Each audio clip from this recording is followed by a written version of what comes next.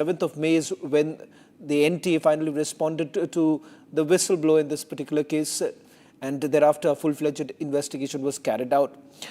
Republic teams spread across multiple states are now finding out more details as to what really has happened. Now, this is a report that has been filed by my colleague Jatin from Jaipur, where he has basically been able to track the residence of two accused. He's also spoken to, the relatives of the accused. On your screens right now, this is also several of the Telegram groups that are still operating, and in these very groups, the NEET paper was allegedly circulated. In fact, it turns out that this is a conversation that took place with one of the individual on 29th of April, and that's when the discussion was actually happening about the NEET paper, the guest paper, which about 120 such questions from this paper had actually matched with the original ones. On your screens right now, these are the conversations, the WhatsApp conversation, the Telegram conversations that have now been accessed by Republic TV. This particular group has been named as Private Mafia, and in this, several of these papers were already circulated, and the conversations that were taking place between the sellers and the students. Take a look at this report that has been filed by my colleague Jatin. Jamwa Ramgarh में इस वक्त मेरी मौजूदगी है। NEET paper leak मामले की जांच जो कि एसओजी कर रही थी, अब सीबीआई इस पूरे मामले को इन्वेस्टिगेट कर रही है। लेकिन जमवा रामगढ़ के जिन दो लोगों को एसओजी ने हिरासत में लिया, उनका पॉलिटिकल लिंक भी सामने आया, उसको लेकर तमाम आरोप लगाए जा रहे हैं। लेकिन मांगीवाल और दिनेश, उनके घर पर इस वक्त मेरी मौजूदगी है। सबसे पहले घर की तस्वीर देखिए। एक बड़े एरिया में जो घर है वो उनका बना हुआ है, और ये भी जो आसपास के लोग कह रहे हैं कि एक पार्टी के साथ वो इस इलाके में रसूखदार भी हैं, मांगीवाल और दिनेश। और ये घर देखकर भी आप तस्वीर लगा सकते हैं कि एक बहुत बड़ा आंगन आपको घर के बाहर नज़र आ जाएगा। सामने आप ये 2 मंजिला घर देख रहे हैं, ये भी उनका बताया जा रहा है। झूला इस आंगन में है, और ये जो घर देख रहे हैं जो कि बिल्कुल ग्राउंड फ्लोर पर बना हुआ, अंदर तक वो भी घर है। इसके साथ वाला घर आप देखिएगा, जहां पर जो पीली और पिंक पट्टी वाला जो घर है, ये भी उन्हीं का घर बताया जा रहा है। आंगन में 2 एसयूवी जो गाड़ियां हैं वो भी आपको यहां पर खड़ी हुई नजर आ रही हैं। लेकिन मांगीवाल और दिनेश, इन दोनों के ऊपर आरोप है कि गुरुग्राम के यश यादव से उन्होंने वो पेपर लिया, 30 लाख रुपए में पेपर लिया। उस पेपर को उनका जो बेटा है सीकर में पढ़ता है, वहां पर दिया। 29 तारीख को पेपर लेने के बाद अगले ही दिन यानी कि 30 तारीख को वो सीकर पहुंच जाते हैं। सीकर में अपने बेटे को वो जो पेपर है वो देते हैं। उसकी कॉपी वहां पर सीकर में बनाई जाती है। कॉपी बनाने के बाद जो दोस्त था बेटे का, उसके पास भी वो पेपर पहुंचा। तो कैसे ये पूरा नेक्सस चल रहा था, इसको अब सीबीआई इन्वेस्टिगेट कर रही है। लेकिन जब मांगीवाल के पास हम उनके घर पहुंचे, उनके परिवार से बातचीत की, तो उनका कहना है कि ये सिर्फ आरोप है, इसमें कोई सच्चाई नहीं है। लेकिन हमें ये जानकारी मिली कि मांगीवाल, दिनेश, उनके परिवार में अभी तक 4 से 5 ऐसे बच्चे हैं जिन्होंने नीट क्लियर किया। तो कहीं ना कहीं जो आरोप लग रहे हैं, और परिवार का जो बैकग्राउंड है कि 4 से 5 ऐसे बच्चे जिन्होंने नीट का पेपर क्लियर किया, और उन्हीं के ऊपर जो एक पेपर खरीदने के आरोप। Massive protests that are taking place from various parts of the country. Now, these latest images coming in from Kolkata, where students have now gathered there, raising questions about the manner in which the NTA had conducted this entire examinations earlier today. Similar sort of images had actually come in from the national capital too. In fact, some information now coming in after the Central Bureau of Investigation had met with the NTA DG. In fact, I'm given to understand that the NTA DG has basically provided details of all the servers, and also what we are being told that they're also looking at, they're essentially saying that the leak from NTA will not also be ruled out at this point in time, but that's essentially part of the preliminary stage of the investigation, where they're saying that those who were basically involved, in fact, part of the formation of the question paper, to the fact that it had gone to the printing press, all of it now being looked into.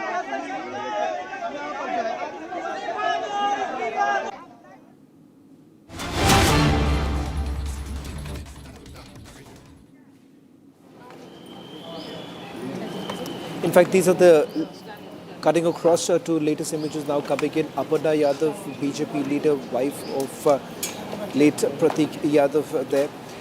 In fact, while these are the latest images coming in, mortal remains of Pratik Yadav have already been handed over to the family members. Samajwadi Party has already demanded a full-fledged investigation to be carried out following allegations that have been leveled by senior Samajwadi Party leaders saying that there were bruise marks that were found on his body and there is a larger conspiracy at play.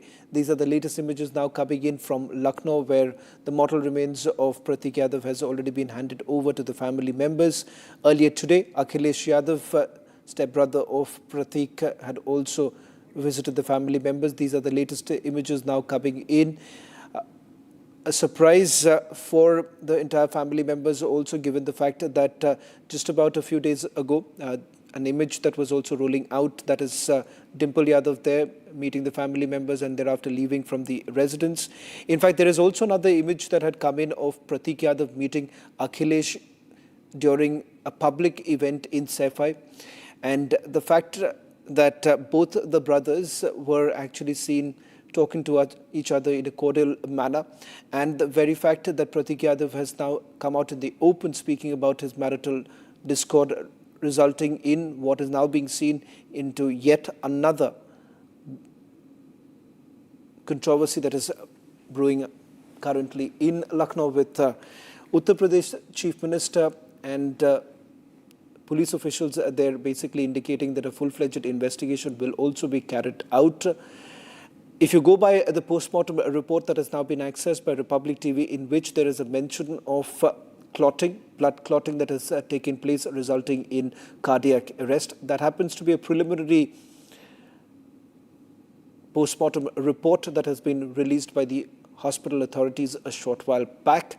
But Samajwadi Party leaders insisting that a full-fledged investigation is essentially required in light of some of the allegations that have been leveled by Pratik Yadav, who did admit that he was undergoing treatment for depression, and the fact that all wasn't well within the family, particularly with his wife Aparna Yadav, who had switched sides and had joined the Bharatiya Janata Party.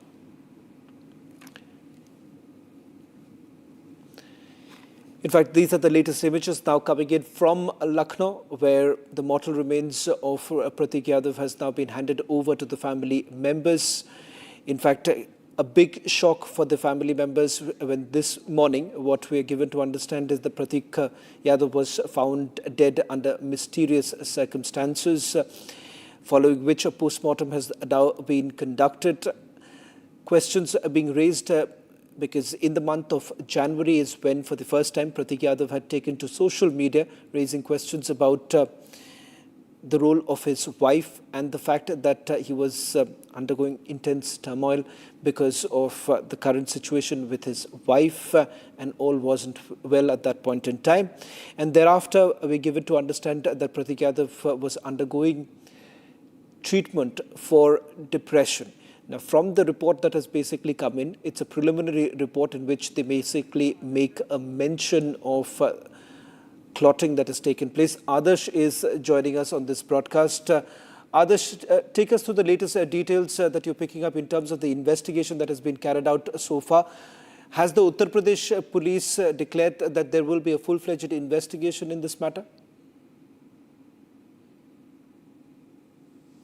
देखिए, अभी तक ऐसी कोई जानकारी सामने नहीं आई है, लेकिन जो पोस्टमार्टम रिपोर्ट है उसके मुताबिक कार्डियक अरेस्ट की वजह से और साथ ही साथ लंग इन्फेक्शन था, इसकी वजह से डेथ हुई है। बिस्तरा और साथ ही साथ जो हार्ट है उसको प्रिजर्व करके रखा गया है, उसकी डिटेल्ड इन्वेस्टिगेशन होगी, उसके बाद ही कुछ साफ हो पाएगा, क्योंकि अभी तक परिवार की तरफ से कोई भी आरोप प्रत्यारोप नहीं लगाए गए हैं, ना ही किसी तरीके की जाँच की बात कही गई है। तो ऐसे में बहुत मुश्किल है कि शुरुआती इनिशियल तौर पर जो है पुलिस इसमें शामिल हो। हालांकि सुबह जो है पोस्टमार्टम रिपोर्ट से पहले जब पोस्टमार्टम हो रहा था, उसी दौरान पुलिस ने जो इलेक्ट्रॉनिक गैजेट्स थे और साथ ही साथ जिस जगह पर ये घटना हुई थी घर के उस हिस्से से फॉरेंसिक एविडेंसेस इकट्ठा कर लिए थे, ताकि इनकेस अगर पोस्टमार्टम रिपोर्ट में कोई ऐसी बात सामने आती है तो फिर उस दौरान ये सारी चीज़ें काम आएँ। इसको लेकर पुलिस ने पहले ही वो चीज़ें प्रिजर्व करके रखी हुई हैं, लेकिन अगर कोई शिकायत नहीं मिलती है या फिर पोस्टमार्टम में ऐसी कोई बात सामने नहीं आती है तो निश्चित तौर पर अभी शुरुआती तौर पर यूपी पुलिस इस पर शामिल होती नहीं दिख रही है।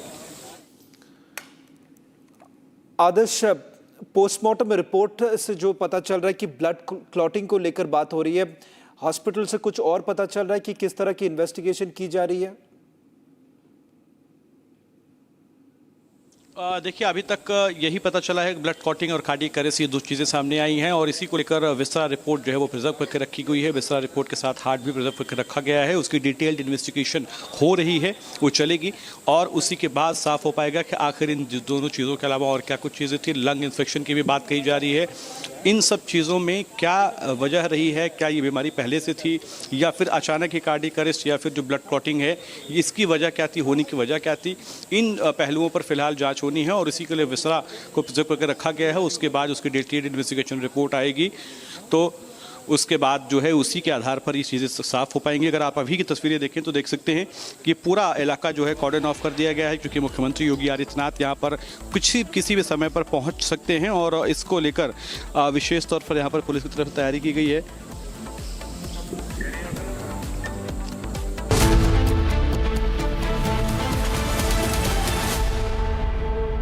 अरे ये डिबेट विबेट बाहर की सोचे विकी। डिबेट यानी विवाद, भारत विवाद नहीं, संवाद यानी कंस्ट्रक्टिव डिस्कशन, इसमें भरोसा लगता है।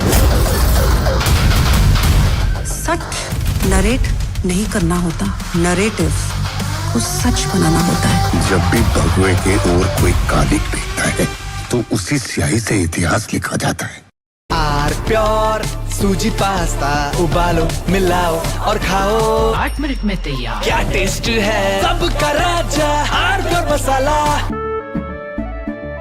केसरिया से मन जोगी हुआ रे, दिल झूमे देखो मतवारा हुआ रे। केसरिया से मन जोगी हुआ। हर पल मनाओ केसरी त्योहार। विमल, बोलो जुबान केसरी। चमकी चाट से क्या बना है? सैंडविच, लस्सी और छाछ। हर घूंट में चमकी चाट। ड्राई फ्रूट और दही बड़े। चमकी चाट से स्वाद बढ़े। असली स्वाद सिर्फ चमकी chaat.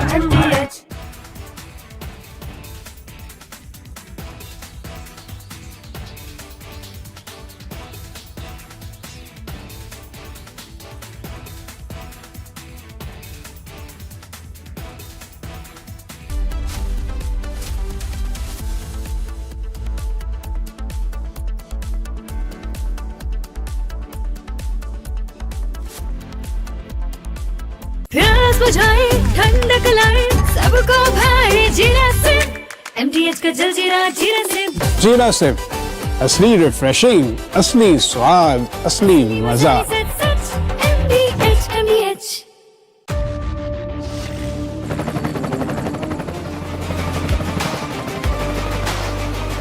Character, the taste of success.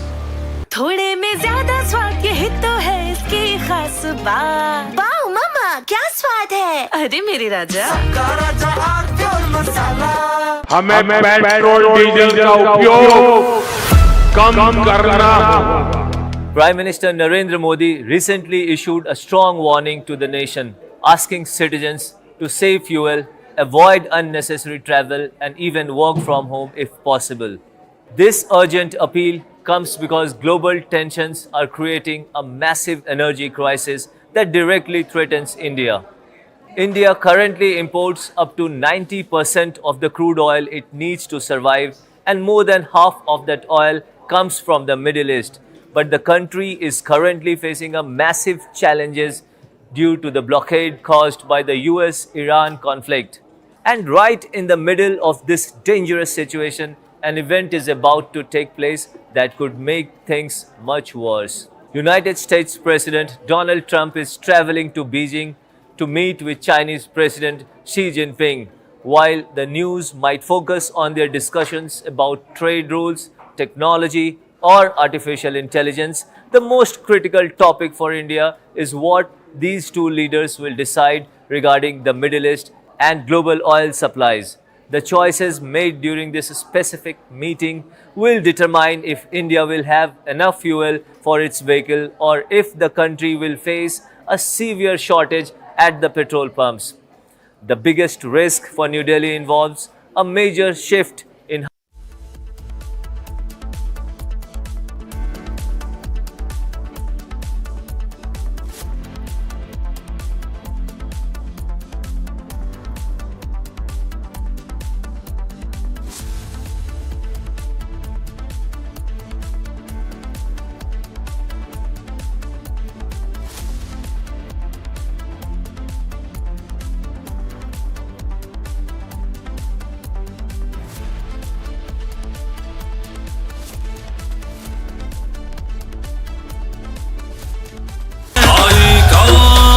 जश्न है, जश्न का ये जश्न है। राष्ट्रीय इलायची जश्न का जश्न। Are pure shahi paneer masala, delicious, healthy everyday. कोई ग्लोबल ऑर्गेनाइजेशन नहीं है, इट्स अ टेरर मशीन। अगर हम टेररिस्ट होते तो टेररिस्ट हमें क्यों मारते? आरएसएस ने बाबरी मस्जिद तोड़ी और आरएसएस वायलेंट है। वो तब गिरा जब इस देश के बहुसंख्यक समाज का विश्वास टूट गया। आप लोगों ने तो देश चलाने का दावा किया है, लेकिन आप लोगों का ना कोई हिसाब है ना कोई किताब। ये चोट निशान छोड़ेगी।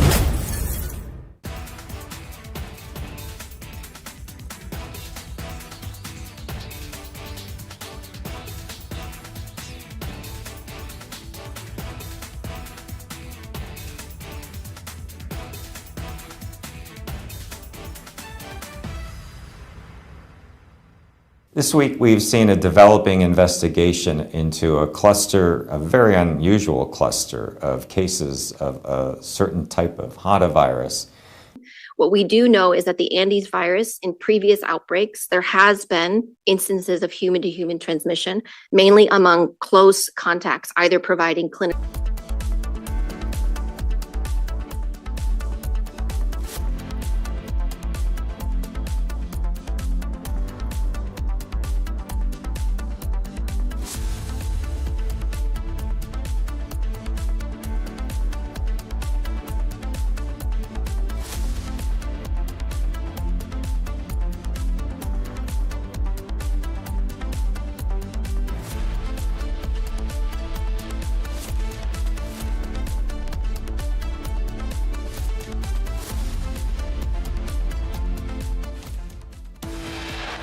Headlines brought to you by Canara Bank. Together we can. CBI arrests the main masterminds of the NEET controversy. Mangilal, Dinesh, Bival. Sources say that they were the ones who bought the NEET question paper for 30 lakh rupees.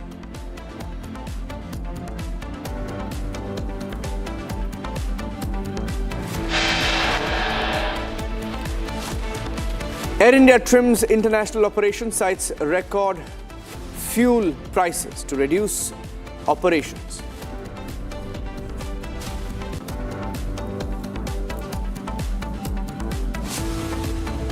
Prime Minister Modi cuts down his convoy size during domestic visits, urges for inclusion of electric vehicles.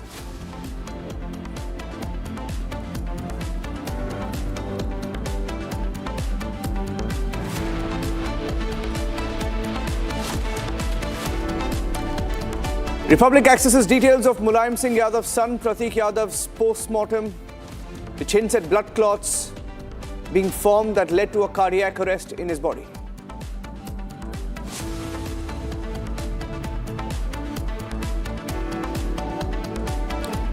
Assam Cabinet approves the implementation of the Uniform Civil Code Bill will be tabled in the Assembly on the 26th of May.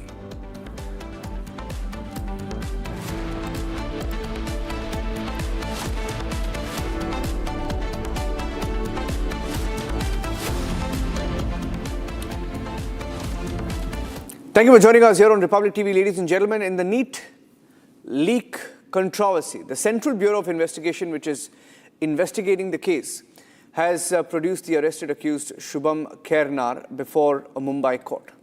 The court has sent him into a two-day transit remand. And as we look at the details of the investigation so far, the accused, who will be produced in a court on Wednesday, which is Delhi. In Delhi today, the CBI has informed the court that the accused allegedly had several associates linked to the case. Okay, ladies and gentlemen, we're cutting out of that to get you the pictures of UP Chief Minister Yogi Adityanath at the residence of Prateek Yadav. Ministers in the UP government and Yogi Adityanath at the home of Prateek Yadav, the son of Mulayam Singh Yadav and the husband of Aparna Yadav. Aparna Yadav is the BJP leader, seen there on your screens right now. The Chief Minister of Uttar Pradesh, Yogi Adityanath, paying his condolences to the family of Prateek Yadav in Lucknow.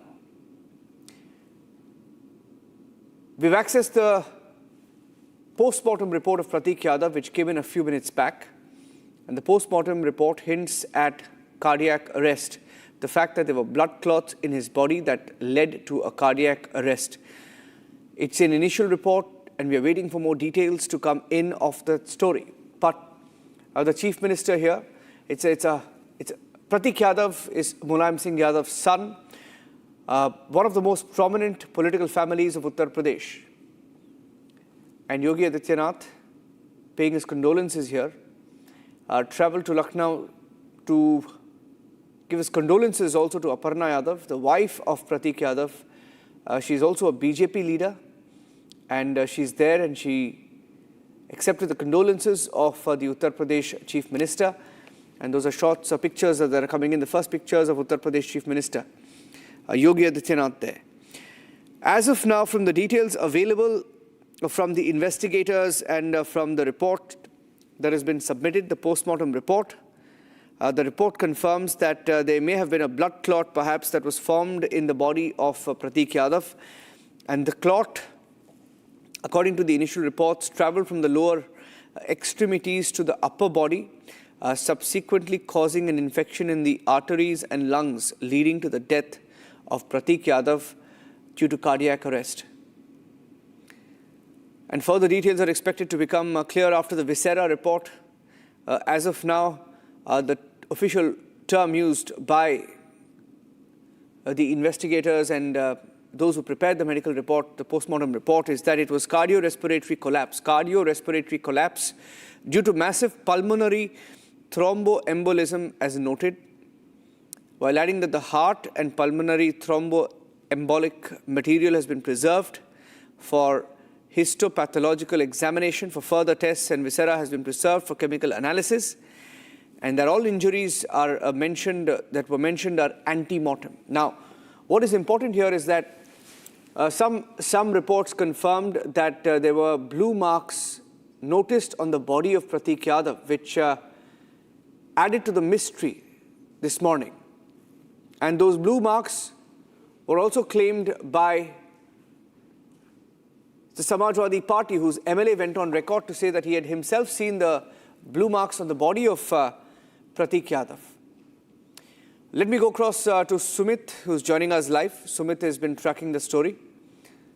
Sumit, abhi jo report aayi hai, if you can take us through the report and what the report indicates. Abhi jo indication mila hai, kya hua tha? What happened in the last few hours before his death, in the lead up to Prateek Yadav's death? देखिए, अभी postmortem report जो है उसके मुताबिक खून का थक्का जमा हुआ था शरीर के निचले हिस्से से ऊपरी हिस्से में खून का थक्का गया और उसके बाद ये लंग्स में जो इन्फेक्शन हुआ और उसकी वजह से कार्डियक अरेस्ट, ये इनिशियल रिपोर्ट बता रही है पोस्टमार्टम की। हालांकि फॉरेंसिक रिपोर्ट आनी बाकी है क्योंकि विसरा और हार्ट को सुरक्षित रखा गया था फर्दर इन्वेस्टिगेशन के लिए। तो अब उस रिपोर्ट का इंतजार है कि ये कार्डियक अरेस्ट हुआ कैसे, क्योंकि कई बार ऐसा होता है कि इसमें देखा जाता है हार्ट को सुरक्षित इसलिए रखा जाता है कि हार्ट की टिश्यूज का फिर जांच करने के बाद पता चलता है कहीं उसमें कोई पॉइजन तो नहीं है या किसी और वजह से कार्डियक अरेस्ट तो नहीं हुआ, ये देखने की कोशिश की जाती है। हालांकि ये जरूर था कि लंग डिजीज था, लंग का वो इलाज करवा रहे थे, उनको एक बीमारी थी जिसमें खून का थक्का जम जाता है और वो ब्लड थिनर का इस्तेमाल करते थे, ब्लड थिन का पतला करने के लिए मेडिसिन ले रहे थे। और जैसा कि मेदांता हॉस्पिटल में उनका इलाज चल रहा था, वहाँ डॉक्टर रुचिता शर्मा है असिस्टेंट डायरेक्टर, जो उनका फैमिली डॉक्टर भी हैं, और उन्होंने भी ये बताया था कि उन्हें ये बीमारी थी और वो करवा रहे थे। क्या उसी बीमारी ने अटैक किया, उसी बीमारी की वजह से ये अटैक हुआ और ये ब्लड जो स्पॉट है, जो खून थक्का है, वो अचानक जम गया और ये इसके पीछे कोई बड़ी वजह रही हो, ये इनिशियल रिपोर्ट से अभी कुछ भी कह पाना मुश्किल है। क्योंकि जो बातें कही जा रही है वो है कि फेफड़ा में खून का थक्का जमना, लंग्स में इन्फेक्शन होना, लेकिन ये हुआ क्योंकि वो 30 अप्रैल को ही भर्ती हुए थे। 30 अप्रैल को वो भर्ती हुए थे और 2 से 3 दिन तक उनका इलाज चला था और छुट्टी के बाद वो घर चले गए थे। और कुछ रिपोर्ट्स बता रहे हैं कि वो कल रात में 11 से 12 के बीच में हॉस्पिटल गए थे, फिर वापस घर पर आ गए थे और फिर अचानक क्या ऐसी तबीयत बिगड़ी, क्या हुआ ये अभी कोई भी बता नहीं पा रहा है। ये जरूर है कि हाइपरटेंशन और लंग डिजीज से वो परेशान थे, उनका इलाज चल रहा था हाइपरटेंशन और लंग डिजीज का भी। फिलहाल जो परिजन है वो अभी चूंकि एक दुख की घड़ी में है, अंतिम संस्कार की तैयारी चल रही है। कल अंतिम संस्कार होगा ये खबर है। आज पार्थिव शरीर को रखा गया है अंतिम दर्शन के लिए। तमाम जो लोग हैं वो पहुंच रहे हैं। सीएम योगी आदित्यनाथ भी पहुंचे हैं श्रद्धांजलि देने के लिए। और ये राजनीति से ऊपर उठकर जब इस दुख की घड़ी में लोग एकजुट होते हैं राजनीति से हटकर, और वो संदेश देते हुए सीएम योगी आदित्यनाथ की इस परिवार के साथ, मुलायम सिंह परिवार के साथ वो खड़े हैं। और इस दुख की घड़ी में, इस विपदा की घड़ी में तमाम जो अखिलेश यादव, शिवपाल यादव, डिप्पल यादव सभी लोग वहां पर पहुंचे और अभी इस शोकाकुल परिवार के साथ सब लोग वहां पर मौजूद हैं, श्रद्धांजलि दे रहे हैं। कल अंतिम संस्कार होगा, लेकिन पूरी तरह से गुत्थी अभी सुलझी नहीं है पोस्टमार्टम रिपोर्ट के आने के बावजूद। अभी भी विसरा रिपोर्ट का इंतजार रहेगा। हार्ट का जो फॉरेंसिक लैब की रिपोर्ट है वो क्या कहती है वो इंतजार रहेगा, क्योंकि आरोप जो लगाए जा रहे हैं खासतौर पर उनके ही पार्टी के विधायक की जहर दिया गया, शरीर का निचला हिस्सा नीला पड़ा था, तो वो उसके पीछे की क्या वजह रही थी, तो वो हार्ट के फॉरेंसिक रिपोर्ट के बाद ही पता चल पाएगा कि कहीं कोई विषैला पदार्थ तो अंदर हार्ट में नहीं गया, जिसका इंतजार हमें करना होगा। हाँ जी, okay. Thank you for joining us with those inputs. These were pictures coming in from Lucknow of UP Chief Minister Yogi Adityanath visiting the house of Mulayam Singh Yadav's son, Prateek Yadav, who passed away this morning under mysterious circumstances. Let's cut across live. Okay, our big story is on the NEET controversy. The NEET paper leak case. We're getting in more and more details as we investigate into how the leak happened. And there's a big revelation coming in on the ongoing investigation. Dinesh, one of the accused, sold the NEET guest paper to 10 students. And then he sold these papers to recover his money. He had procured the guest papers from a person called Yash in Gurugram. The CBI team may be in Delhi today with all the accused. Dinesh Pawal is one of the brothers, the two brothers, Dinesh and Mangilal. They are the brothers. And we're also hearing that Dinesh Pawal served as the district secretary of the BJP Yuva Morcha, the youth wing for Jaipur. So we had his picture as well. Let's show you the picture of Dinesh and Mangilal with the minister, the education minister of Rajasthan, who spoke to Republic yesterday, who said that it's no big deal. He said that these things keep happening. Let's show you the picture where all three of them are standing together. So it appears that Dinesh was the man who gave these papers to 10 more students. The brothers procured it for 30 lakh rupees and then sold it for 10 more people to recover their money. And we're getting in more details. Shambhavi is joining me live. Shambhavi, as I come across to you, I have the picture here of the brothers who cheated students. In fact, they are believed to be the first ones who acquired the question paper. Mangilal and Dinesh Biwal. In one picture, they are seen with Madan Bilawar. Madan Bilawar is the education minister of Rajasthan. And we're also hearing that one of them had a political link. One of them worked in the BJP Yuva Morcha. Can you confirm these details?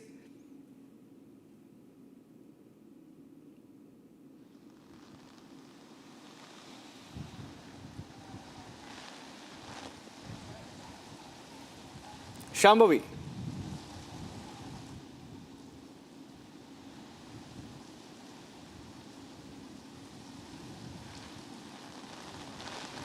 Well, we know about Dinesh Baniwal, that Dinesh Baniwal has connections with BJP. He has also served as the district secretary of the BJP Yuva Morcha as well. And the fact that he and his brother were involved in procuring the NEET leaked paper and then traveled all the way to Sikar to make sure that their son gets the paper. And not just the son got the paper, he sold it to 10 different students so that he could recover the amount that he had initially invested in that leaked paper. And he allegedly got that paper from Yash of Gurgaon, where the link has been established in a way that the paper travelled from Nasik to Gurgaon and then from Gurgaon to Rajasthan, especially Sikar. There are many WhatsApp chats that we've accessed, Shambhavi, that you have accessed, and you've gotten into some of these groups. There is a video that was accessed by you of how the paper was leaked in April, right? I have that video. I also have those WhatsApp chats. If you can play those WhatsApp chats out one by one, and if you can take us through what those chats show about how easily these question papers or the guest papers were being marketed using Telegram, right? Look at that. That's one of them. Sir, NEET ka paper dete ho kya? So there was a number circulated. This is how easily students, contacted them, and one of them said, "Ha, mil jayega."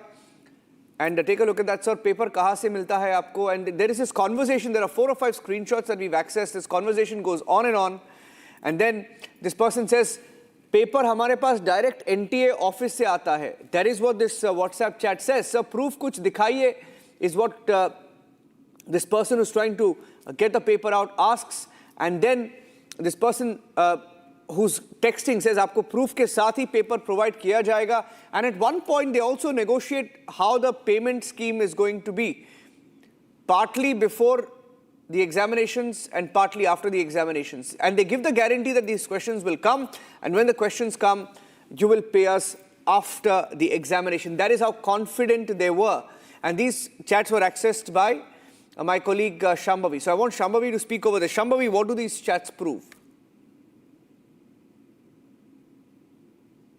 Well, one thing that this chat proves is that it was very easy to access the leaked NEET paper, and the alleged owner of the group has not only accepted that he has the NEET paper, he has also accepted that he has the IIT JEE paper as well, and that whatever paper he's going to provide with lots of proof. And the proof that he has said that he'll be giving is the scorecard of the students that have scored very good marks on the basis of his leaked paper that he has shared with them. That is what he's been claiming. There has been video as well where you can see that what he has done is there was a detailed chat with one of the customers, and then after that from the entire chat he proceeds to open the PDF. Shambhavi, Fadnavis is speaking on this. I'm going to come back to you. Devendra Fadnavis. Petrol और diesel को लेकर प्रधानमंत्री ने appeal की है, उसके बाद opposition लगातार टारगेट कर रहा है। कैसे देख रहे हैं प्रधानमंत्री की अपील को और ऑपोजिशन को क्या जवाब दें? मुझे ऐसा लगता है कि जिस समय एक वैश्विक संकट की घड़ी होती है, उस समय अगर हमारे देश के प्रधानमंत्री कोई उपाय कहते हैं तो उनको सकारात्मकता के साथ लिया जाना चाहिए। हम लोग देख रहे हैं कि दुनिया के कई देशों की परिस्थिति बहुत खराब है। कई देशों में लॉकडाउन हुआ है, पेट्रोल के भाव 450-500 रुपए तक कई देशों में चले गए, 3-3 दिन पेट्रोल नहीं मिल रहा है। Prime Minister. Okay, I'm coming back to Shambhavi. Sorry, we'll cut that portion where he spoke about the leak in Nasik and Pune and play that again.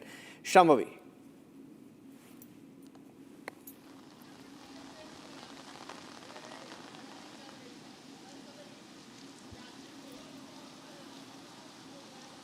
Yeah, there's a little bit of a delay. And the screenshots that we were talking about, the video that we have also accessed shows that he uses the last year paper. So this is not a one-time thing. The alleged owner, the admin of the group, has been doing this for the past 5 years. So he has that leverage. He uses that previous year's question paper as well as those question papers that have been accessed by the students. He uses the scorecard of all of it and uses it as a proof to sell this year's NEET leaked paper to the prospective customers. And you can see how easily students were paying 50K, 30K, even 3 lakh rupees for that matter to access the NEET leaked paper. And he has also very openly said that there is no other channel or there's no other way that you can actually get it, because he gets it from NTA directly. So this is a completely authentic leaked paper. That is what he claims. Back to you. Okay.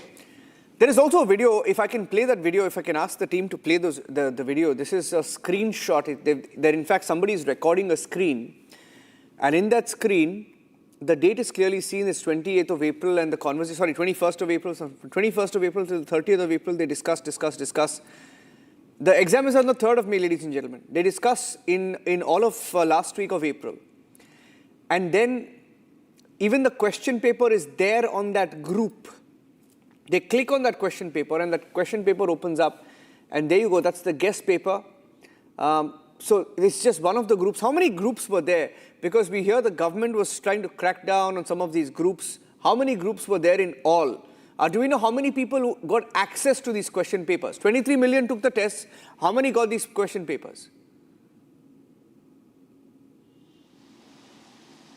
So there were several groups. There one group was just dedicated to these question paper link, or you can say a little bit of header for the main question papers. There's one group for that where you enter the group. Even that group needs.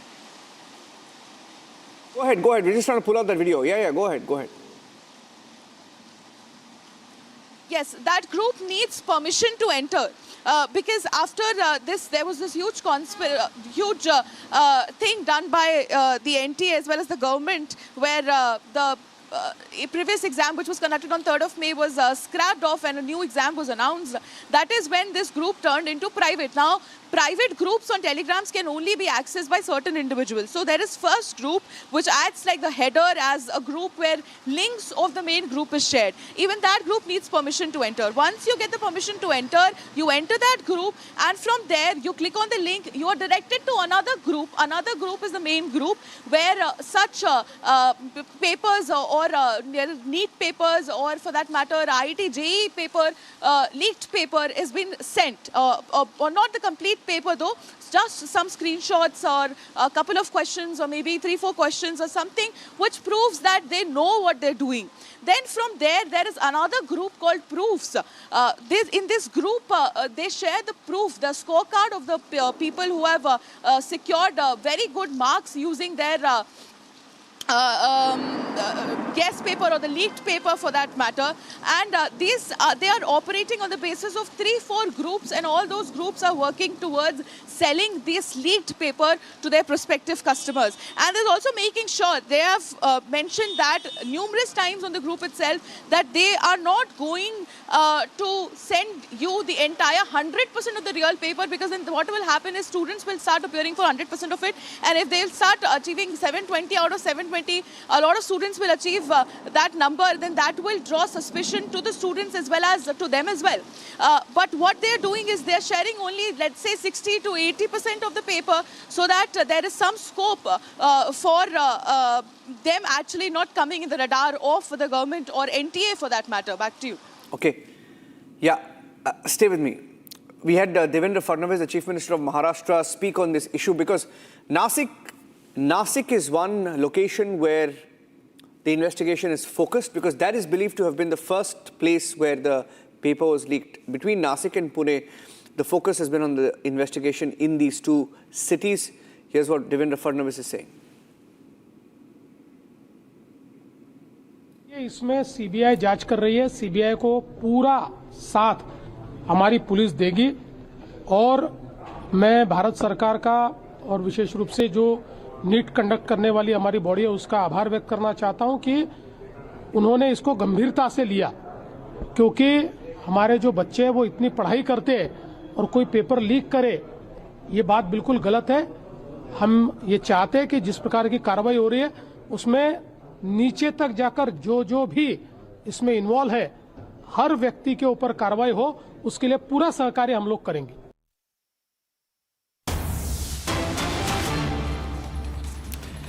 Getting in live pictures of protest in Manipur, ladies and gentlemen, there was we had pictures of an ambush, a story broken by Republic this afternoon, as leaders of the church were ambushed in Manipur. 3 clergy members were killed in Manipur as a result of that ambush, and we're getting in pictures of the protests. The protests are spreading across Manipur as we speak, and people are protesting on the streets. Let's tell you that At least 5 people were injured. 3 of them were shot dead while en route to a peace protest in Manipur. 3 church leaders and 4 others grievously injured in what was an armed ambush in Manipur's Kangpokpi district. They were part of a delegation of a senior clergy that was traveling from Churachandpur to Kangpokpi to attend an inter-association meeting.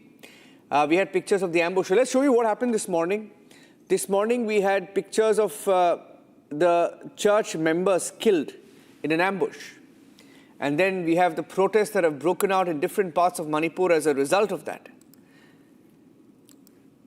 Getting in some responses, let's cut across live. निबंधन करके रखा हुआ है पिछले 3 सालों से, तो इसलिए हम लोग सीरियस प्रोटेस्ट कर रहे हैं। और सरकार से क्या कहना चाहूँगी? सरकार से ये कहना चाहूँगी कि हमारा प्रधानमंत्री नरेंद्र मोदी और होम मिनिस्टर अमित शाह हमारा ये मणिपुर में चल रहा पिछले 3 सालों से चल रहा मणिपुर का मामला जल्द से जल्द खत्म कीजिए और हमको अच्छा से और ये पीस में एजुकेशन और पढ़ाई में ध्यान देने के लिए जैसे कि स्टूडेंट रिप्रेजेंटेटिव के कहते हुए बोलना चाहता हूँ।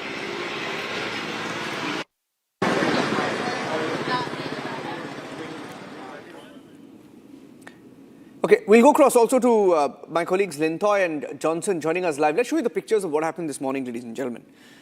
We had pictures of the ambush on the left of your screen. Those are pictures of the church members, the clergy members who are traveling in vehicles. They were returning to Kangpokpi from Churachandpur district after attending a conference, and they were attacked midway, waylaid and attacked, shot. 3 of them shot dead. And after unidentified armed men ambushed their vehicles in Manipur's Kangpokpi. There was a blockade along the Imphal-Dimapur highway earlier today. Now, these clergy members belonged to the Baptist Association. And some senior members included reverends who were in that vehicle when they were shot. And 5 others were reportedly injured and are also undergoing treatment. So as a result of that attack, ambush, protests have broken out in different parts of Manipur. Lintoy is joining us live. Lintoy, what's going on? Has anybody taken responsibility for the attack? Yeah, as of now, no one has come up and taken the responsibility, and even that ZUF comes on has also denied all the allegations made up by the cookie bodies. So massive outrage is now building on the ground following the deadly ambush on this Thadau church leaders in Kangpokpi district, with various protests intensifying across several areas. So students, civil society organizations, church bodies and local residents have come on the streets condemning the attack, calling it an assault not just on individuals but on the larger tribal and religious community. And also protesters are demanding immediate identification of those responsible and stronger security measures in the hill districts. So many students are carrying placards and raising slogans demanding justice for the victims, while also questioning how church leaders traveling back from, the religious conference in Churachandpur could come under such a deadly attack despite the prolonged security presence in the region. Back to you. All right, thank you so much. Lintoy there reporting live from Manipur, and these are protests panning out after an ambush which killed 3 church leaders, and this was a case of mistaken identity, but ultimately this is a fallout of the Naga versus Kuki conflict panning out in Manipur.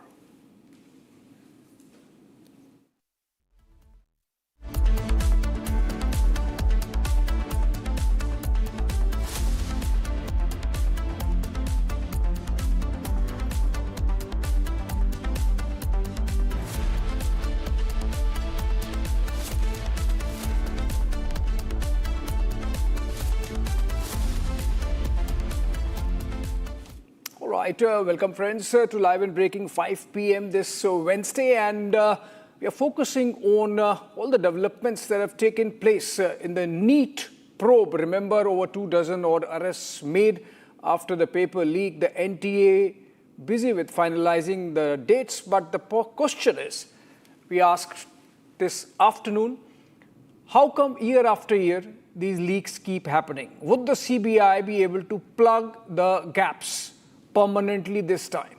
Let's begin with the headlines. Headlines brought to you by Canara Bank. Together we can. CBI arrests NEET cheat brothers Mangilal and Dinesh Biwal. Sources say the accused bought NEET paper for rupees 30 lakhs.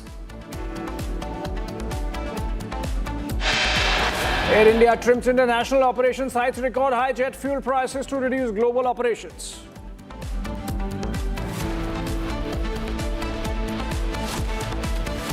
Prime Minister Modi cuts down convoy size during domestic visits, urges EV inclusion.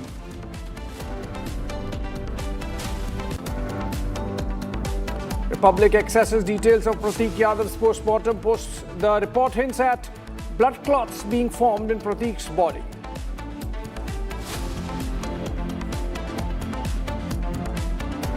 Assam Cabinet approves implementation of Uniform Civil Code, a bill to be tabled in Assembly on May 26.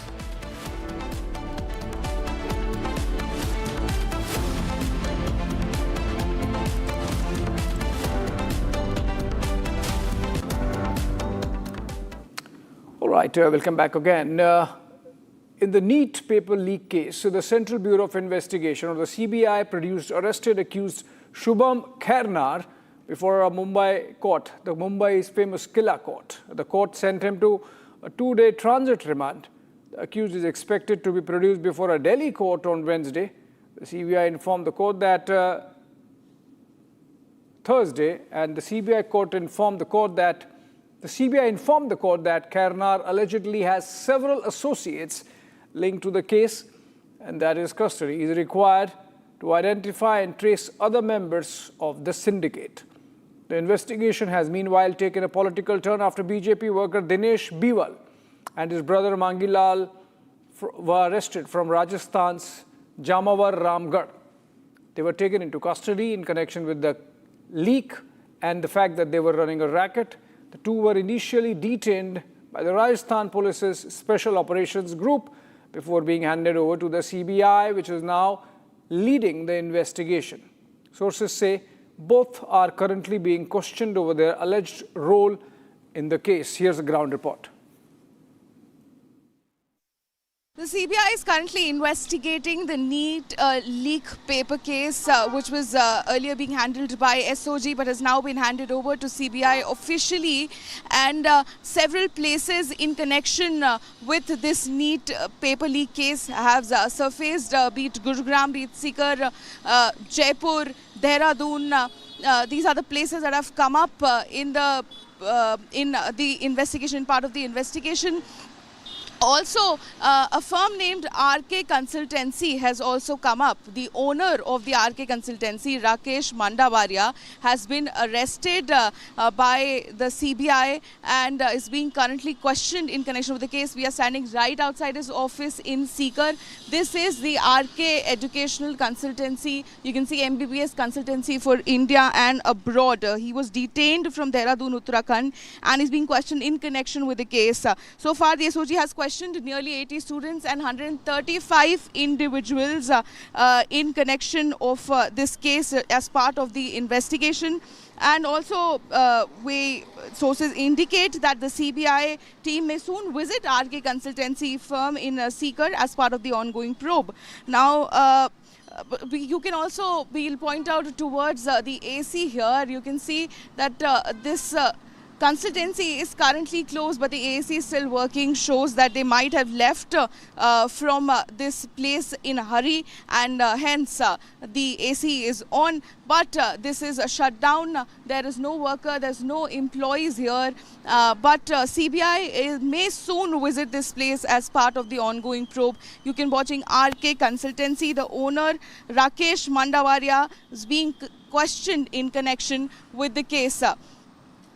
CBI will be investigating this case, will continue to investigate this case and question many more people, the list of which has been handed over by SOG to them. All right, Republic also gets your report from the homes of the two accused, Mangilal and Dinesh, and they are of course being questioned as we speak. Let's take a look.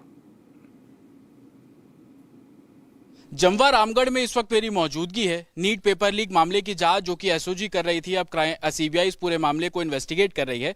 लेकिन जमवा रामगढ़ के जिन दो लोगों को SOG ने हिरासत में लिया, उनका पॉलिटिकल लिंक भी सामने आया, उसको लेकर तमाम आरोप लगाए जा रहे हैं। लेकिन मांगीवाल और दिनेश, उनके घर पर इस वक्त मेरी मौजूदगी है। सबसे पहले घर की तस्वीर देखिए। एक बड़े एरिया में जो घर है वो उनका बना हुआ है, और ये भी जो आसपास के लोग कह रहे हैं कि एक पार्टी के साथ वो इस इलाके में रसूखदार भी हैं, मांगीवाल और दिनेश। और ये घर देखकर भी आप तस्वीर लगा सकते हैं कि एक बहुत बड़ा आंगन आपको घर के बाहर नज़र आ जाएगा। सामने आप ये 2 मंजिला घर देख रहे हैं, ये भी उनका बताया जा रहा है। झूला इस आंगन में है, और ये जो घर देख रहे हैं जो कि बिल्कुल ग्राउंड फ्लोर पर बना हुआ, अंदर तक वो भी घर है। इसके साथ वाला घर आप देखिएगा, जहां पर जो पीली और पिंक पट्टी वाला जो घर है, ये भी उन्हीं का घर बताया जा रहा है। आंगन में 2 एसयूवी जो गाड़ियां हैं वो भी आपको यहां पर खड़ी हुई नजर आ रही हैं। लेकिन मांगीवाल और दिनेश, इन दोनों के ऊपर आरोप है कि गुरुग्राम के यश यादव से उन्होंने वो पेपर लिया, 30 लाख रुपए में पेपर लिया। उस पेपर को अपना, उनका जो बेटा है सीकर में पढ़ता है, वहां पर दिया। 29 तारीख को पेपर लेने के बाद अगले ही दिन यानी कि 30 तारीख को वो सीकर पहुंच जाते हैं। सीकर में अपने बेटे को वो जो पेपर है वो देते हैं। उसकी कॉपी वहां पर सीकर में बनाई जाती है। कॉपी बनाने के बाद जो दोस्त था बेटे का, उसके पास भी वो पेपर पहुंचा। तो कैसे ये पूरा नेक्सस चल रहा था, इसको अब सीबीआई इन्वेस्टिगेट कर रही है। लेकिन जब मांगीवाल के पास हम उनके घर पहुंचे, उनके परिवार से बातचीत की, तो उनका कहना है कि ये सिर्फ आरोप है, इसमें कोई सच्चाई नहीं है। लेकिन हमें ये जानकारी मिली कि मांगीवाल, दिनेश, उनके परिवार में अभी तक 4 से 5 ऐसे बच्चे हैं जिन्होंने नीट क्लियर किया। तो कहीं ना कहीं जो आरोप लग रहे हैं, और परिवार का जो बैकग्राउंड है कि 4 से 5 ऐसे बच्चे जिन्होंने नीट का पेपर क्लियर किया, और उन्हीं के ऊपर जो एक पेपर खरीदने के आरोप लग रहे हैं, उसी कड़ी में अब सीबीआई इस पूरे मामले को इन्वेस्टिगेट करती हुई नजर आ रही है। और ये घर देखकर, जिस तरीके का घर है, आसपास के घर देखेंगे तो इतने लग्जरी घर आपको यहाँ पर नहीं मिलेंगे, इतने बड़े एरिया में बने हुए घर आपको नहीं मिलेंगे। लेकिन मांगीवाल और दिनेश का घर की तस्वीरें हमने आपको दिखाई।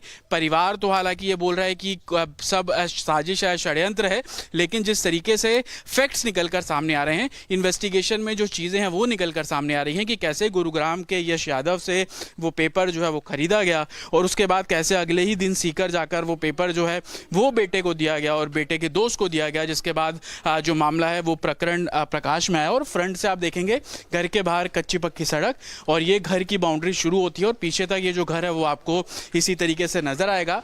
हालांकि अब क्राइम ब्रांच इस पूरे मामले को इन्वेस्टिगेट कर रही है, सीबीआई इस पूरे मामले को इन्वेस्टिगेट कर रही है, और एसओजी ने जिस तरीके से इस पूरे मामले में दोनों को डिटेन किया था, और उसी कड़ी में सीबीआई ने अब कस्टडी लेकर जिस तरीके से हैंडओवर किया गया इस पूरे मामले में, आखिरकार वो पहला शख्स कौन जिसके जरिए ये जो पूरा पेपर बाहर निकला, और उसी बेसिस पर आगे जो इन्वेस्टिगेशन है वो हर एंगल पर, हर राज्य तक पहुंचती हुई नजर आ रही है।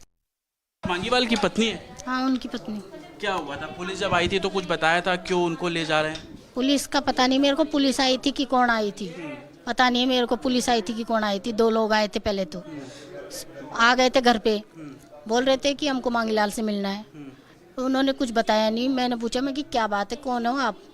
कि हम उनसे मिलना है, हमको बुलाया उन्होंने मिलने के लिए। तो वो भी आए, और सोते हुए मेरे हस्बैंड को, और फिर 2 आदमी आए पहले, तो फिर 10-15 लोग आ गए उनके साथ। मैं कौन हो, क्या है, क्या मामला है, बताओ तो सही हमको। तो उन्होंने कुछ नहीं बताया कि मैम बाद में बताएंगे, अभी हम इनको लेके जा रहे हैं। मैं कि आप कहाँ लेके जा रहे हो इनको? कि बाद में बताएंगे, अभी पता नहीं, हम कुछ बता नहीं सकते। कुछ नहीं बताया उन लोगों ने। आरोप लग रहे हैं कि पेपर उन्होंने खरीदा, 30 लाख रुपए में पेपर खरीदा, गुरुग्राम के यश यादव नाम के शख्स से पेपर खरीदा। ये सब झूठी है, साजिश कर रहे हैं मेरे पति के खिलाफ। ये सब कुछ नहीं पता मेरे को इस चीज़ के बारे में। आपके परिवार के दूसरे बच्चों ने भी नीट का पेपर क्लियर किया? मेरे जेठ के 2 बच्चे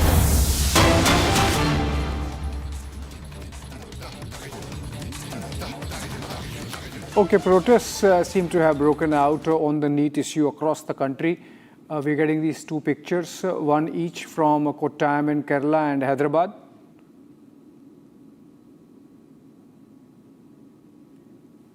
These are pictures from Kottayam in Kerala, SFI student leaders affiliated to the left carrying out these protests. And we have seen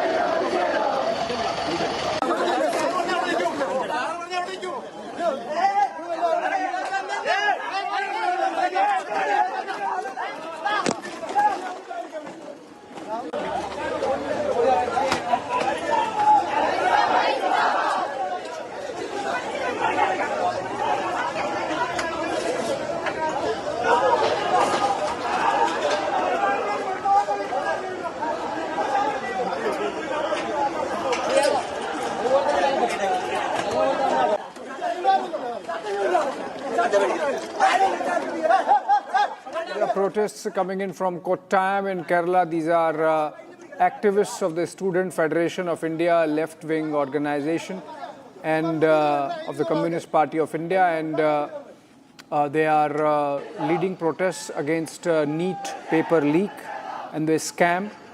The exam now countermanded, cancelled by the National Testing Agency. They are going to be announcing new dates, but the fact that the future of 2.3 million, 23 lakh students in limbo, yet again, year after year, has agitated the minds of the youth.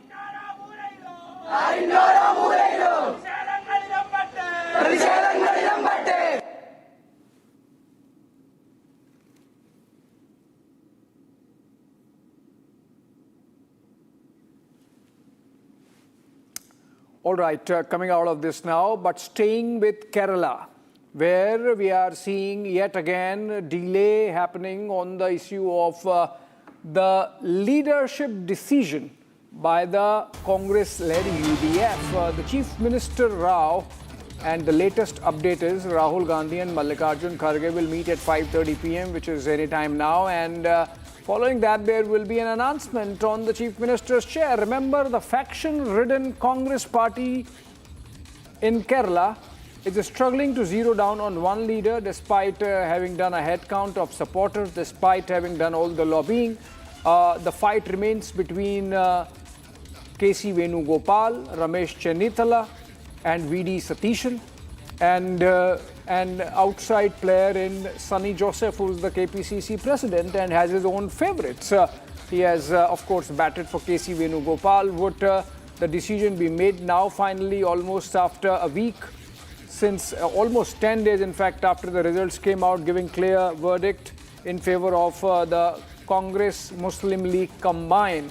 Shankar now joins us live for more on this. Shankar, crucial meeting of the Congress leadership between Rahul Gandhi and Mallikarjun Kharge at 5:30 p.m. What's the latest you can share from the ground? What's the buzz? Is it going to be K.C. Venugopal because he is seen as close to Rahul Gandhi? Yes, it has become almost certain that a decision on the next CM of Kerala would come in a couple of minutes. The supporters of Ramesh Chennithala and V.D. Satishan are thronging to the houses of their leaders from 4 o'clock. Now we could see a huge crowd has been formed in front of the houses of all these leaders. You know, all these camps are very confident that the AICC will hopefully pick up their name for the CM post in the coming minutes. The 5:30 p.m. Meeting of Mallikarjun Kharge and Rahul Gandhi is very crucial as the wait for the CM post in Kerala has been passing 10 days as the votes were counted on May 4th, and the people in Kerala and the people who voted for the UDF have been waiting for the next CM since then, and it was expected to come in the last week, but due to the internal divisions over the lobbying of supporters led to the delay in announcing the CM post, as High Command was planning to announce K.C. Venugopal as the next CM of Kerala, but there was intense lobbying and massive protest erupted across Kerala, demanding to appoint V.D. Satishan as the next CM. And but the Ramesh Chennithala camp was so silent, and he said whatever be the decision which the High Command take would satisfy him, and he said he told AICC that he is ready to accept any of the decision which would be taken on the CM post. And Ramesh Chennithala, only the camp of Ramesh Chennithala and his supporters remained calm, but the supporters of V.D. Satishan and even K.C. Venugopal engaged in a flex war by erecting flags across the state in the Nukan corner of the state, demanding to make their favorite candidate as the next CM. And there were instances some supporters of both the leaders clashed with each other in some places, and there were flex posters affixed in front of the DCC office in all the districts demanding to make V.D. Satishan and K.C. Venugopal as the next CM. And even today, some posters appeared on the walls of the DCC office in Wayanad district warning Rahul Gandhi and Priyanka Gandhi against the inordinate delay in taking a decision on the CM post. The posters were placed by some contest supporters, and they want Rahul Gandhi and Priyanka Gandhi not to come to Wayanad again seeking votes in the next assembly polls, as when the Congress party was in a pathetic stage. It was Wayanad that helped him win the Lok Sabha seat in the last time after Rahul Gandhi's turn, when later Priyanka Gandhi won from Wayanad. Now the supporters of UDF and even the Congress party workers say don't come to Wayanad again due to the delay, as they are much unhappy over the delay in taking a decision on the CM post. But in the coming minutes, there will be a decision. that really shows how handicapped the Congress High Command seems to be, the kind of delay that's been happening. 10th day today since the results came in, and Rahul Gandhi, Mallikarjun Kharge all said to me, thank you so much, Shankar, for that update. And with that, we move out of domestic news to some international one. All eyes on Beijing as US President Donald Trump lands in a few hours from now with a big entourage, which includes almost the entire top leadership of corporate America. And the focus would be on whether Trump, after all the bluff and bluster, is able to retrieve the relationship with a very silent Xi Jinping and bring the US-China rivalry out of the kind of Cold War that it's been and stabilize the relationship. Let's take a look at the details of President Trump's entourage and what's on the table. The Trump-Xi summit is being closely watched by the global businesses as both sides attempt to stabilize economic ties after years of reciprocal tariffs, export restrictions and supply chain disruptions. A powerful delegation of US business leaders, including executives from Tesla, Apple, BlackRock and Boeing, is accompanying Donald Trump to Beijing, highlighting the growing role of corporate America in US-China diplomacy. Trade and technology are expected to dominate the talks, with artificial intelligence, semiconductor exports and rare earth supply chains now central to the economic rivalry between Washington and Beijing. The White House says both leaders could discuss creating a new board of trade and investment aimed at keeping communication open in key sectors such as energy, aviation and advanced manufacturing. Trump is also coming with a number of CEOs. They will be discussing trade. Both sides have reached a sort of a trade truce since last fall that had prevented each one from imposing high tariffs. And the White House says that there's interest from both China and the U.S. in extending that trade truce. So that's something that will be discussed. They'll also be discussing an arms sale to Taiwan that the White House has approved but has not yet allowed to go through. The Chinese would rather see that not come to fruition. So, for American companies, the summit also represents a major commercial opportunity, with firms like Boeing reportedly seeking new aircraft deals, while Tesla pushes for wider approval of its self-driving technology in China. I think what China wants is really a statement from Trump categorically saying that the U.S. does not support the Taiwanese government from breaking away from China. And of course, in return, I think Trump will want China to place orders for 500 Boeing aircrafts. I think that is the deal that we are anticipating. The visit comes as rising tensions in the Middle East and fears over oil supply disruptions are increasing pressure on global markets, making energy security another key business issue on the agenda. Well, I think number one, we're going to have a long talk about it. I think he's been relatively good, to be honest with you. You look at the blockade, no problem. They get a lot of their oil from that area. We've had no problem, and he's been a friend of mine. He's been somebody that we get along with. And I think you're going to see that good things are going to happen. This is going to be a very exciting trip. A lot of good things are going to happen. Despite a temporary tariff truce, deep divisions remain over Taiwan, AI competition and export controls. Still, investors and multinational companies are hoping the summit can prevent further escalation between the world's two largest economies. Tonight on 7:30 Super Prime Time, we tell you our Prime Minister Modi is walking the talk with his war appeal, cutting down the size of his convoy to just about 2 cars, while other ministers follow suit. And on the NEET leak, Kejriwal tries to incite a Gen Z-like revolution within India. Getting you all the updates at 7:30 p.m. tonight with me, Ishita Mitra. Join International Institute of Hotel Management. Call 983-10-50,000. थोड़े में ज़्यादा स्वाद ये तो है इसकी खास बात। वाओ मामा, क्या स्वाद है? अरे मेरे राजा।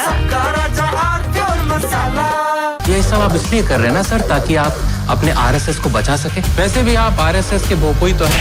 आरएसएस का सच है मेरी थीसिस, जो सालों से छुपाया गया है।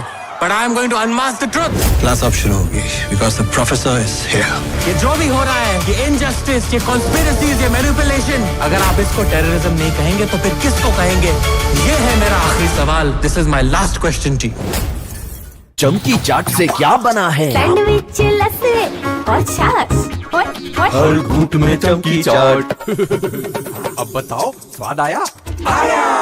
असली स्वाद सिर्फ चमकी चाट।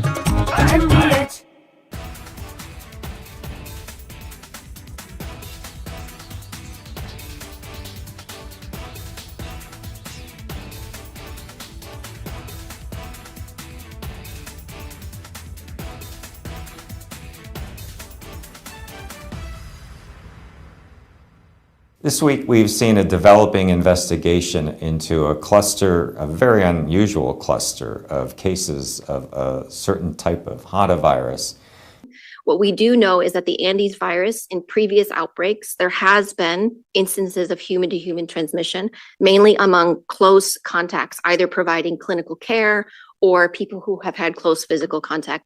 For the decades that scientists have known about hantavirus, they've almost always believed that the only way you can get it is from being in contact with the droppings, the dried urine of mice or other rodents. Saying this is not the next pandemic, this is not the next epidemic, this is a cluster of cases, a very unusual situation that is not expected to spread its tentacles across the world and across the United States.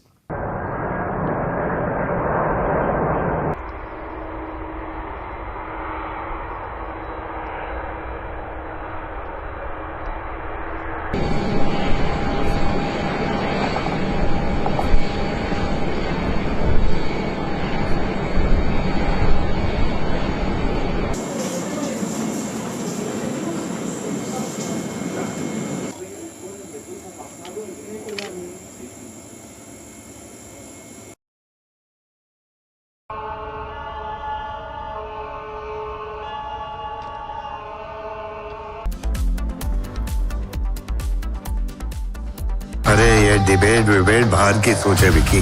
Debate यानी विवाद, भारत विवाद नहीं, संवाद यानी constructive discussion, इसमें भरोसा रखता है।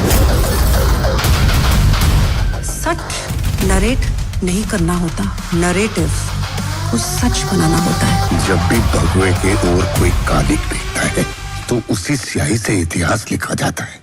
चमकी चाट से क्या बना है? आलू चाट या फ्रूट चाट। स्वाद बनाए चमकी चाट। क्या बात है? स्वादिष्ट पकोड़े और परेशान, अरे चमकी चाट है इसकी जान। असली स्वाद सिर्फ चमकी चाट। यानी इस घर में कुछ है जो टूटता नहीं। ये पिलर कभी नहीं टूटेगा। रुंगटा स्टील टीएमटी से बना। रुंगटा नहीं तो घर स्ट्रॉन्ग नहीं। रुंगटा स्टील टीएमटी बार एकदम solid. Are pure suji pasta उबालो मिलाओ और खाओ 8 मिनट में तैयार। क्या टेस्ट है सबका राजा आर प्योर मसाला। हमें पेट्रोल डीजल का उपयोग कम करना होगा। Prime Minister Narendra Modi recently issued a strong warning to the nation, asking citizens to save fuel, avoid unnecessary travel, and even work from home if possible. This urgent appeal comes because global tensions are creating a massive energy crisis that directly threatens India. India currently imports up to 90% of the crude oil it needs to survive, and more than half of that oil comes from the Middle East. But the country is currently facing a massive challenges due to the blockade caused by the US-Iran conflict. And right in the middle of this dangerous situation, an event is about to take place that could make things much worse. United States President Donald Trump is traveling to Beijing to meet with Chinese President Xi Jinping. While the news might focus on their discussions about trade rules, technology, or artificial intelligence, the most critical topic for India is what these two leaders will decide regarding the Middle East and global oil supplies. The choices made during this specific meeting will determine if India will have enough fuel for its vehicle or if the country will face a severe shortage at the petrol pumps. The biggest risk for New Delhi involves a major shift in how China buys its energy. Currently, China is the main buyer of Iranian oil, taking in about 1.5 million barrels a day. This discounted oil keeps the global market stable. Headlines brought to you by Canara Bank. Together we can. More on the NEET cheat brothers, the Biwal brothers in Rajasthan, telling you about their links to the BJP and a photograph with the minister. The first ones to get the question paper, the guess papers of NEET for 30 lakh rupees.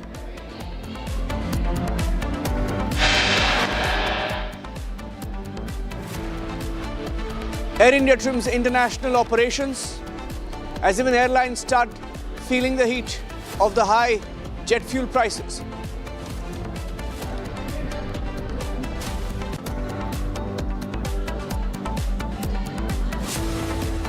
Prime Minister Modi cuts down the size of his convoy. Most ministers, chief ministers, asked to reduce their convoy size by at least 50%.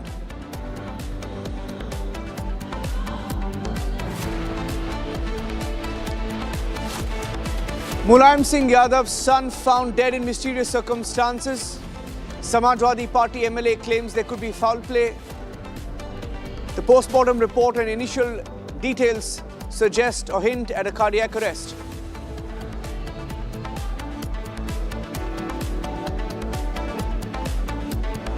Himanta Biswa Sarma, the Assam Chief Minister, on day one, first cabinet meeting, decides to introduce the Uniform Civil Code as a statement of intent in Assam.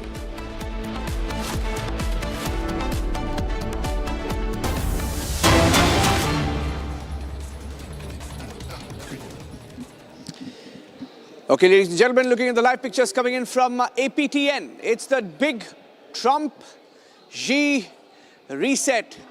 Live pictures coming in from the Associated Press network as Donald Trump lands in China ahead of the critical meeting with Xi Jinping.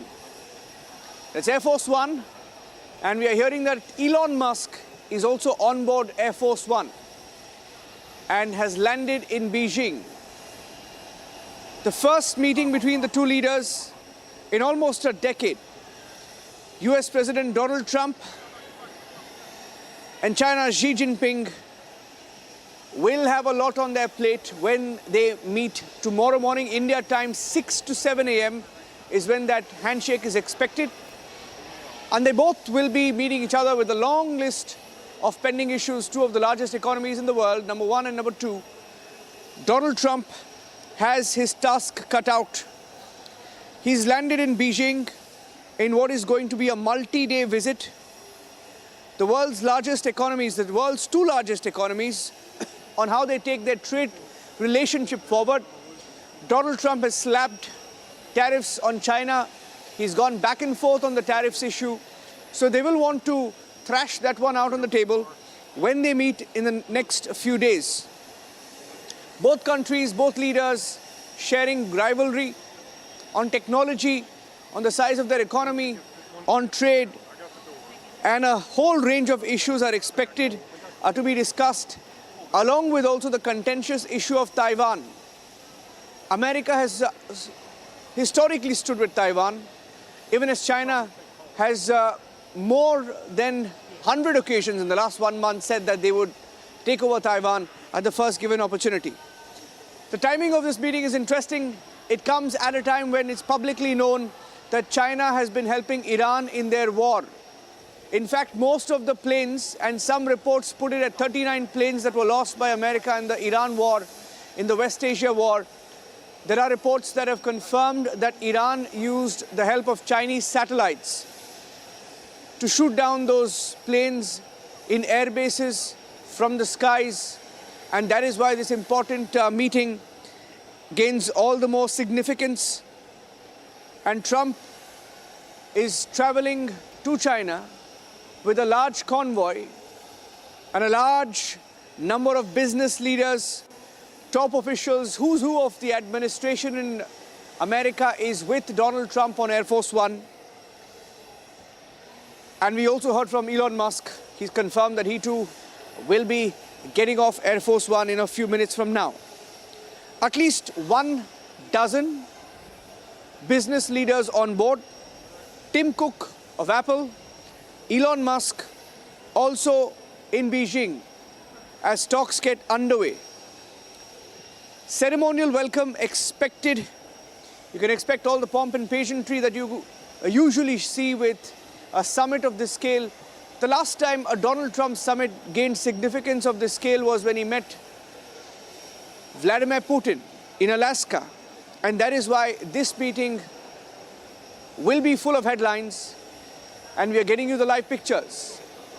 Donald Trump has landed in Xi Jinping, and there is a high-level delegation from China all set to welcome Donald Trump at the Beijing airport. And on tarmac, Xi Jinping will not be there, but the Chinese Vice President Han Zheng. Han Zheng is expected to receive Donald Trump in Beijing on the tarmac. Han Zheng is widely seen as Xi Jinping's envoy for all big diplomatic events and even attended Donald Trump's presidential inauguration. So he will be there to receive Donald Trump in a few minutes from now. A little more about the Chinese Vice President, Han Zheng. He's a retired member of the Politburo, which is the Communist Party's topmost decision-making body. So the senior level officials in this very senior level engagement between both countries. On the ground, you have the US Ambassador to China, David Perdue, and we're going through reports of who's who will be on the tarmac to receive the American President, David Perdue. His counterpart, the Chinese Ambassador to the US, Xi Feng. China's Executive Vice Minister of Foreign Affairs, Ma Zhao. Okay, that's Donald Trump walking slowly, cautiously, down the stairs, waving. That's not a wave, that's a mini. Yeah, that's a Donald Trump waiting for the signal to ease. The pictures coming in from Beijing as he gets off Air Force One, and he's greeted by the Chinese Vice President to what is a huge welcome at the Beijing airport. That's the closest you can get to the delegation that is receiving Donald Trump on the tarmac. Yeah, I got him. Xi Jinping's deputy receiving Donald Trump as he gets off Air Force One. Han Zheng. That is Xi Jinping's deputy, the Vice President of China. And he's seen as the topmost official for all diplomatic affairs. He was also present in Washington, D.C. when Donald Trump was sworn in. Also present at the airport as we speak, as we look at the live pictures coming in, the US Ambassador to China, David Perdue. His counterpart, the Chinese Ambassador to the US, Xi Feng.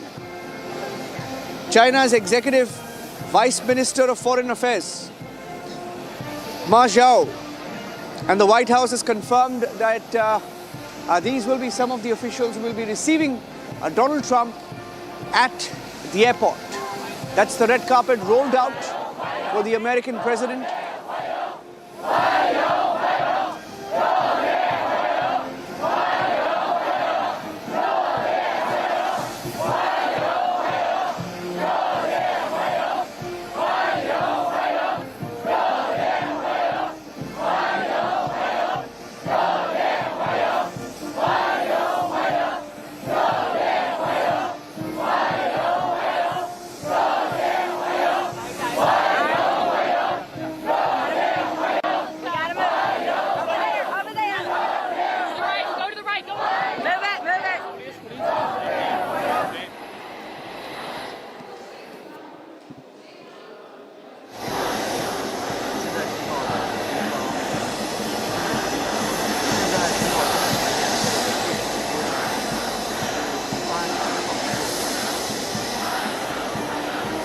Donald Trump arriving in China in Beijing to that red carpet welcome. The Chinese Vice President receiving Donald Trump on the tarmac. The ambassadors of both countries also on that red carpet. Suresh Kumar Goel is joining us on the phone line. Mr. Goel, good evening. Live pictures from Beijing. Would you call it a reset, or would you call it an alteration to the very complicated ties that both countries enjoy? I really don't know whether reset is or whether alteration is. I think essentially Trump has gone to Beijing to basically in the changing international order to see what kind of a relationship they can have with China in the new international order, what kind of trade, what kind of accommodation they can have. There are several issues that Trump is facing where he will actually require China to be on board in terms of the international situation. So I think it's going to be basically a kind of a visit where the Trump is going to see how far can China accommodate American sensitivity, and China is going to look at the USA in terms of what USA can do, in terms of what China really needs globally and the region. So it's an exploratory kind of a thing where they will both want to see how far they can understand and accommodate each other. Yes. Okay. So given the size of the delegations, the welcome, and the messaging here, sir, all the top entrepreneurs, all the top businessmen, all the biggest companies from America were on board Air Force One with Donald Trump. So obviously the messaging is that they will want to open up to trade with China in a bigger way, isn't it? Well, China, see, the way Chinese business operates, they may want to look at the American technology, the American market, but they don't really completely depend upon the American market. And therefore, while there is a considerable amount of American business which has gone now with President Trump, I really don't see if these visits are going to translate into huge amount of business.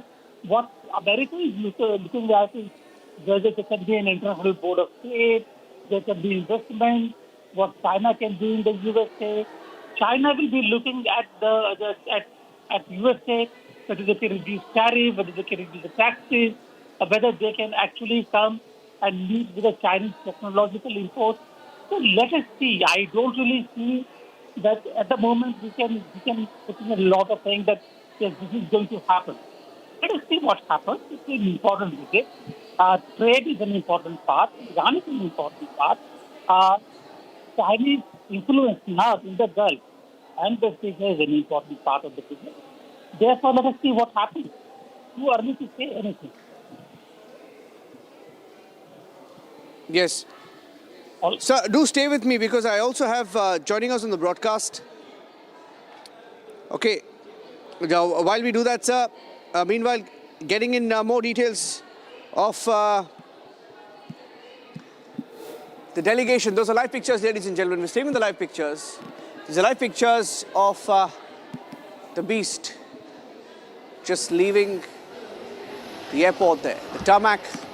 Vivek Mishra is also joining us on the phone line. He's the Deputy Director of Strategic Studies Program at the ORF, along with Lieutenant General Shankar. PR Shankar joining us live. But Mr. Mishra, if I can take one question from you and then go across to Lieutenant General Shankar. What would you look forward to from this key visit of the two leaders? So I think, the primary aspect of this is economic because the sheer power pack of the delegation that Trump is taking along, the number of CEOs, the number of, the turnovers that he has capped in the Air Force One is really astounding. So I think he's really looking for a business breakthrough.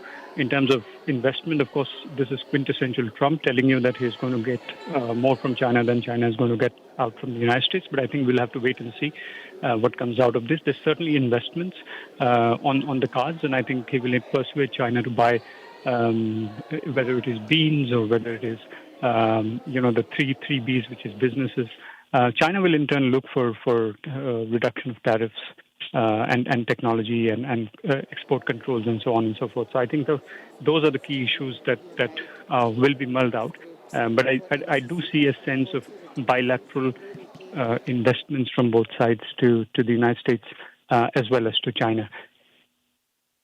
Thank you, Mr. Mishra. Thank you for speaking to Republic TV. General Shankar, I mean, it's hard to take Donald Trump seriously, right? I mean, China's also the most controversial issue in America before elections. He spent 90% of his campaign accusing Joe Biden of being a Chinese agent almost. And at the same time, even Donald Trump knows he can't ignore China and the fact that perhaps somewhere it's affecting his economy. Sir. Yeah, thanks a lot at the outset for inviting me on Republic. This is a crucial meet for USA and China, there's no doubt, because both of them are going through problems. Right? If I have to characterize this meet, it is as if it's on 3 T's: trade, tech, and Taiwan. Trade is probably the most important thing for both of them. Mr. Trump wants to sell soybeans to Beijing, or rather, Beijing should take the amount of soybeans he produces, because that affects his basic constituency. You know, the agricultural constituency of the Midwest, who have to, he has to satisfy them. And then, of course, Boeing. He's hoping that he'll get a big deal for Boeing. And from, the tech point of view, if you look at it, China wants the H100 chips, all that. So there are a lot of things which are going on. And of course, Taiwan. Both of them seek a position on Taiwan. In fact, China would be pressurizing USA not to go soft on Taiwan, and that any arms sale to them should be through them and things like that. And they sense that Trump is not too serious on Taiwan, especially now that he's, entangled with Iran. They might also be sensing, look, we'll put pressure on Iran and you ease off on Taiwan, some kind of a deal there. So all this is there in the offing. Let us see where it goes. But one thing for sure, both the superpowers at this point of time are weak. You see that, US weak in the sense they're weak from to get any bargain, to get any great deal through. Trump and USA are mired in Iran, and they have to extricate themselves from there somehow with a sense of victory. On the other hand, Beijing had a lot of problems. They're economically then in a pretty bad state. Their latest demographic figures indicate that they're falling off a cliff, and they have internal military problems and political problems. So unlike the last time when they met, when both of them were vying for a position, it's not so now. It's not that thing that, look, it's a meet between USA and Beijing. It's not going to affect the whole world. Maybe some part of Middle East people will be looking forward to things. But I don't think it's such a great meet that is normally you expect it to be. So I think we'll see where it goes. He's just landed. Maybe later in the day, I think at about 10 o'clock or so, their time, they're going to meet in one of those fancy places, and then we'll see where it goes. Personally, also from Indian point of view, there's nothing much we gain out of it. Except that, look, both the superpowers have not been very great to India. We have not been able to trust them. There's a trust deficit with both. And we're not the outcomes really won't affect us the way I look at it. Back to you. Any more questions? I'm prepared to take them on. Okay. Just stay with me. I also have Ambassador Deepak Vora joining us on the phone line. Ambassador Vora comes in the back of the war in West Asia. And the role that, of course, it was an American war, American-led war. You had China play a very silent role. And many call it China's war. That the real intent was to sort of squeeze China. So, we know the kind of role they played in backing Iran, giving tactical support, one that led to the destruction of many bases, perhaps. So, given that context, diplomatically, how do you see this visit over the next few days pan out, sir? Well, thank you very much. No one trusts China, not even the Chinese fellows themselves. Now, Trump has gone there. I see a trilateral kind of arrangement being worked out. Russia, China, and the United States. The United States has already declared Venezuela as its 51st state. So they are going to be told. The Chinese don't give two hoots. They don't get two hoots. I could have used stronger language about Iran. The Chinese don't like Islam. But they were doing it because it got America bogged down there. And plus, Iran was selling oil at heavily discounted prices to China. Nobody else was buying it, including us. Therefore, this was in China's interest. But now that Hormuz is closed and the American blockade is preventing Chinese ships, Chinese container vessels from going there and loading oil, I think China really is not interested anymore in Iran. So what's going to happen is that American tiger, Donald Trump, you can do what you want with Iran. Let me do what I want with Taiwan. And Shri Putin, you do what you want with you. I see this coming. Each country has its immediate interest. America is Iran, Taiwan is for China, and Ukraine is for Russia. So this is the kind of thing I'm seeing. Plus, who are the guys he has brought with him, Donald Trump? He's brought all those big tech companies, 15 or 16 CEOs, all of whom had been hurt by China. And he's going to make sure that these guys give it very clearly to the Chinese. So I have a feeling that this is a non-starter. They'll be talking at each other, not to each other. This will be a dialogue of the deaf. They'll talk, nobody will listen. There'll be a nice statement at the end. We had a free and frank exchange of views, which essentially in diplomacy means that we screamed at each other. So I would say that I'm not at all excited by this. It doesn't hurt us at all. It doesn't impact us at all. In fact, if anything, China is America's enemy number one. And probably if Trump begins to understand this after visiting China, he might have a different opinion of India because we are the one country that can take China head on.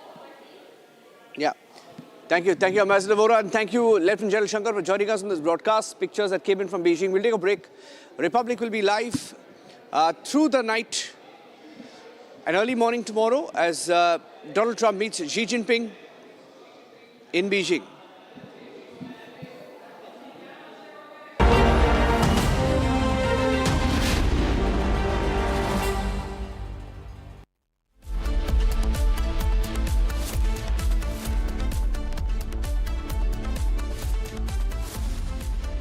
कोशिश को कामयाबी, कामयाबी को शोहरत बनते देखा है। हाँ, पिछले 60 सालों में मैंने देश को बनते देखा है। कमला पसंद, 60 सालों से अनोखा स्वाद। प्यास बुझाए, ठंडक लाए, सबको भाए जीरा से। MTH का जलजीरा जीरा से। जीरा से असली रिफ्रेशिंग, असली स्वाद, असली मजा। कोई ग्लोबल ऑर्गेनाइजेशन नहीं है, इट्स अ टेरर मशीन। अगर हम टेररिस्ट होते तो टेररिस्ट हमें क्यों मारते? आरएसएस ने बाबरी मस्जिद तोड़ी और आरएसएस वायलेंट है। वो तब गिरा जब इस देश के बहुसंख्यक समाज का विश्वास टूट गया। आप लोगों ने तो देश चलाने का दावा किया है, लेकिन आप लोगों का ना कोई हिसाब है, ना कोई किताब। ये चोट निशान छोड़ेगी।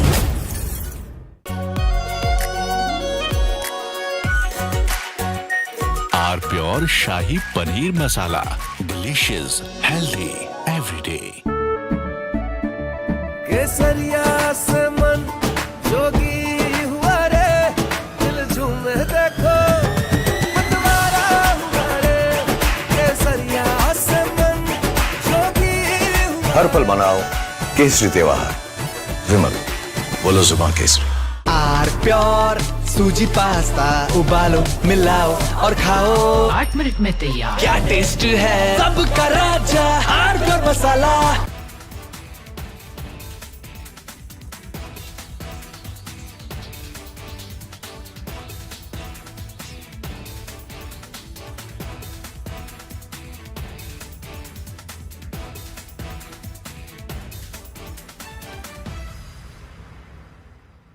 This week, we've seen a developing investigation into a cluster, a very unusual cluster of cases of a certain type of hantavirus. What we do know is that the Andes virus, in previous outbreaks, there has been instances of human-to-human transmission, mainly among close contacts, either providing clinical care or people who have had close physical contact. For the decades that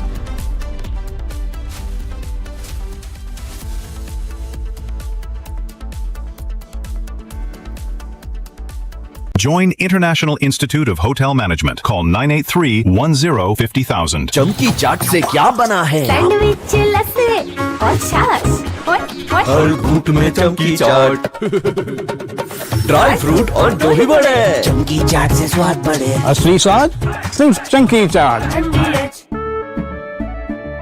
केसरिया से मन जोगी हुआ रे दिल झूमे देखो मतवारा हुआ रे केसरिया से मन जोगी हर पल मनाओ केसरी त्योहार।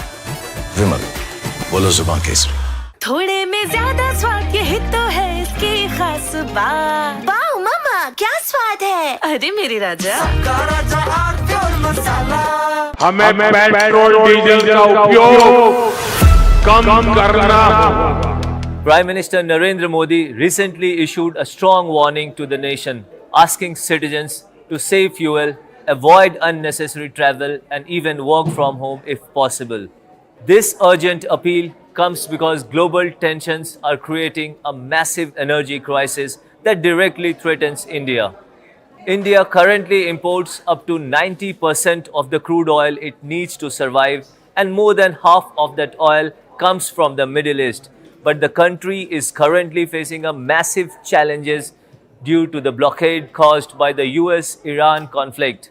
And right in the middle of this dangerous situation, an event is about to take place that could make things much worse. United States President Donald Trump is traveling to Beijing to meet with Chinese President Xi Jinping.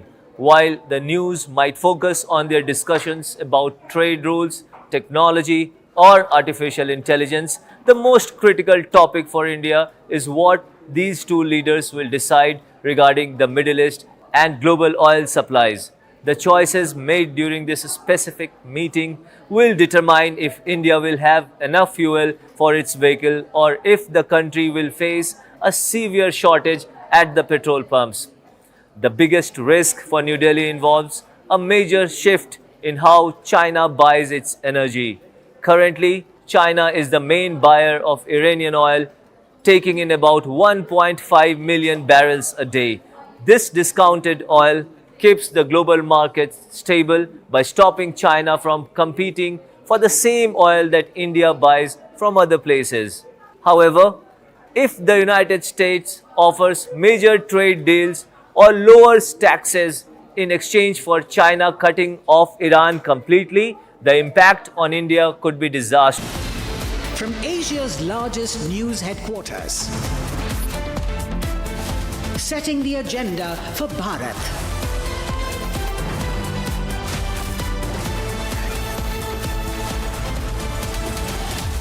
You're watching Republic.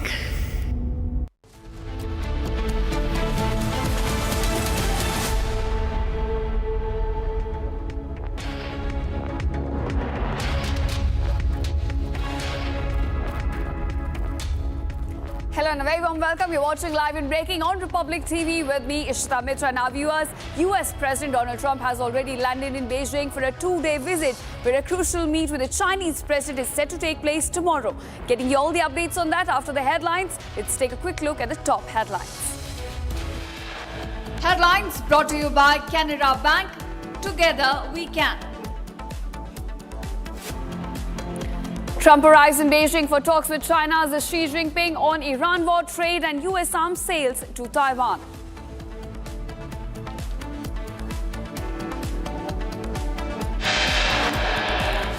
American businessmen, including Elon Musk and Tim Cook, joined Trump's China visit amid trade tensions between the two largest economies.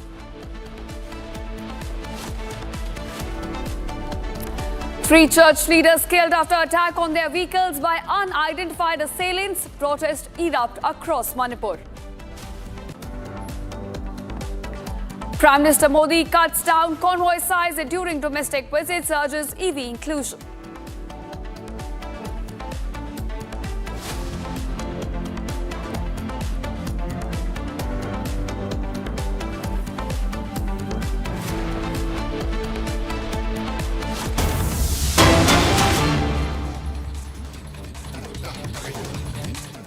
All right, viewers, our top focus at this hour, Donald Trump's crucial two-day visit to China. Now, just a short while ago, he arrived at the Beijing airport. He was received by the Chinese Vice President Han, giving all the respect to the US President, who is in China for 2 days. Now, he's set to take place a meeting with the Chinese President tomorrow, and there are several issues on the cards which the two leaders of the two largest economies in the world are going to be discussed. Now, this visit was already delayed due to the Iran war, so that is something that will come up between the discussions. You also have tariffs imposed by US on China, along with what's happening in the Strait of Hormuz. Those are the discussions that will likely take place between the two leaders, as tomorrow President Trump meets the Chinese president. Now, it's a two-day visit. Several things are on the cards. You also have tariff tensions building up between the two economies, while there's Iran war going on in West Asia. Now, apart from that, there's also a tech race taking place between the two economies, and those are the issues that will be taken up this time. Now, remember, the last time President Trump visited China was in 2017, and during that time, he was interestingly received by a state councillor. So this time, both the countries, in fact, have started on a strong footing, as it was the Vice President of the China which came and received the US President.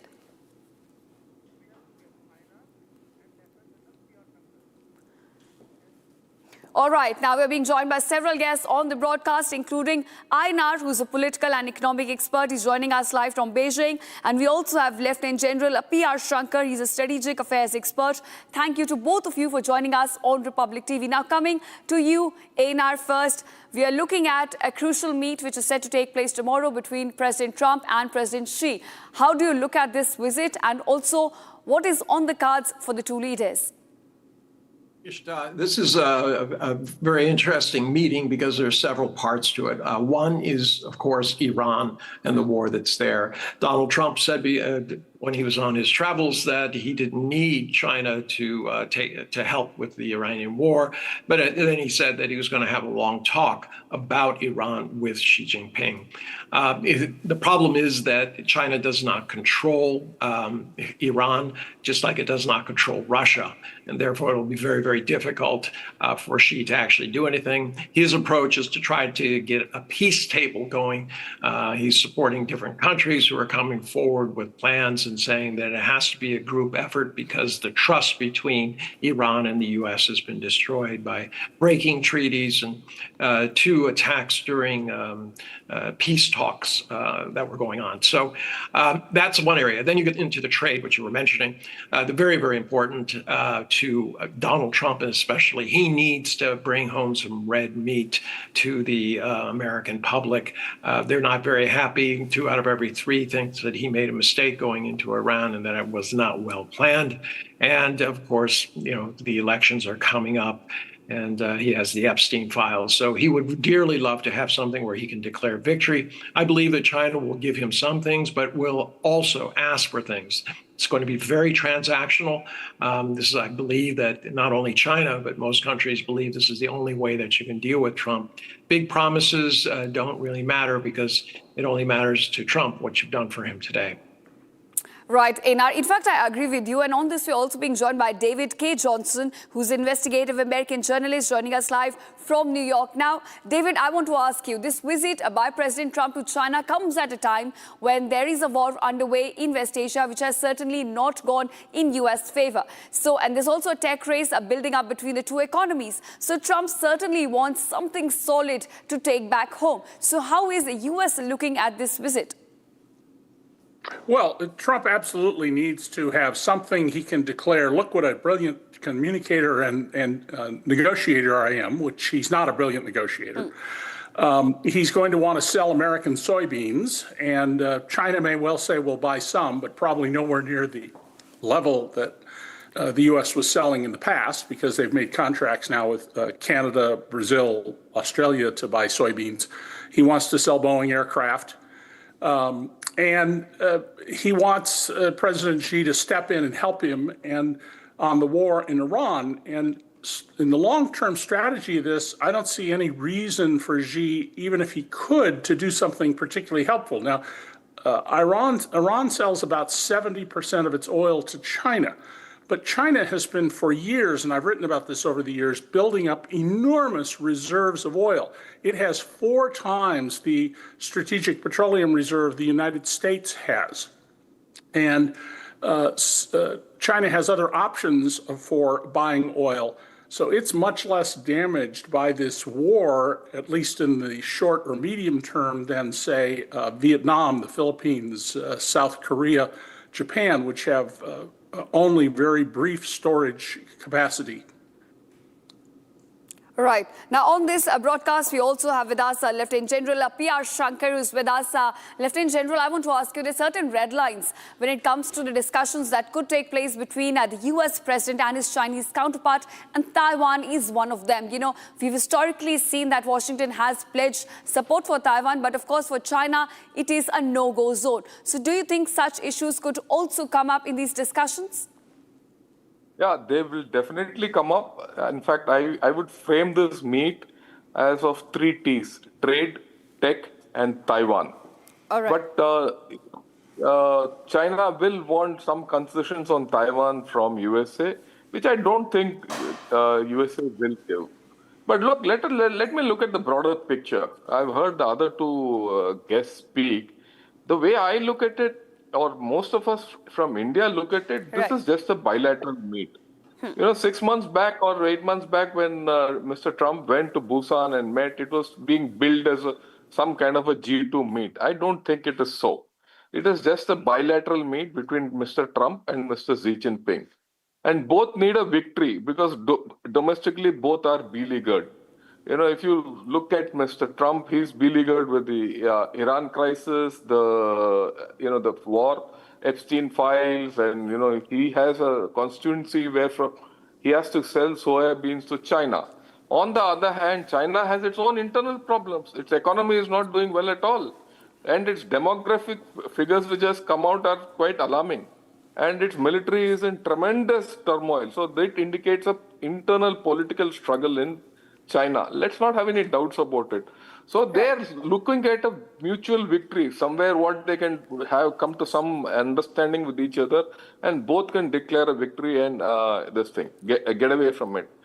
Look, I also feel that, Iran, there'll be no major outcomes. As much as, you know, China has got huge reserves and all that, but China is having its own problems. You can't compare China with Vietnam. Vietnam is a small country. It will have small reserves and that's it. China is a huge country. It's a manufacturing nation. It needs much more. Its requirements are much more. So to that extent, I don't think China has not been affected by this whole thing.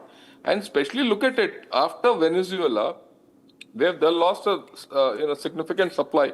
Line from Venezuela. Now it is Iran. 2 major lines closed at depreciated prices. Now, whatever they have to buy from, it will be from an open market post this whole story. So I don't think China is in a very great position as far as the Iran war is concerned.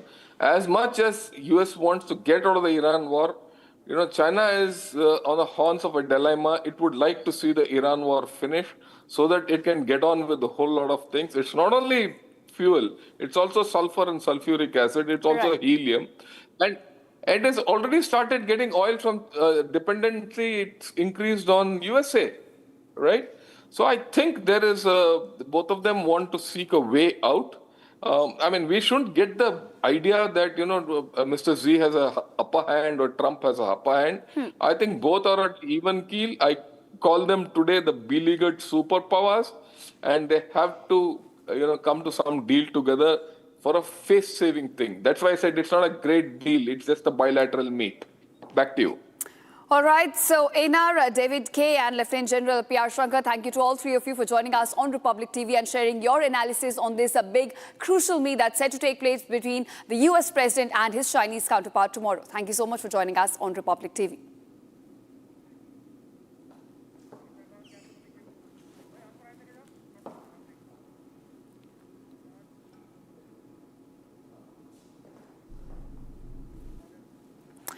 All right, viewers, now Assam is all set to become the latest state to move towards implementing a uniform civil code.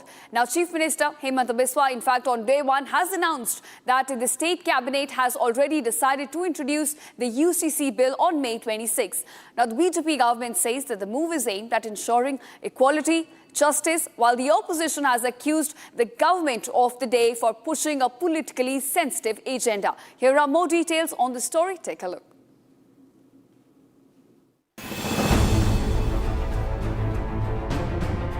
Assam Chief Minister Hemant Biswa Sharma announced that the state government will introduce the Uniform Civil Code Bill on May 26th. The announcement comes after a cabinet meeting where the Assam government approved the proposal to bring a UCC framework for the state. I think UCC is a part of our election manifesto. So every point, not only UCC, whatever we have mentioned in our election manifesto, will try 100% to implement each and every word we have mentioned in manifesto, including UCC. Speaking on the decision, the Chief Minister said Assam is committed to ensuring equal civil laws for all citizens, adding that the bill would focus on justice, equality and legal uniformity. In the first cabinet meeting chaired by Assam's Chief Minister Hemant Biswa Sharma after swearing in as the Chief Minister of the state on May 12, the cabinet today decided to introduce the Uniform Civil Code in the upcoming Assembly session, which will commence on 21st of May and will go on till May 26th. Speaking to the media, Chief Minister Hemant Biswa Sharma said that the cabinet today approved the draft bill of the Uniform Civil Code and it will be introduced in the Assembly on May 26th. The BJP government has maintained that the Uniform Civil Code is aimed at removing disparities in personal laws governing marriage, divorce, inheritance and adoption across different communities. Now, Assam's move comes after Uttarakhand, which became the first state in independent India to pass a uniform civil code legislation, intensifying the national debate over the issue. While the BJP has projected the UCC as a step towards gender justice and constitutional equality, opposition parties have accused the government of attempting to polarize voters ahead of the upcoming political battles. The proposed legislation is expected to trigger intense political debate both inside and outside the Assam Assembly, with several organizations already preparing to either support or oppose the bill.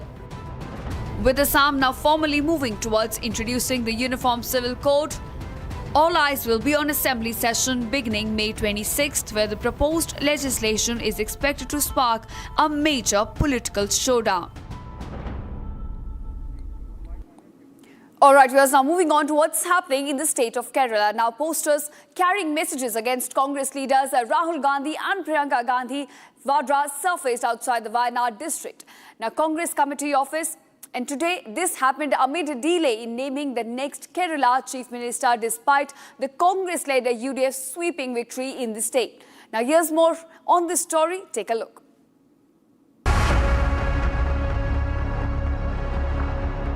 Even before the Congress announces its chief minister face in Kerala, an open revolt is now brewing inside the party.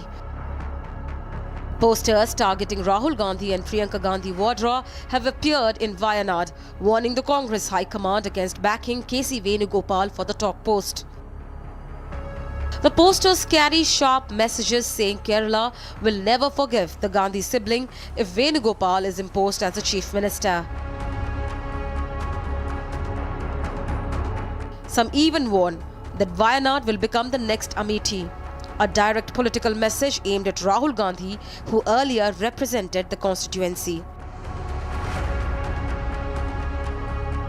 Alongside Priyanka Gandhi Vadra, the current MP from Wayanad has also been dragged into the controversy as internal Congress factions continue to battle over the CM face.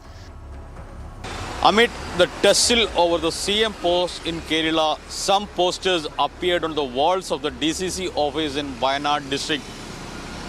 The posters warn Rahul Gandhi and Priyanka not to come to Wayanad again in the next elections seeking votes. The posters further warned them that they will not win again in Wayanad Assembly constituency. You know, these posters clearly show the disagreement of the common party workers and the state leadership of the Congress against the ongoing chief minister selection process. The political flashpoint comes at a time when KC Venugopal is emerging as a frontrunner in the chief ministerial race with reported backing from a majority of MLAs and senior party leaders. But on the ground, resistance against Venugopal continues to grow, particularly from Satishan camp, which claims the leader of opposition led the party's fight against the LDF for 5 years. Even key UDF allies, including IULM, are said to be more comfortable with VD Satishan, adding to the pressure on the Congress High Command. For a party that has just returned to power in Kerala with a massive mandate, the biggest challenge now may not be the opposition, but managing its own internal factions.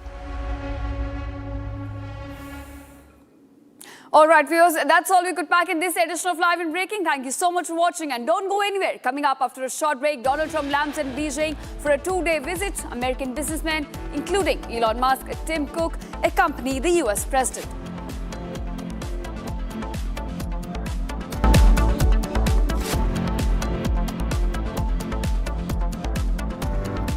थोड़े में ज्यादा स्वाद यही तो है इसकी खास बात। वाओ मम्मा, क्या स्वाद है? अरे मेरे राजा, In the global employability rankings by Times Higher Education UK, only the following 6 institutions from India are ranked amongst the top 230 in the world for having the most employable graduates. IIT Delhi, IISc Bangalore, IIT Bombay, IIM Ahmedabad, IIT Kharagpur and Amity University. चमकी चाट से क्या बना है? आलू चाट या fruit चाट, स्वाद बनाए चमकी चाट। क्या बात है? स्वादिष्ट पकोड़े और परेशान, अरे चमकी चाट है इसकी जान। असली स्वाद सिर्फ चमकी चाट। ये सब आप इसलिए कर रहे हैं ना सर, ताकि आप अपने आरएसएस को बचा सके। वैसे भी आप आरएसएस के भोपू ही तो हैं। आरएसएस का सच है मेरी थीसिस, जो सालों से छुपाया गया है। But I am going to unmask the truth. Class अब शुरू होगी because the professor is here. ये जो भी हो रहा है, ये injustice, ये conspiracies, ये manipulation, अगर आप इसको terrorism नहीं कहेंगे तो फिर किसको कहेंगे? ये है मेरा आखिरी सवाल. This is my last question to you.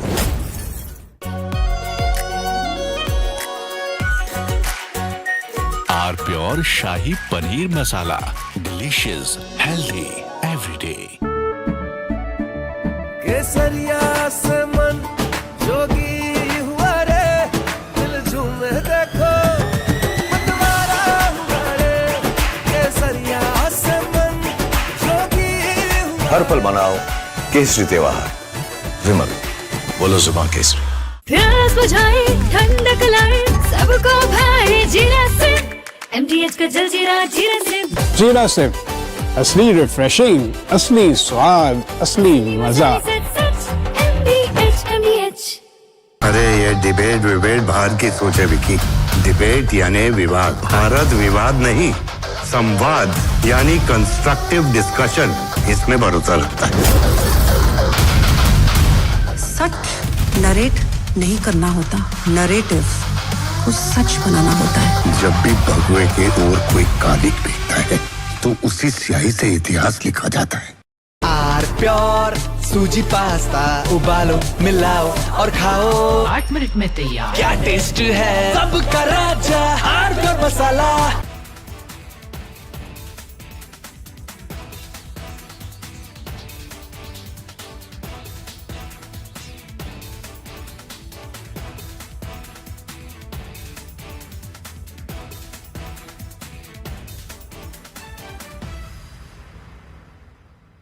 This week, we've seen a developing investigation into a cluster, a very unusual cluster of cases of a certain type of hantavirus.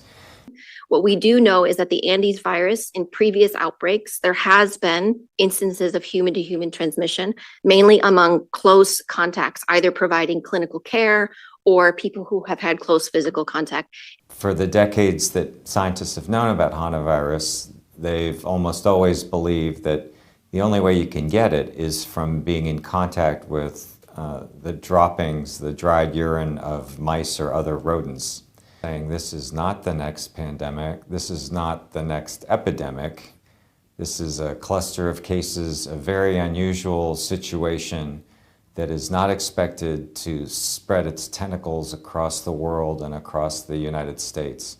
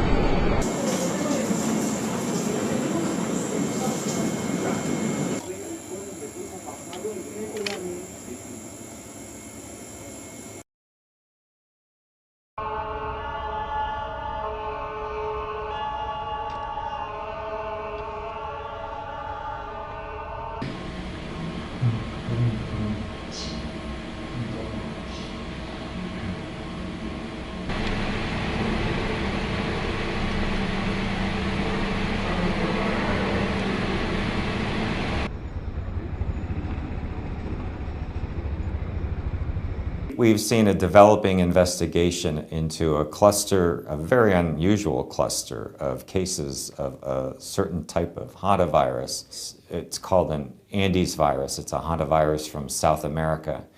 And it's the one type of hantavirus that scientists suspect may be able to spread from person to person. For the decades that scientists have known about hantavirus, they've almost always believed that the only way you can get it is from being in contact with the droppings, the dried urine of mice or other rodents. Different viruses have different abilities to spread. Some, like measles, can spread like wildfire. Others are harder to spread. You have to be in very close contact with someone who's very sick, who has a lot of symptoms. This hantavirus, if it's spreading from person to person, seems to be in that latter. Health officials say the general public does not need to be worried about hantavirus. It's still rare. Officials are saying this.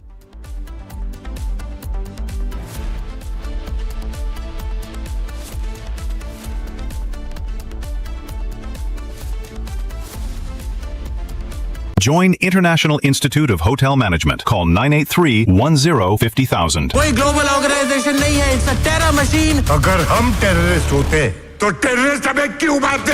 RSS ने बाबरी मस्जिद तोड़ी और RSS violent है। वो तब गिरा जब इस देश के बहुसंख्यक समाज का विश्वास टूट गया। आप लोगों ने तो देश चलाने का दावा किया है, लेकिन आप लोगों का ना कोई हिसाब है, ना कोई किताब। ये चोट निशान छोड़ेगी। थोड़े में ज्यादा स्वाद, यही तो है इसकी खास बात। वाओ मामा, क्या स्वाद है? अरे मेरे राजा, मसाला केसरिया से मन जोगी हुआ रे, दिल झूमे देखो मतवारा हुआ रे, केसरिया से मन जोगी हुआ। हर पल मनाओ केसरी त्योहार। विमल, बोलो जुबान केसरी। चमकी चाट से क्या बना है? सैंडविच, लस्सी और छाछ। हर घूंट में चमकी चाट। अब बताओ, स्वाद आया? आया। असली स्वाद सिर्फ चंकी चाट। ये सब आप इसलिए कर रहे हैं ना सर, ताकि आप अपने आरएसएस को बचा सके। वैसे भी आप आरएसएस के बोपोई तो हैं। आरएसएस का सच है मेरी थीसिस, जो सालों से छुपाया गया है। But I am going to unmask the truth. Class अब शुरू होगी, because the professor is here.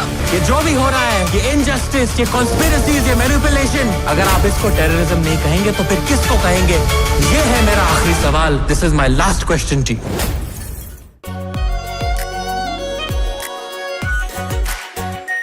Are pure shahi paneer masala, delicious, healthy, everyday. रानी, इस घर में कुछ है जो टूटता नहीं। ये पिलर कभी नहीं टूटेगा। रुंगटा स्टील TMT से बना। रुंगटा नहीं तो घर स्ट्रॉन्ग नहीं। रुंगटा स्टील TMT बार एकदम सॉलिड। चमकी चाट से क्या बना है? सैंडविच लस्सी और छाछ। हर घूंट में चमकी चाट। ड्राई फ्रूट और दही बड़े। चमकी चाट से स्वाद बढ़े। असली स्वाद सिर्फ चंकी चाट। अरे ये डिबेट बाहर की सोचे विकी। डिबेट यानी विवाद। भारत विवाद नहीं, संवाद यानी कंस्ट्रक्टिव डिस्कशन, इसमें भरोसा रखता है।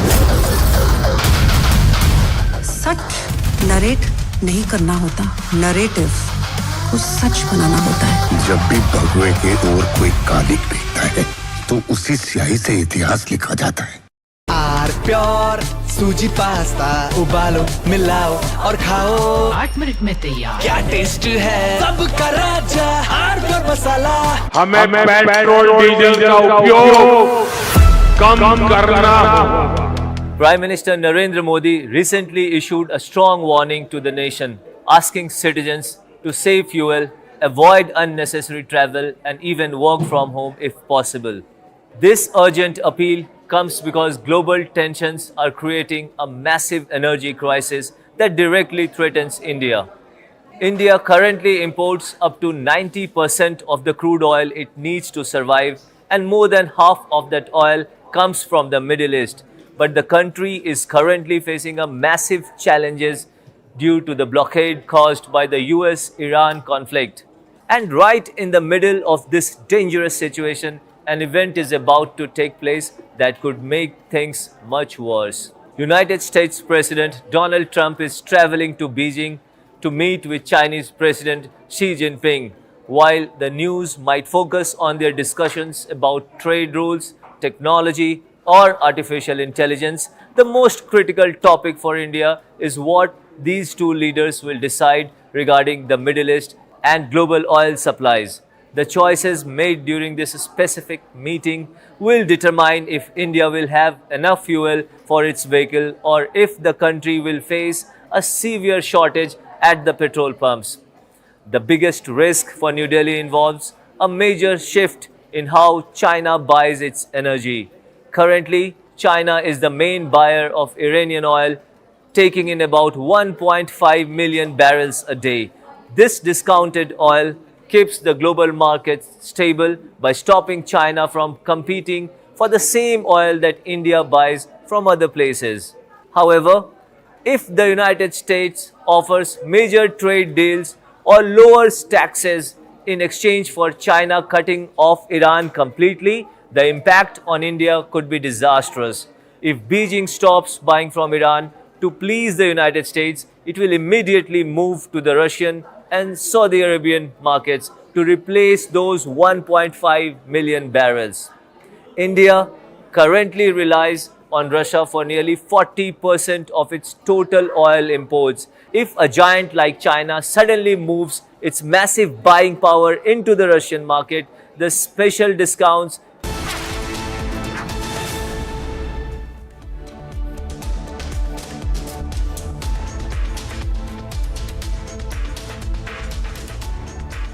Welcome back, friends. In today's Our Global, we cover the Beijing talks between the United States President Donald Trump and Chinese President Xi Jinping as global markets watch for signs of stability in strained economic ties. With trade, technology, and energy security on the agenda, amid a temporary tariff truce, investors are closely tracking where the summit can ease tensions between the world's two largest economies. In our second story, we look at Iran's worsening economic crisis, where inflation, currency pressure, and sanctions are driving up the cost of living and squeezing household incomes. Despite government support measures, many Iranians say daily life has become increasingly difficult, with rising prices and shrinking real wages hitting workers, small businesses, and gig workers the hardest. And then, at the end, we'll cover European energy ministers meet in Cyprus as tensions in the Strait of Hormuz disrupt global oil and gas flows, pushing up fuel prices.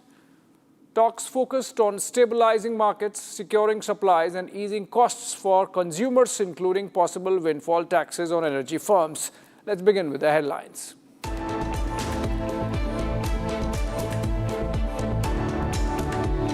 Markets on the edge as Trump and Xi meet in Beijing for high-stakes talks on tariffs, tech rivalry and fragile trade truce amid global economic uncertainty.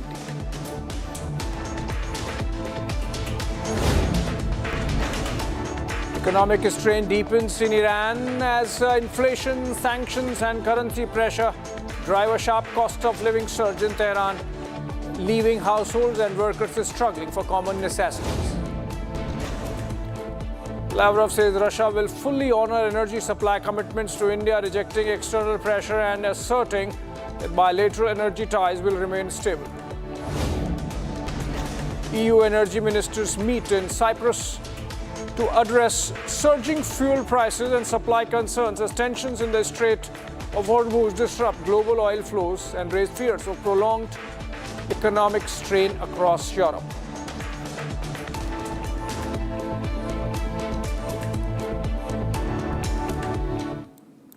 All right, let's begin with a breaking news development, in fact, coming in from Philippines. And reports say gunshots rung out outside the Filipino Senate, where authorities have tried to arrest a senator. These shots were fired inside the Filipino Senate in Manila. The raid is underway to arrest Senator De La Rosa, an ICC fugitive. Gunfire inside the parliament being reported in Philippines. The country is on the edge of a constitutional crisis, and those gunshots were reported inside the Manila Senate building. Entrance door breached, media evacuated. And the suspect happens to be, these are pictures coming in, first pictures on Republic of a live police action panning out inside the Filipino Senate in Manila, where one senator seems to be a suspect by the name of De La Rosa. They were last seen on 5th floor, and shots fired in the Senate as raid is being carried out to arrest the suspect senator, who's also identified as an ICC fugitive. These are pictures coming in live of the police action, and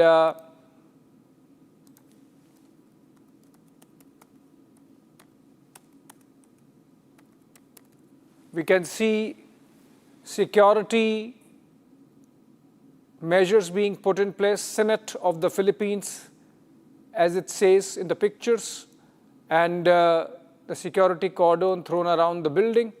And the senator was found or last seen on the 5th floor.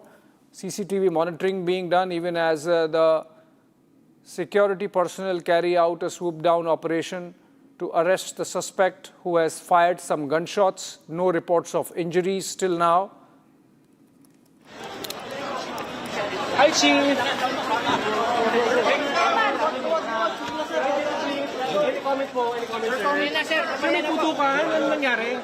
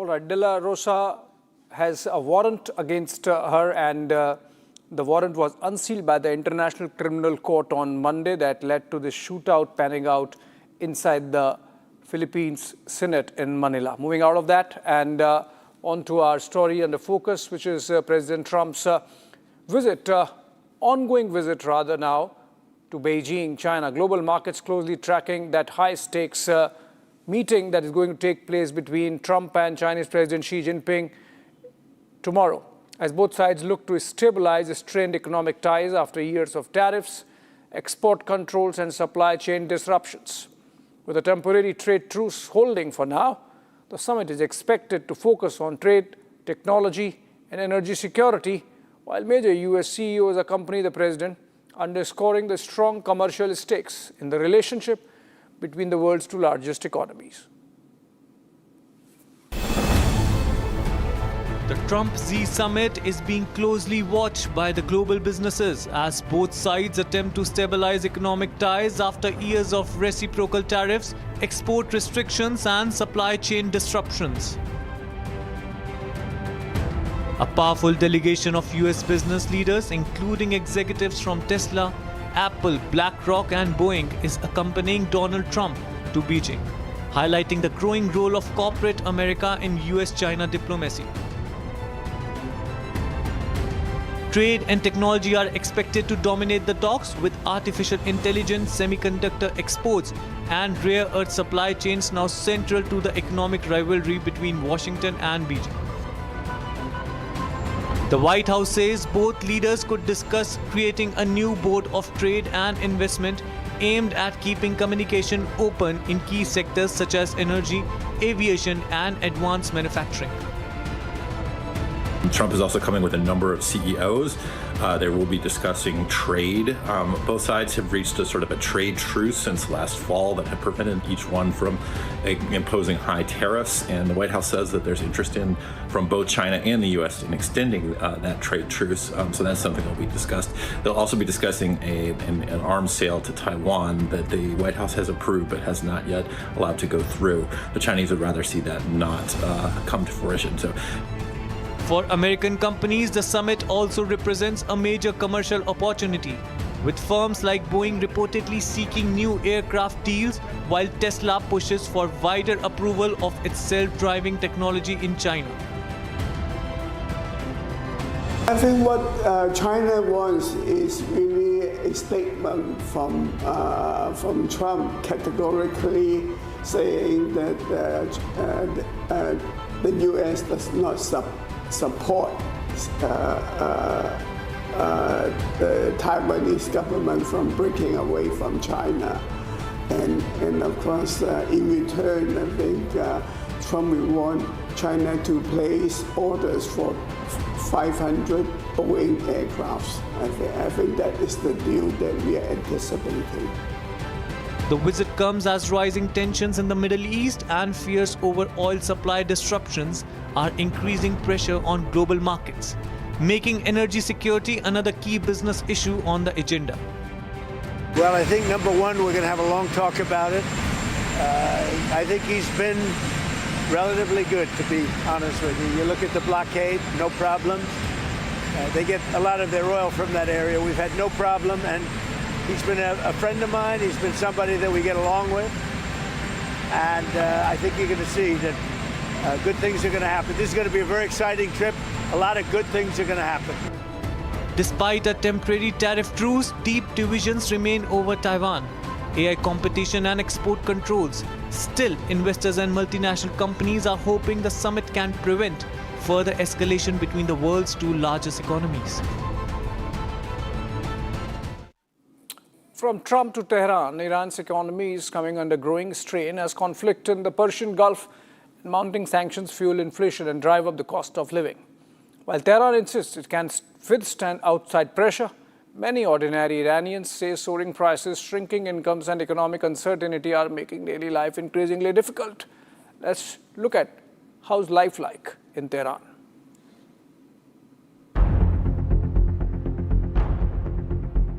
Tehran's markets are still stocked, but for many Iranians, everyday essentials are slipping out of reach.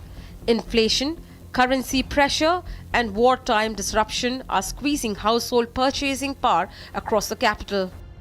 متاسفانه وضع اقتصادی بسیار بسیار بده. یعنی یه قشری هستن به هر حال اینا درآمدشون خب کمه دیگه.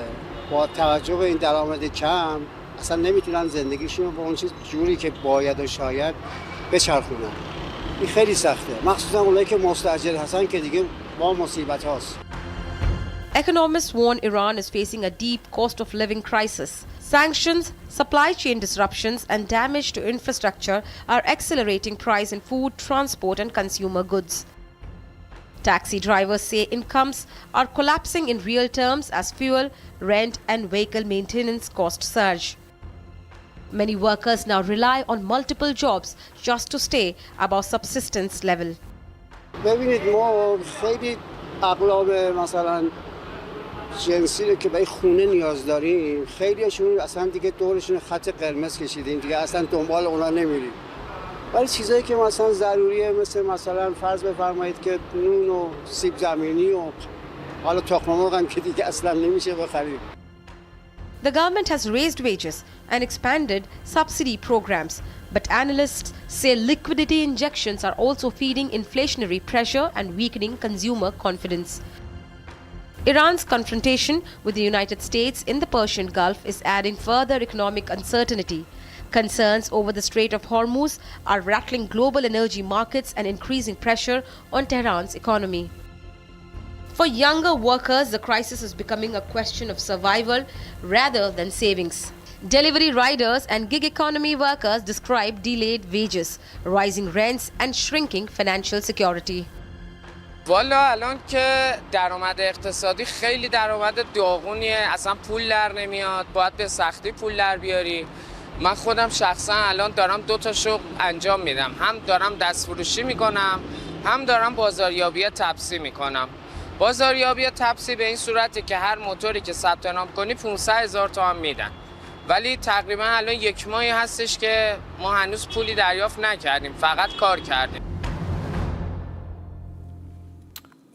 All right, we are getting a breaking news development, in fact, connected with Prime Minister Modi's upcoming visit to the United Arab Emirates. It gains significance in the backdrop of the appeal made by Prime Minister to tighten the belt because we are looking at a period of uncertainty insofar as fuel supplies are concerned. In fact, during the visit of Prime Minister to UAE, a very short one, on his way to Europe, one of the key areas of focus will be energy security and 2 important MOUs in the areas of LPG and strategic petroleum reserves are likely to be concluded. This is going to be a short one, but a very important, crucial one, given the fact that we are facing a veritable fuel crisis panning out not just for India, but for around the world. And even as we stay on fuel crisis, Russian Foreign Minister Sergei Lavrov has said that Russia will fully honor all energy supply agreements with India, insisting that cooperation between the 2 countries will continue despite what he called unfair external competition, and adding that India's energy interests will not be affected under any circumstances. Reassuring words coming in there from the Russian Foreign Minister, who's in New Delhi tomorrow to participate in the BRICS Foreign Ministers Summit. That's going to have foreign ministers of 11 countries participating. BRICS foreign ministers meeting happening parallelly even as President Xi Jinping does a tango with US President Donald Trump.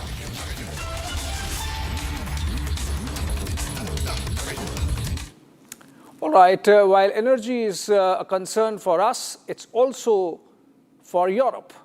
Their energy worries are deepening amid the ongoing blockade of the Strait of Hormuz, like for the rest of the world, a crucial shipping lane through which nearly 1/5 of the world's oil and gas supplies pass.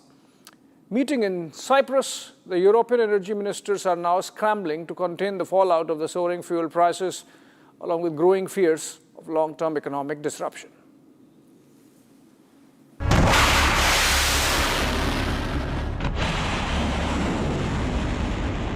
The energy crisis triggered by tensions in West Asia are now sending shockwaves across Europe.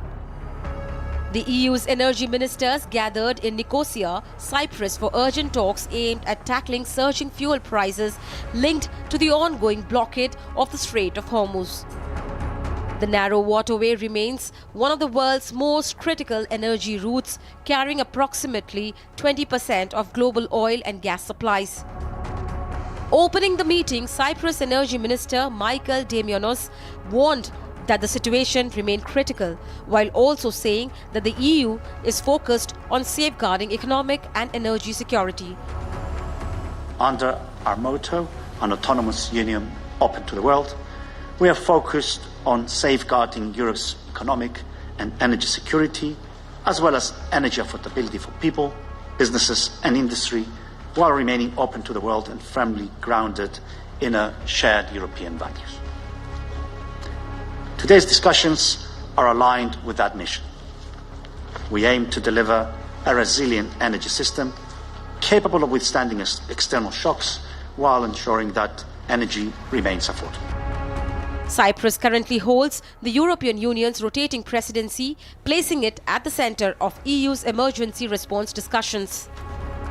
Spanish Ecological Transition Minister Sarah Agustin revealed that 5 European countries have written to the European Commission backing a windfall tax on excess profit earned by energy companies. We need to have a balanced approach between consumers and industries that are suffering from this crisis and companies that probably they are having an extra profit in this current situation. So we want to see the balance there. The ministers also posed for a family photograph before beginning closed-door discussions, which are expected to focus on energy resilience, price stabilization and market intervention, among others. As fears grow over prolonged instability in West Asia, Europe now faces difficult challenge of securing energy supplies while preventing another major living cost for millions across the continent.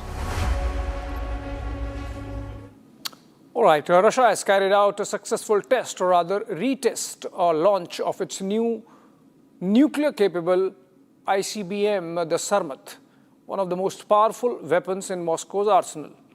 President Vladimir Putin hailed the launch as a major milestone in modernizing Russia's nuclear forces, claiming the missile can bypass all existing missile defense systems and strike targets across the globe. Remember, the development comes with the continuing standoff between Russia and the West over the ongoing Ukraine war.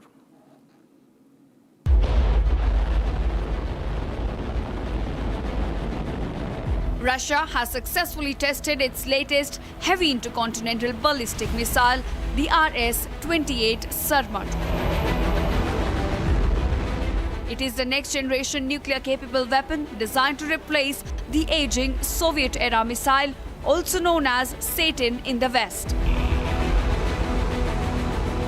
The launch was conducted by Russia's strategic missile forces, and the missile met all technical and combat specifications during the test. Товарищ Верховный Главнокомандующий, сегодня в 11 часов 15 минут ракетными войсками стратегического назначения проведен пуск новейшей тяжелой жидкостной межконтинентальной баллистической ракеты «Сармат». Пуск успешный, задача пуска выполнена. По результатам испытаний подтверждена правильность заложенных конструкторских и технологических решений, а также реализуемость ракетным комплексом заданных характеристик. President Putin personally praised the launch, describing the Sarmat as the world's most powerful missile system. He claimed its destructive capability exceeds that of any Western equivalent by more than 4 times. Во-первых, это самый мощный ракетный комплекс в мире, не уступающий по мощности стоящему у нас на вооружении ракетному комплексу «Воевода», как только что было сказано, еще советского производства. Суммарная мощность доставляемого боезаряда более чем в 4 раза превышает мощность любого существующего самого мощного западного аналога. Putin also said the missile can travel not only along a traditional ballistic path but also on a suborbital trajectory, giving it a range of over 35,000 kilometers and the ability to evade existing and future missile defense systems. He announced the Sarmat missile will officially enter combat duty by the end of this year. Во-вторых, и это главное, ракета может двигаться не только по баллистической, но и по суборбитальной траектории. Что, в-третьих, позволяет обеспечить дальность применения свыше 35 тысяч километров с одновременно улучшенными в 2 раза характеристиками по точности. И, наконец, с возможностью преодоления всех существующих и перспективных систем противоракетной обороны. В конце текущего года Сармат действительно будет поставлен на боевое дежурство. The announcement comes amid continued nuclear rhetoric from Russia since the beginning of the Ukraine war in 2022. Putin has repeatedly warned the West against increasing military support to Kyiv, while Russia accelerates efforts to modernize its strategic nuclear arsenal. With the Sarmat set to become operational soon, concerns are now likely to grow globally over a renewed nuclear arms race between Russia and the West.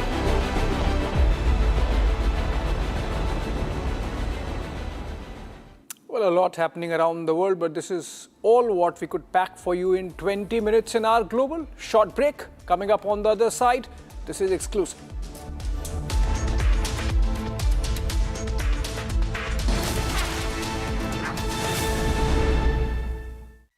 In the global employability rankings by Times Higher Education UK, only the following 6 institutions from India are ranked amongst the top 230 in the world for having the most employable graduates. IIT Delhi, IISc Bangalore, IIT Bombay, IIM Ahmedabad, IIT Kharagpur and Amity University.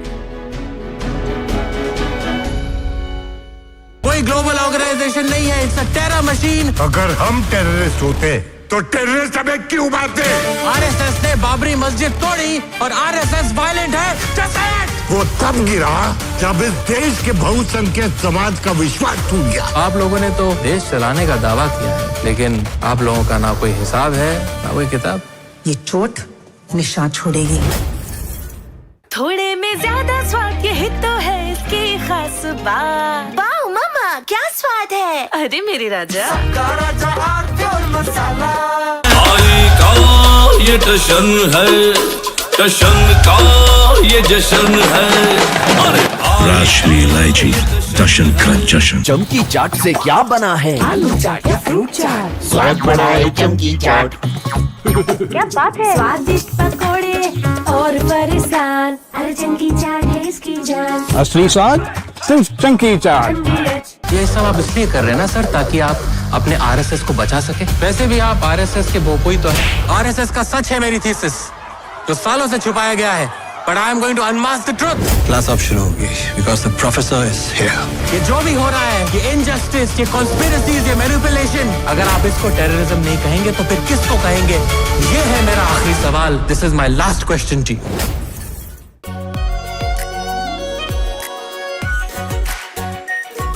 Pure shahi paneer masala, delicious, healthy, everyday. Honey, इस घर में कुछ है जो टूटता नहीं। ये pillar कभी नहीं टूटेगा। रुंगटा स्टील टीएमटी से बना। रुंगटा नहीं तो घर स्ट्रॉन्ग नहीं। रुंगटा स्टील टीएमटी बार एकदम सॉलिड। प्यास बुझाए, ठंडक लाए, सबको भाए जीरा से। एमटीएच का जलजीरा जीरा से। जीरा से असली रिफ्रेशिंग, असली स्वाद, असली मजा। अरे ये डिबेट बाहर की सोचे विकी। डिबेट यानी विवाद। भारत विवाद नहीं, संवाद यानी कंस्ट्रक्टिव डिस्कशन, इसमें भरोसा रखता है। सच नरेट नहीं करना होता, नरेटिव को सच बनाना होता है। जब भी भगवे के ओर कोई कालिक दिखता है तो उसी स्याही से इतिहास लिखा जाता है।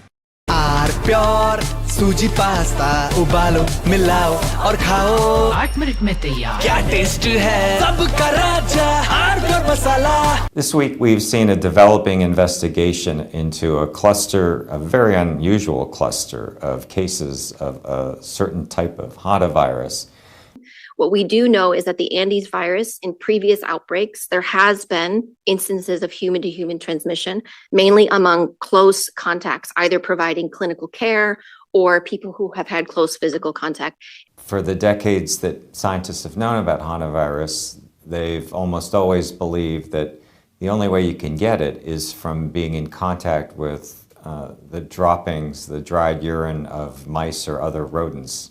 Saying this is not the next pandemic, this is not the next epidemic, this is a cluster of cases, a very unusual situation that is not expected to spread its tentacles across the world and across the United States.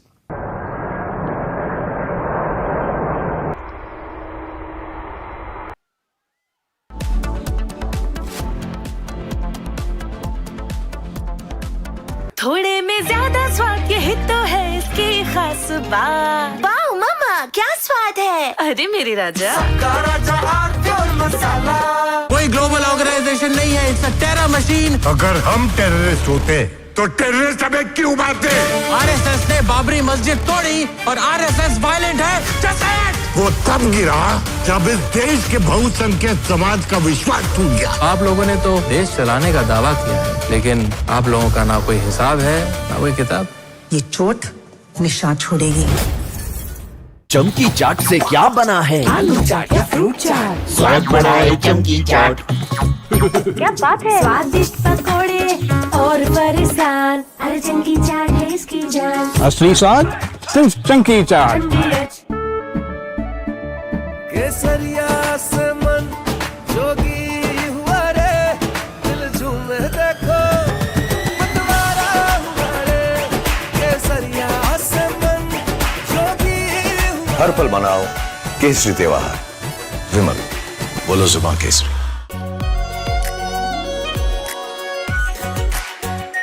Are pure shahi paneer masala, delicious, healthy everyday.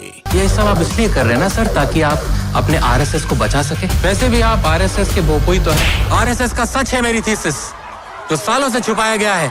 But I am going to unmask the truth. Class अब शुरू होगी because the professor is here. ये जो भी हो रहा है, ये injustice, ये conspiracies, ये manipulation, अगर आप इसको terrorism नहीं कहेंगे तो फिर किसको कहेंगे? ये है मेरा आखिरी सवाल. This is my last question to you. चमकी चाट से क्या बना है? सैंडविच, लस्सी और छाछ। हर घूंट में चमकी चाट। ड्राई फ्रूट और दही बड़े। चमकी चाट से स्वाद बढ़े। असली स्वाद सिर्फ chunky chaat.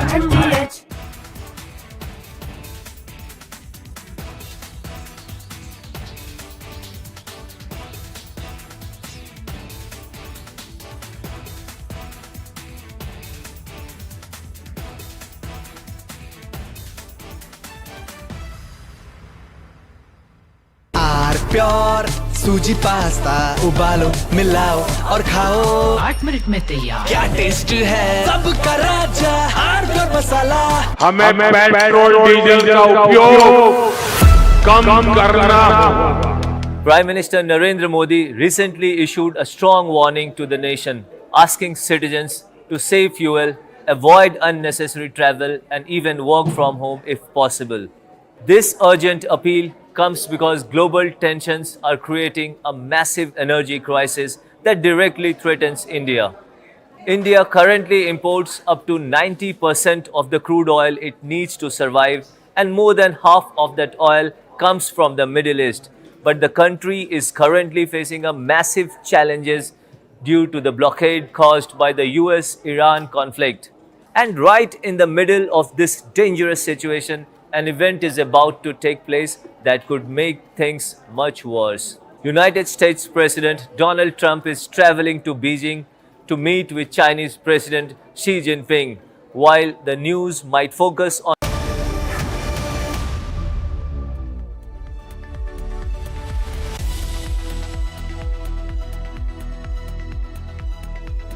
Thank you for joining us, ladies and gentlemen, on This is Exclusive. We're coming to you with an exclusive story on the NEET cheat. We have gone deep inside the groups that cheated students.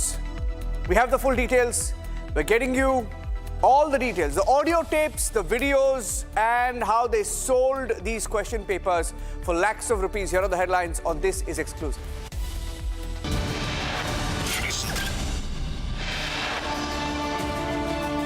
All about the NEET cheat brothers. That's where it all started. Mangilal, Dinesh, the brothers who bought the NEET question papers for 30 lakh rupees and then sent it to everyone across the country.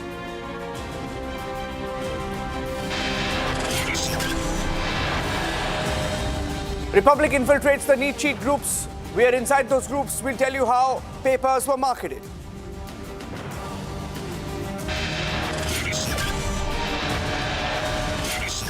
Five accused arrested, all on the masterminds, straight from Nasik to Pune to Sikar, in Rajasthan to Jaipur. We join the dots, get you the faces.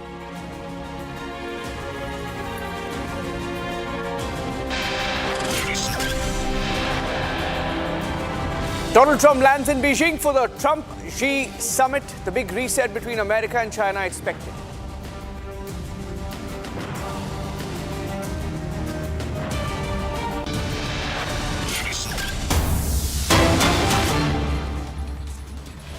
Okay, ladies and gentlemen, we're getting in some breaking news right now, and this is exclusive. Before we go across to our story, which is exclusive this evening, Amul has hiked milk prices by 2 rupees per litre across the country, effective the 14th of May. Now, this is big, ladies and gentlemen, because this is going to affect every household in India.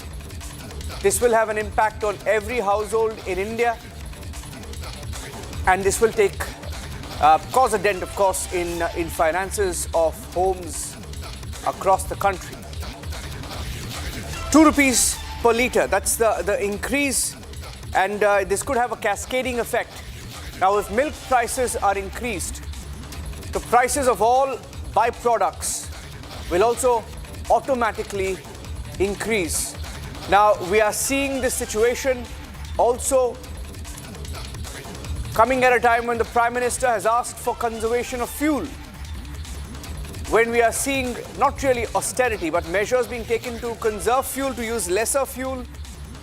And we will be seeing more such announcements perhaps, because we are seeing different industries make announcements as a result of the stress on the fuel reserves in India. The cost of fuel has increased. Commercial fuel, commercial LPG has increased. And as fuel prices increase, we may be in for a bigger shock perhaps.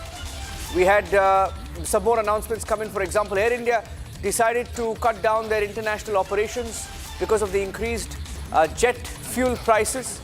And Amul has now decided to increase fuel prices by at least 2 rupees across the country. Essential goods could get costlier as a result of the fuel emergency. It's not really an emergency yet, but the fuel crunch in India. There is a huge possibility. Amul has decided that fuel prices will be increased by 2 rupees per litre, maybe much more in thicker variants of milk. This is what we are hearing.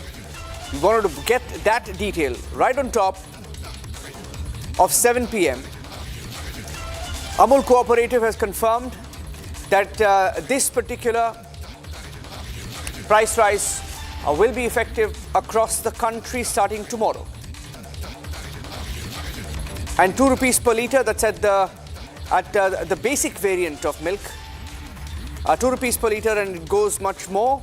In fact, in different variants, 500 ml, which used to cost 28 rupees earlier. This is the packeted milk, will now cost 29 rupees.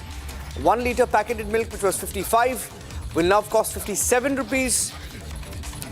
Similarly, Tetra Packs, which earlier costed 63 rupees, will cost 66 rupees. That's how the price rise for milk will play out, will affect most households in India. And this is not good news. Essential commodities could become costlier in the days to come. As a result of the war, as a direct fallout of the West Asia crisis, Amul has decided that it is increasing milk prices starting the 14th of May, ladies and gentlemen.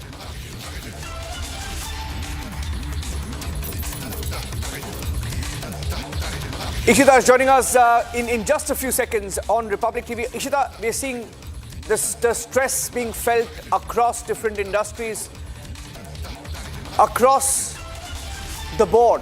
Because if milk prices are increased, the cost of food will obviously increase. Essential commodities, essential food items. We're seeing the stress also being felt by the airline industry, right? This is going to have a cascading effect across the board. Ishita.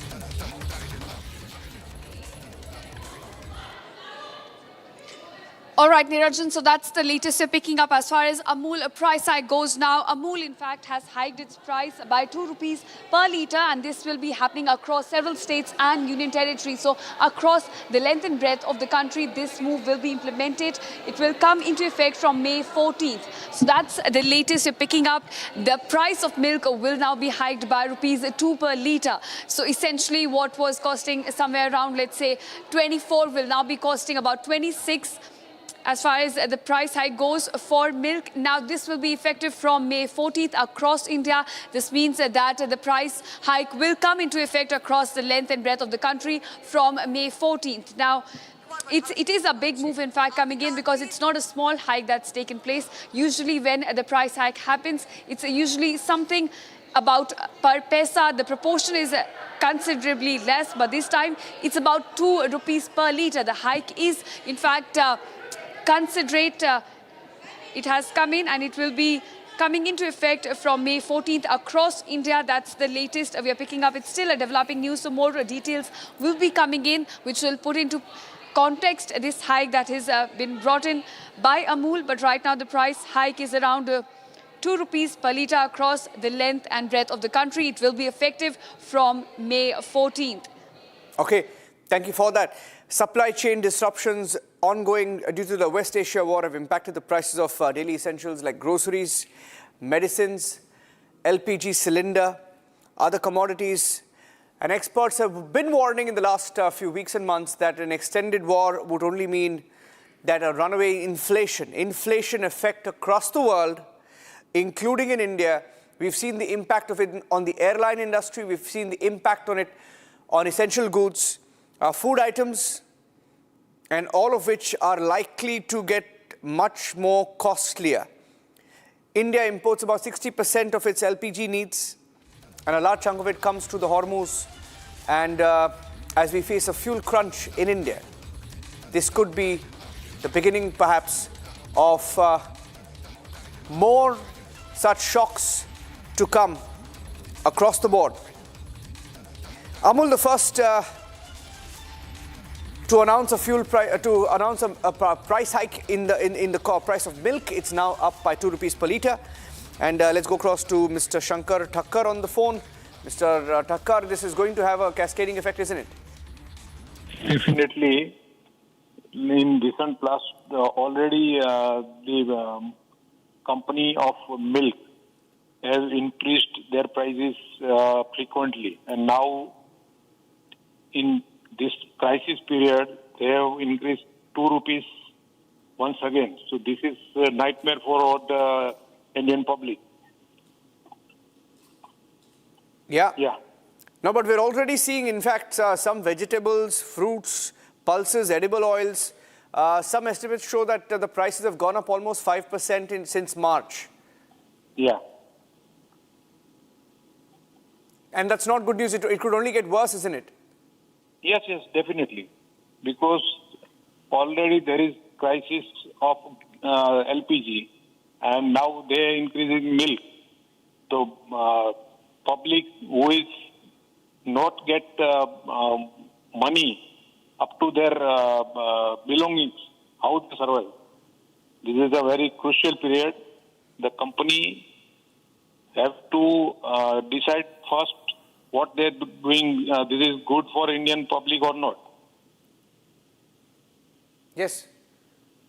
In fact, you've already had the government take a few measures. Gold, silver import duties have been increased. That's to, of course, safeguard our forex reserves. We have Mr. Subramaniam, who's a chartered accountant and senior economist, also joining us on the broadcast. Mr. Subramaniam, supply chain disruptions will be there. And we're going to see more of such disruptions. It's going to have an effect on inflation. Perhaps we should all brace ourselves for more such announcements. Yeah, definitely. See, I think we have faced this kind of disruptions in the past 5 years. Okay, like COVID is the best example, which no one has seen in our generation, I would say. After this 1918, the Spanish flu, after that, the biggest tragedy happened is the corona, right? But we are able to overcome due to some strategic decisions and the new schemes brought by the Central Ministry and all. After that, we had a Russia-Ukraine war and Israel-Gaza war. In all those situations, we had a supply disruptions and we had a crude oil price hike, which is the main cause of, or I would say that it is a major ticket item in the inflation, right? So since we are dependent on about 85% of our energy from the overseas countries, so that is going to sit in a big ticket item in our inflation index. That is why I think Modi ji has actually asked people to reduce the petrol diesel consumption by doing the work from home, or he has requested the colleges and schools to do the online. So directly or indirectly, we should contribute to the global Indian economy, because the global economy is in a difficult situation now. Even the Singapore Prime Minister, he has also, a couple of weeks back, he has also requested the people to judicially spend money on that, because he said supply disruptions will be there. Okay, supply disruption can be on energy, or can be on any raw material products which are going to come into our own country. Okay, we have seen that big issue for the automotive market in the corona times. Same thing can happen. That is why we need to be a self-sustained economy, not only in agriculture, in wherever our needs, whatever the products which are essential for the day-to-day life, we need to focus and make production from in-house. So that is what our focus should be. But definitely, I think prior to 2014, if you see the inflation numbers, it were in double digits. It has touched about 10.95%. Okay, because of a lot of measures taken by the central government and state governments, it is under control. It's less than or within the 4 to 6% of the RBI band.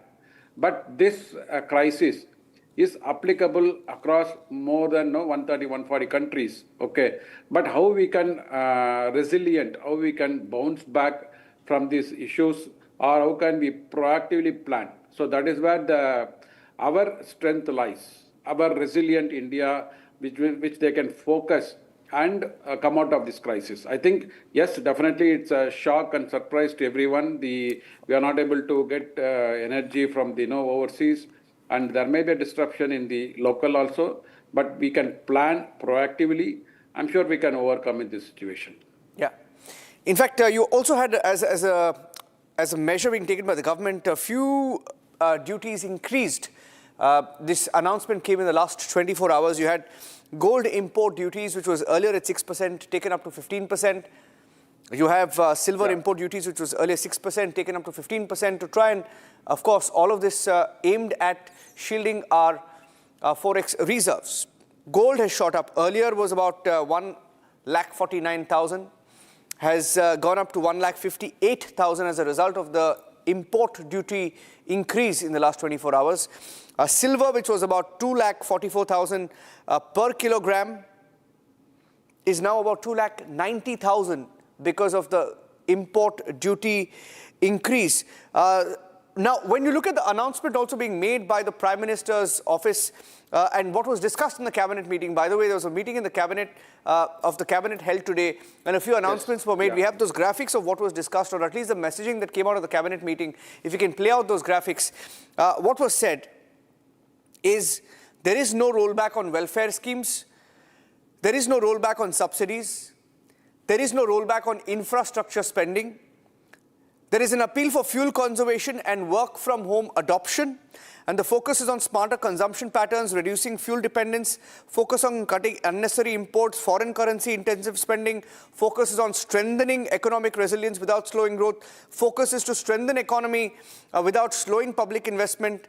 And these are not austerity measures, is what the government says, but it all boils down to the supply chain disruption and the fact that you can't have too many vehicles on the road.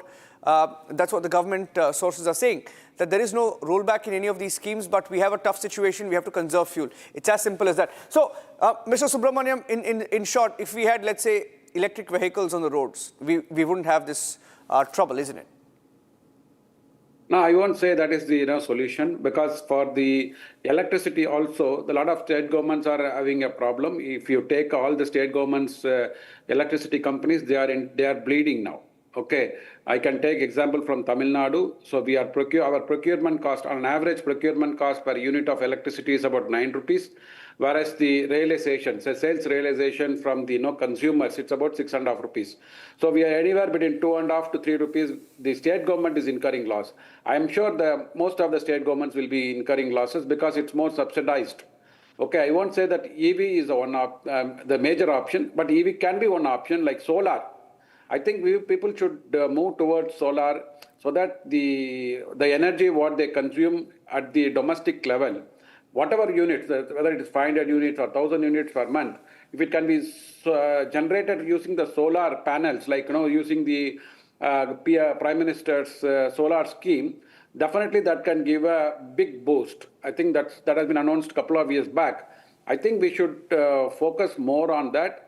I'm sure they will not cut on subsidies, they will not cut on basic needs. But only thing is what we'll have to understand is that there is a trio, commodities. 3 commodities will go together in parallel: gold, crude oil, and dollar. I would say dollar, you can treat it as a commodity. Whenever there is a problem, world crisis happens, immediately the gold price will go up, because gold being considered as the safety investment even for the governments, not only for the families. At the time of need, governments also pledge the gold and borrow money to save their economy. So gold price will go up. We pay dollar and get gold. So there's a demand for dollar which increases. Automatically dollar to the local currency prices will go. Similarly, the crude oil. So these 3 are interlinked. The government, which is focusing on three things, like narrowing your current account deficit. Okay, whichever country is having a narrow current account deficit, they will be having a surplus forex balance. Fortunately, we are sitting on let's say about $700 billion reserve. It was about 11 years back. If you see, it's only $300 billion reserves, $300 billion. We have doubled. So, which means the government was very cautious in saving the forex reserves. We know that we have about 11 months import bill can be paid out of our forex reserves. That is the safety measure. But when this government took over in 2014, they had hardly about 20 days, less than 20 days forex reserves, which can meet your import bill. But a lot of measures have been taken. But this situation, whatever we are going to undergo or we are undergoing, it is phenomenal for all the 750 crores people in the world. We are also part of the world. So we have to, since we are having a 145 crore people, 1.45 billion people, we cannot shy away from that. So I think strict measures have to be taken from we say, charity begins from home, which means before you preach, start saving on energy, trying to do the carpool, go in a public transport, reduce the buying of gold for investment purpose. It's like, in the southern India, there is a culture, whenever that marriage happens or any auspicious function happens, we buy gold. See, those things are very on a need basis. I think Prime Minister is not talking about that. If you want to take advantage of time, if you are having a huge money, so if you want to gamble it and make money out of it, because of that you want to buy gold, he said don't buy for those purposes. Gold should be bought only for the need, not as an investment, not as an luxury products. Since you buy gold as a luxury product, automatically it pushes the dollar rate up, because everybody has to pay dollar and buy gold. That is an unfortunate situation. Similarly for crude oil also, because the petrodollar has been Breaking entered news by coming in. Saudi Arabia in 1974. Okay. We have some breaking news coming in, so just stay with me. There's news coming in on the Kerala numbers. Congress continues to remain indecisive. The Kerala Chief Ministerial announcement has been delayed by one more day. The Congress High Command met today, that is Kharge and Rahul Gandhi met, but they did not decide once again. They've decided to put that announcement off by one more day, which means for 10 days, Kerala has no Chief Minister. V.D. Satishan, tipped to be the front runner, K.C. Venugopal. So if the Congress will now have to decide between their family man versus the grassroots man, who is V.D. Satishan. Okay, and that's it on this edition of This is Exclusive. We wanted to get you details of the NEET cheat story, but we are debating it. Arnab is debating it at 9 p.m. with all the exclusive details. We'll get you the conversations and the audio tapes that we've accessed in a short while from now. Thanks for watching.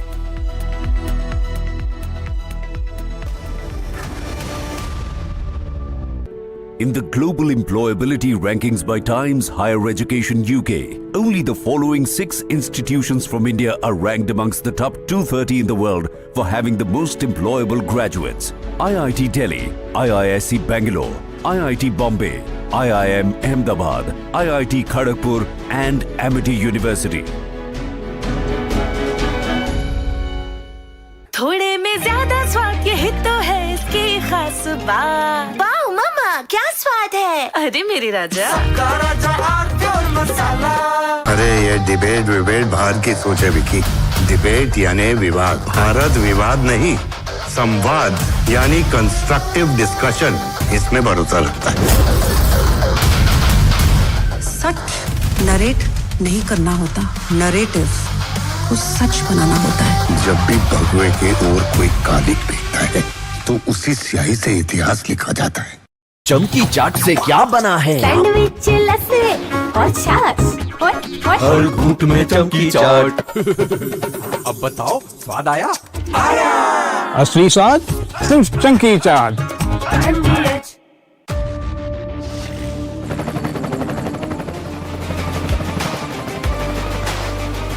Character, the taste of success.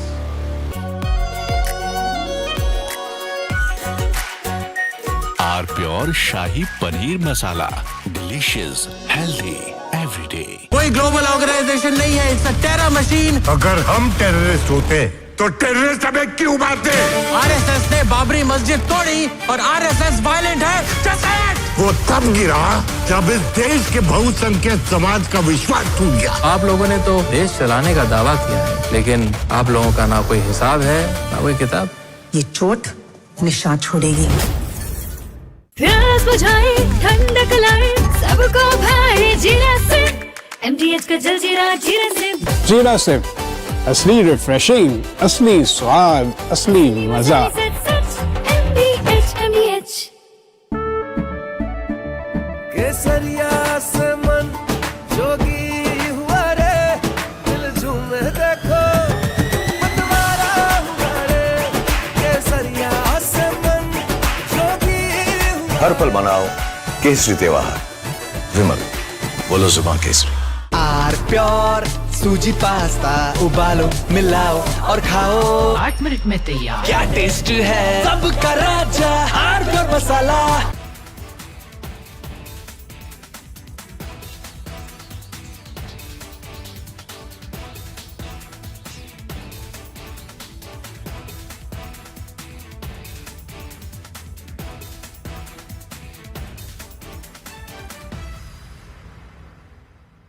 This week, we've seen a developing investigation into a cluster, a very unusual cluster of cases of a certain type of hantavirus. What we do know is that the Andes virus, in previous outbreaks, there has been instances of human-to-human transmission, mainly among close contacts, either providing clinical care or people who have had close physical contact. For the decades that scientists have known about hantavirus, they've almost always believed that the only way you can get it is from being in contact with the droppings, the dried urine of mice or other rodents, saying this is not the next pandemic, this is not the next epidemic, this is a cluster of cases, a very unusual situation that is not expected to spread its tentacles across the world and across the United States.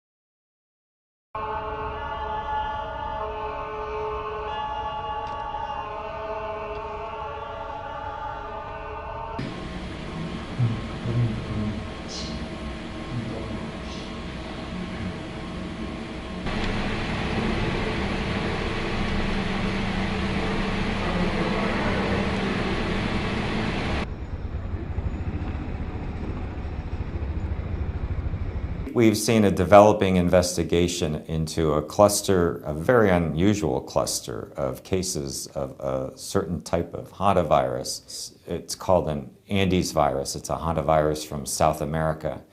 And it's the one type of hantavirus that scientists suspect may be able to spread from person to person.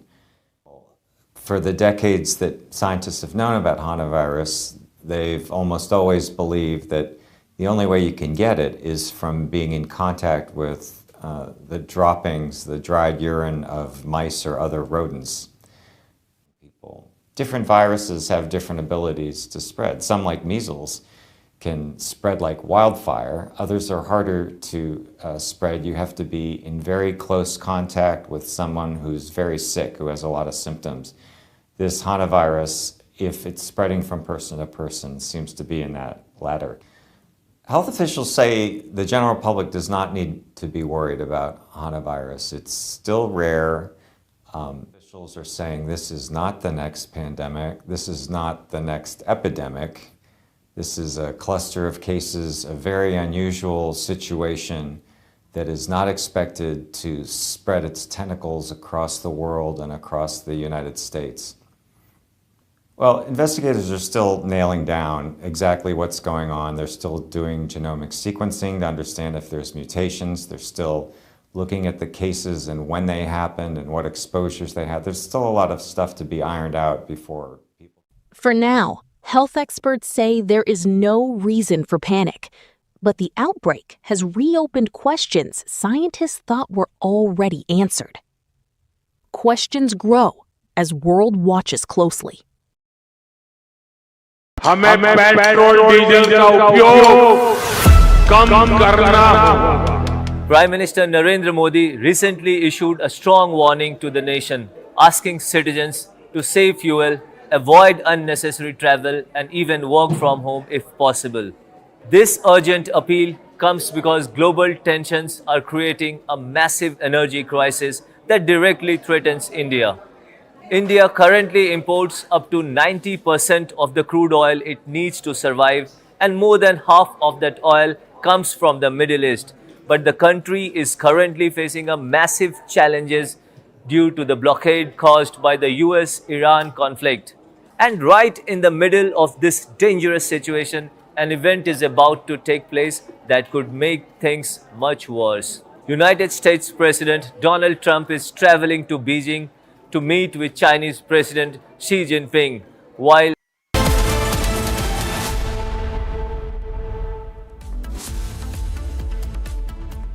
Hello and a very warm welcome. You're watching Super Prime Time on Republic TV with me, Ishita Mitra. Now I'll get you all the top stories of the day in the next 30 minutes. But first up, a quick check at the top headlines.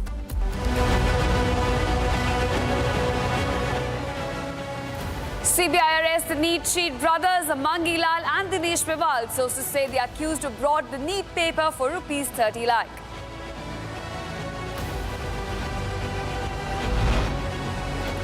CBI arrested 5 accused in NEET UG 2026 leak case. So far, 3 accused arrested. from Jaipur, one from Gurugram and one from Nasik.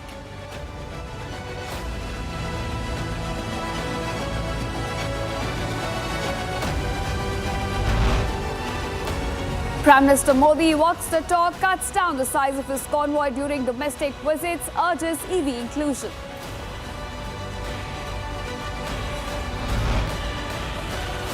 Donald Trump lands in Beijing for high-stakes summit with President Xi Jinping, first meet in a decade.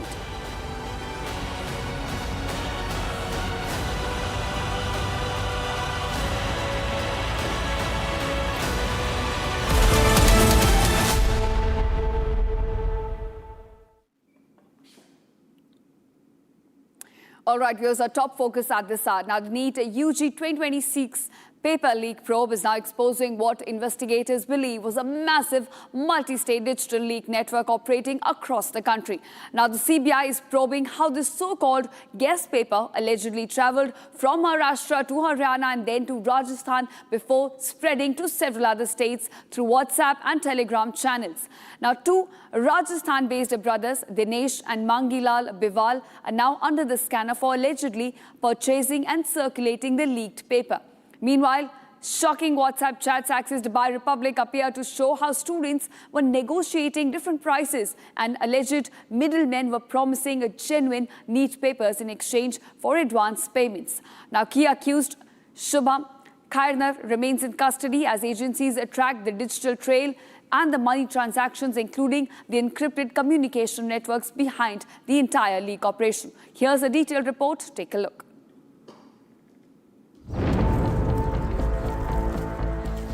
The NEET UG paper leak probe is now uncovering what agencies suspect was a highly organized digital leak network operating across several states.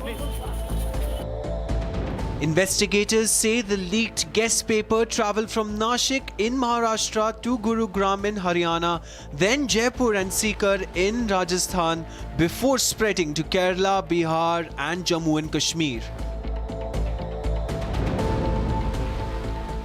According to investigators, the paper was allegedly digitized using portable scanners and circulated through encrypted Telegram channels and private WhatsApp groups. The key accused in the case, Shubham Khairnar from Nashik, is believed to have played a central role in circulating the paper as a high-accuracy guest paper before the exam. The CBI has now taken Shubham Khairnar into custody and is examining his phones, chats, laptops and financial transactions. Investigators claim the leak then reached Rajasthan through intermediaries where brothers Dinesh and Mangilal Biwal allegedly bought the paper for lakhs of rupees before distributing it further. Sikar in Rajasthan is now emerging as a major hotspot in the leak chain, with hostel operators, counselors and coaching-linked networks under the scanner. Agencies believe WhatsApp groups with hundreds of members were used to rapidly spread the leaked questions nearly 45 hours before the examination. Republic has now accessed shocking chats allegedly exchanged between buyers and sellers of the leaked NEET paper, where students desperately asked for proof while sellers promised 100% genuine papers. In one chat, a seller claimed the paper came directly from the NTA office while demanding advance payments before the exam. In another conversation, students were seen bargaining over prices, saying they had sold jewelry or borrowed money just to access the leaked paper. Investigators are now probing whether fake sellers and scam networks also exploited students amid the panic around the leak.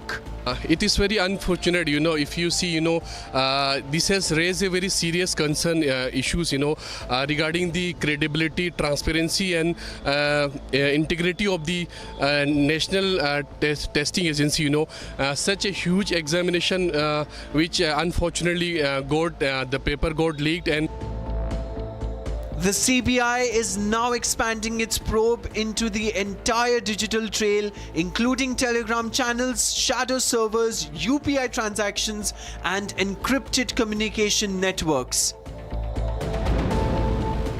Meanwhile, Ahalyanagar police have also detained Dhananjay Lokhande, a close associate of Shubham Khairnar, during a joint operation with Pune police.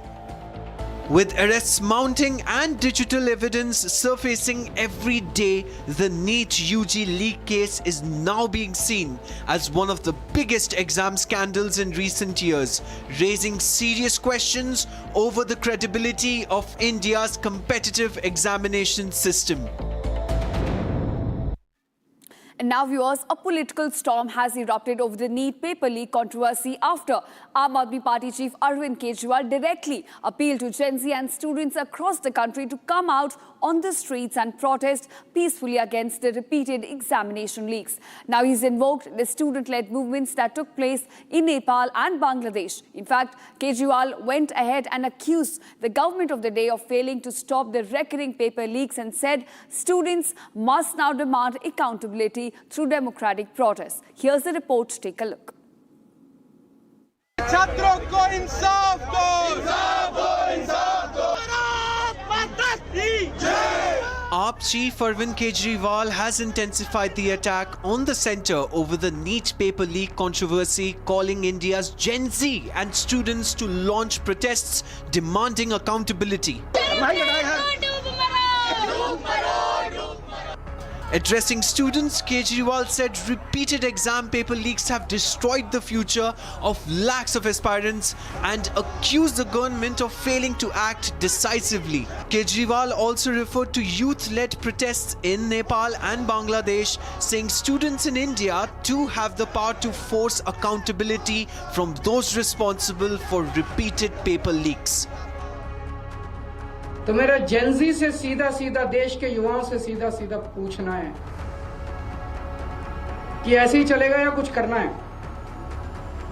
ऐसे ही हर साल आप देखो 2017 में paper leak हुए, उसके 4 साल बाद 2021 में हुए, उसके 3 साल बाद 2024 में हुए, उसके 2 साल बाद 2026 में हुए, अब उसके 1 साल बाद 2027 में होंगे और हर साल पेपर लीक होंगे अगर आपने कुछ नहीं किया तो।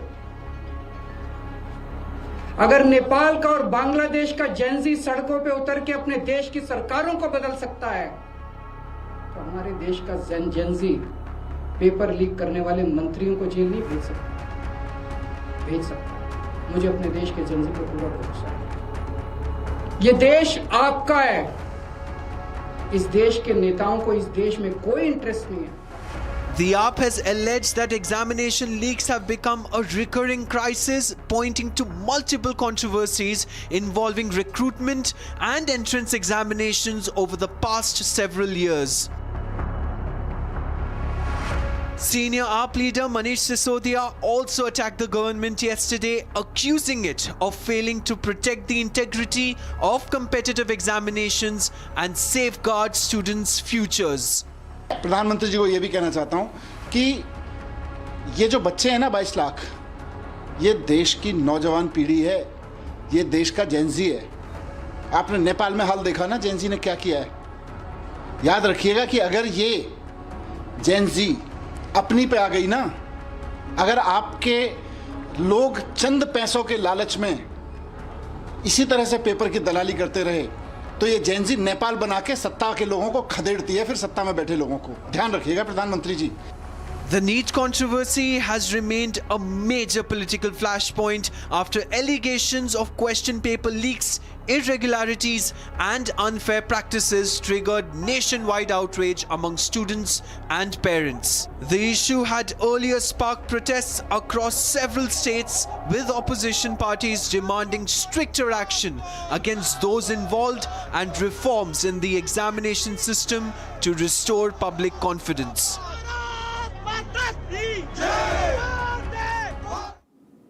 And now, viewers, with crude oil prices surging due to the ongoing West Asia conflict and global economic pressures, the centre has now initiated steps to reduce fuel consumption across government operations.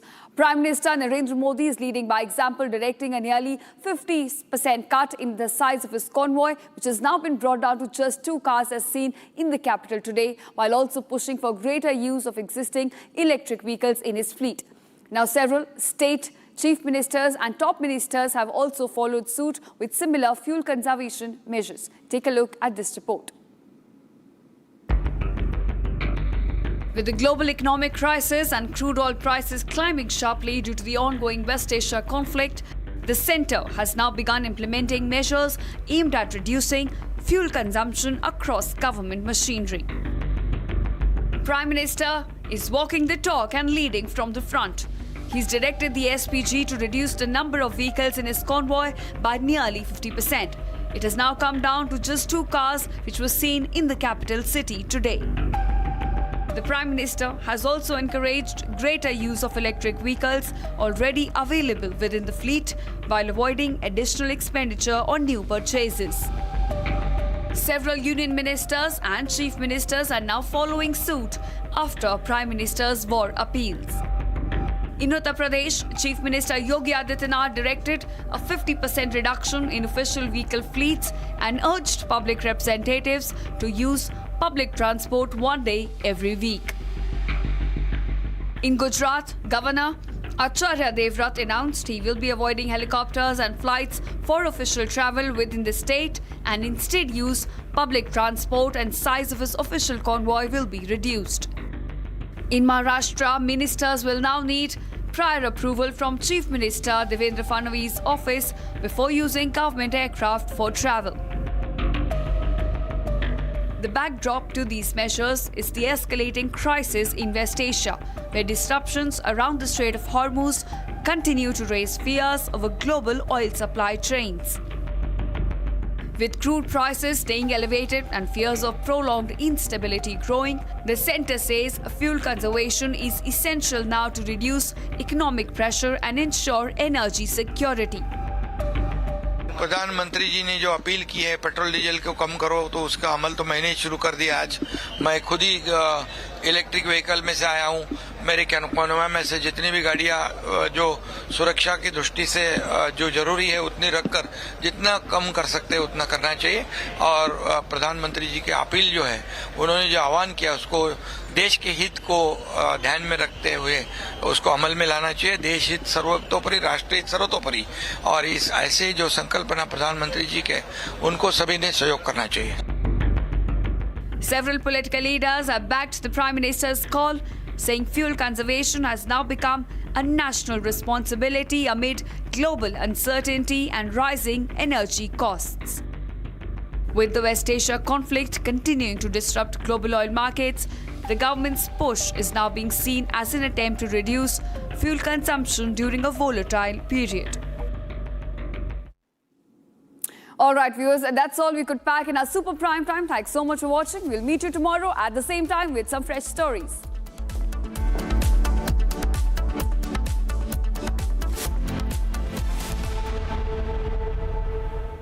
Join International Institute of Hotel Management. Call 983-10-50,000. थोड़े में ज्यादा स्वाद ये तो है इसकी खास बात। वाओ मामा, क्या स्वाद है? अरे मेरे राजा, ये सब आप इसलिए कर रहे हैं ना सर, ताकि आप अपने आरएसएस को बचा सके। वैसे भी आप आरएसएस के भोपोई तो हैं। आरएसएस का सच है मेरी थीसिस, जो सालों से छुपाया गया है। But I am going to unmask the truth. Class अब शुरू होगी because the professor is here. ये जो भी हो रहा है, ये injustice, ये conspiracies, ये manipulation, अगर आप इसको terrorism नहीं कहेंगे तो फिर किसको कहेंगे? ये है मेरा आखिरी सवाल. This is my last question to you. चमकी चाट से क्या बना है? सैंडविच, लस्सी और छाछ। हर घूंट में चमकी चाट, ड्राई फ्रूट और दही बड़े। चमकी चाट से स्वाद बढ़े। असली स्वाद सिर्फ चमकी चाट।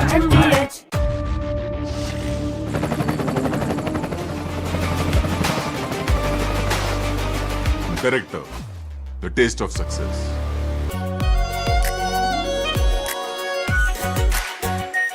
Are pure shahi paneer masala, delicious, healthy everyday. अरे ये डिबेट विबेट बाहर की सोचे विकी। डिबेट यानी विवाद, भारत विवाद नहीं, संवाद यानी कंस्ट्रक्टिव डिस्कशन, इसमें भरोसा रखता है।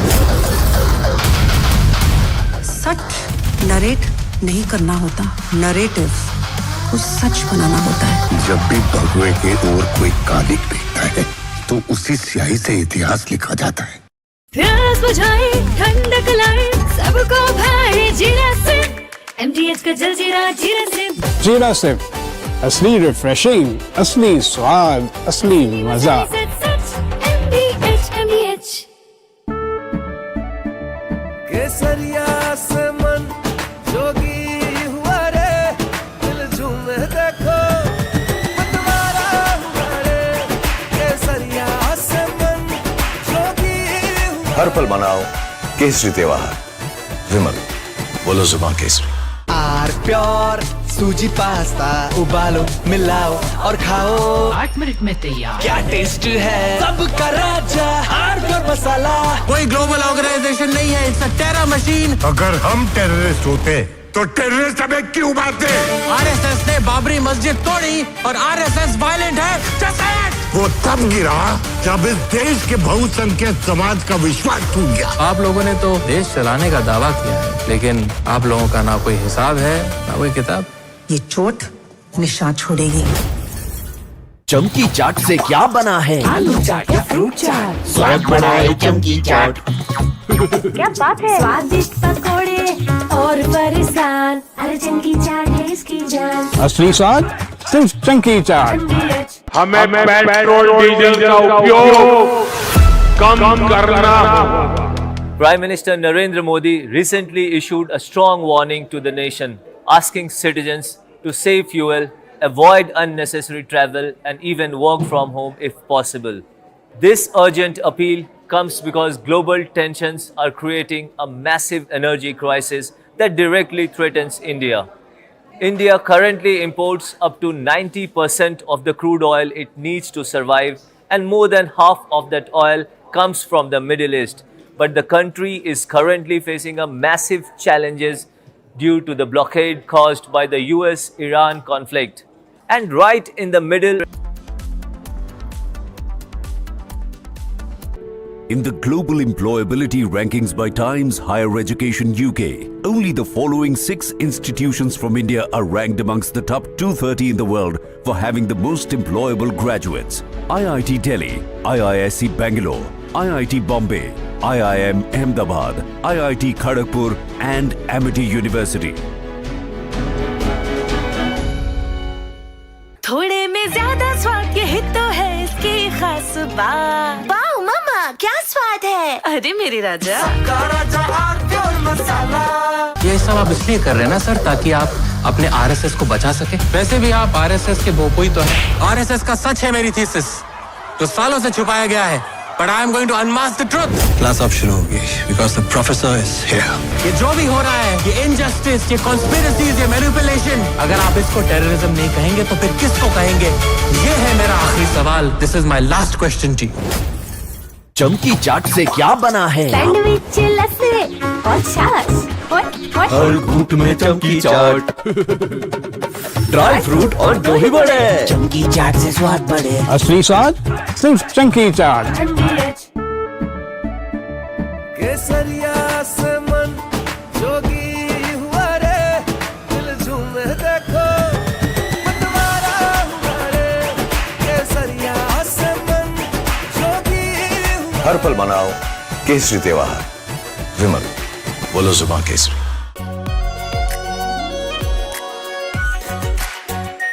Are pure shahi paneer masala, delicious, healthy everyday. अरे ये डिबेट विबेट बाहर की सोचे विकी। डिबेट यानी विवाद, भारत विवाद नहीं, संवाद यानी कंस्ट्रक्टिव डिस्कशन, इसमें भरोसा रखता है। सच नरेट नहीं करना होता, नरेटिव को सच बनाना होता है। जब भी भगवे के ओर कोई कालिक दिखता है तो उसी स्याही से इतिहास लिखा जाता है। प्यास बुझाए, ठंडक लाए, सबको भाए जीरा से। MDH का जलजीरा जीरा से जीरा से असली रिफ्रेशिंग, असली स्वाद, असली मजा। MDH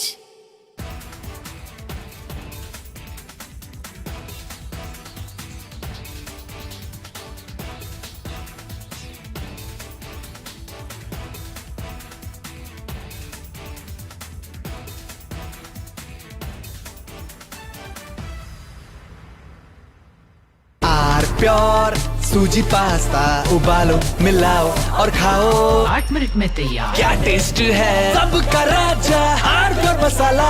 This week we've seen a developing investigation into a cluster, a very unusual cluster of cases of a certain type of hantavirus. What we do know is that the Andes virus, in previous outbreaks, there has been instances of human-to-human transmission, mainly among close contacts, either providing clinical care or people who have had close physical contact. For the decades that scientists have known about hantavirus, they've almost always believed that the only way you can get it is from being in contact with the droppings, the dried urine of mice or other rodents. Saying this is not the next pandemic, this is not the next epidemic, this is a cluster of cases, a very unusual situation that is not expected to spread its tentacles across the world and across the United States.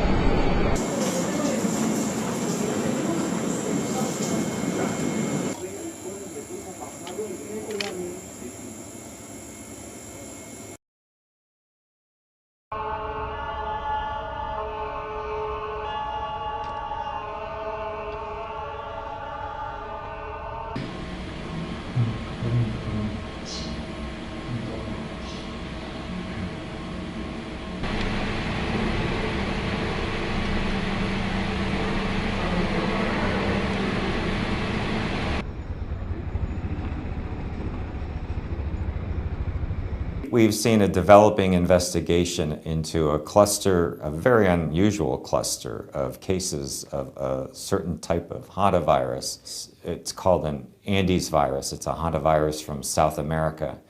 And it's the one type of hantavirus that scientists suspect may be able to spread from person to person. For the decades that scientists have known about hantavirus, they've almost always believed that the only way you can get it is from being in contact with the droppings, the dried urine of mice or other rodents. Different viruses have different abilities to spread. Some, like measles, can spread like wildfire. Others are harder to spread. You have to be in very close contact with someone who's very sick, who has a lot of symptoms. This hantavirus, if it's spreading from person to person, seems to be in that latter. Health officials say the general public does not need to be worried about hantavirus. It's still rare. Officials are saying this is not the next pandemic. This is not the next epidemic. This is a cluster of cases, a very unusual situation that is not expected to spread its tentacles across the world and across the United States. Well, investigators are still nailing down exactly.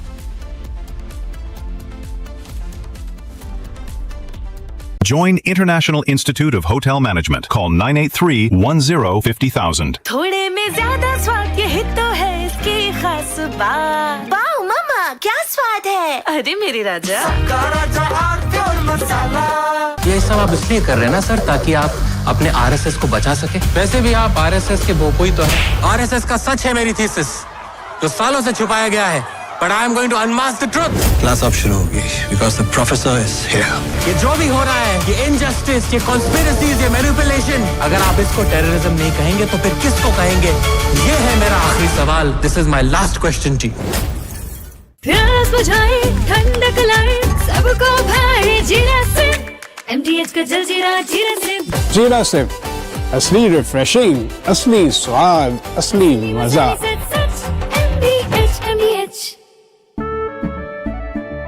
केसरिया से मन जोगी हुआ रे, दिल झूमे देखो मतवारा हुआ रे। केसरिया से मन जोगी हुआ। हर पल मनाओ केसरी त्योहार। विमल, बोलो जुबान केसरी।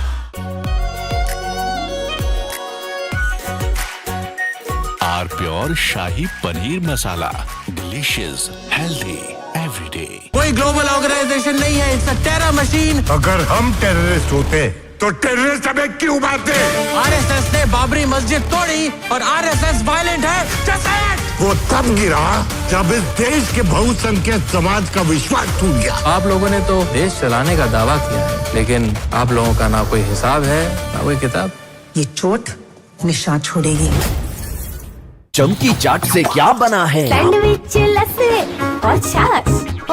हर घूंट में चमकी चाट। अब बताओ, स्वाद आया? असली स्वाद सिर्फ चंकी चाट।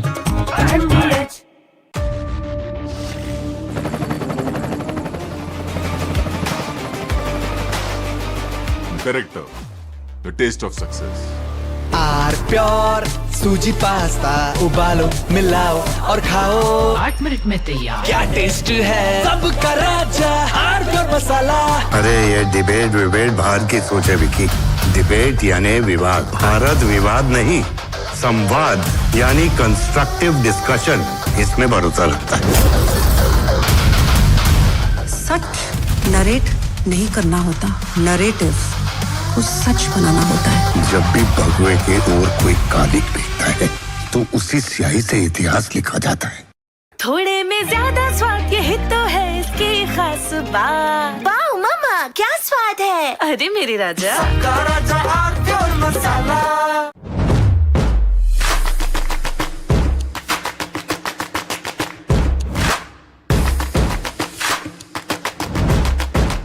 हमें पेट्रोल डीजल का उपयोग कम करना होगा। Prime Minister Narendra Modi recently issued a strong warning to the nation, asking citizens to save fuel, avoid unnecessary travel, and even work from home if possible. This urgent appeal comes because global tensions are creating a massive energy crisis that directly threatens India. India currently imports up to 90% of the crude oil it needs to survive, and more than half of that oil comes from the Middle East. But the country is currently facing a massive challenges due to the blockade caused by the US-Iran conflict. And right in the middle of this dangerous situation, an event is about to take place that could make things much worse. United States President Donald Trump is traveling to Beijing to meet with Chinese President Xi Jinping. While the news might focus on their discussions about trade rules, technology, or artificial intelligence, the most critical topic for India is what these two leaders will decide regarding the Middle East and global oil supplies. The choices made during this specific meeting will determine if India will have enough fuel for its vehicle or if the country will face a severe shortage at the petrol pumps. The biggest risk for New Delhi involves a major shift in how China buys its energy. Currently, China is the main buyer of Iranian oil, taking in about 1.5 million barrels a day. This discounted oil keeps the global market stable by stopping China from competing for the same oil that India buys from other places.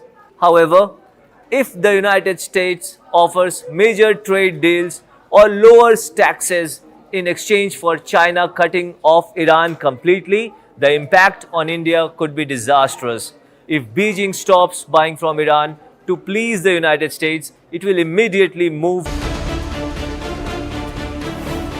Mystery behind Prateek Yadav's death.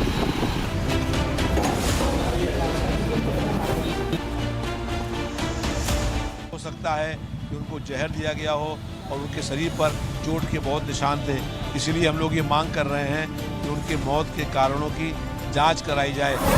What killed Mulayam Singh's son? Debating tonight at 8 p.m.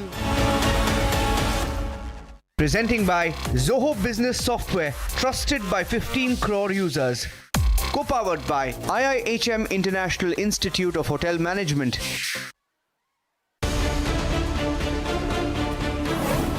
PM Modi cuts down size of his convoy. Chief ministers take a cue, but opposition won't budge. Why block Prime Minister's appeal to save fuel? Debating tonight at 8:30 p.m. Presenting by Zoho Business Software, trusted by 15 crore users.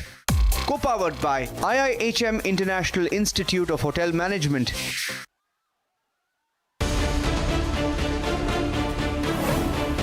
Republic exposes the NEET cheat circle.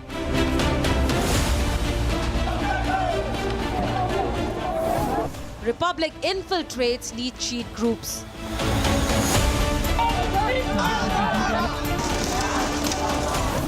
Exposed why the leak was organized. Debating tonight at 9 p.m.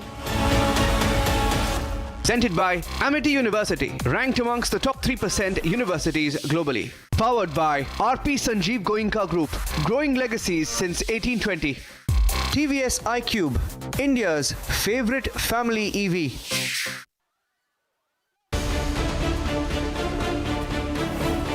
Mystery behind Prateek Yadav's death.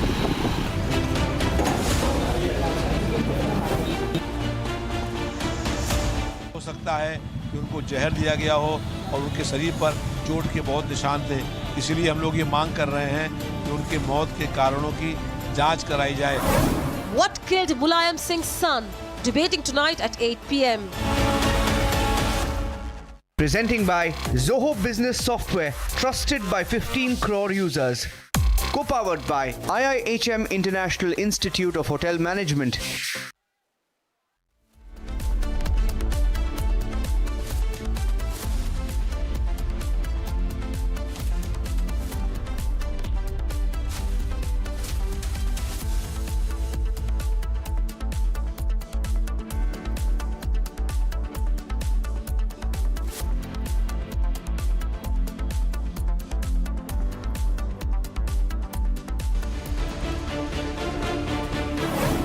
PM Modi cuts down size of his convoy. Chief ministers take a cue, but opposition won't budge. Why block Prime Minister's appeal to save fuel? Debating tonight at 8:30 p.m. Presenting by Zoho Business Software, trusted by 15 crore users. Co-powered by IIHM International Institute of Hotel Management.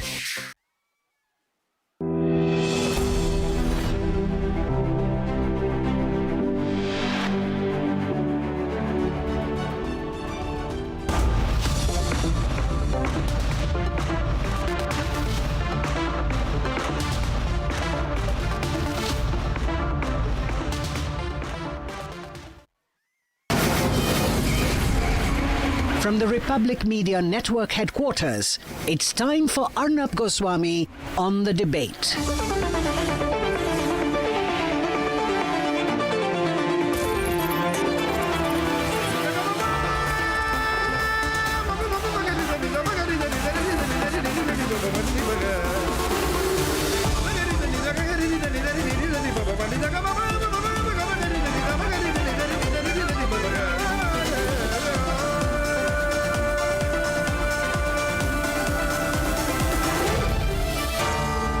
Arnab Goswami on The Debate. On the show tonight, the mystery death of the 38-year-old Pratik Yadav, younger brother of Akhilesh Yadav and the younger son of late Mulayam Singh Yadav. At 8:20 tonight, why block the Prime Minister's appeal when he himself has only 2 cars in his retinue? At 9 o'clock tonight, a super big debate as some people are asking for anarchy following the NEET cheating case. I'll tell you why. While I oppose the government, I oppose those who want anarchy on the streets of India even more.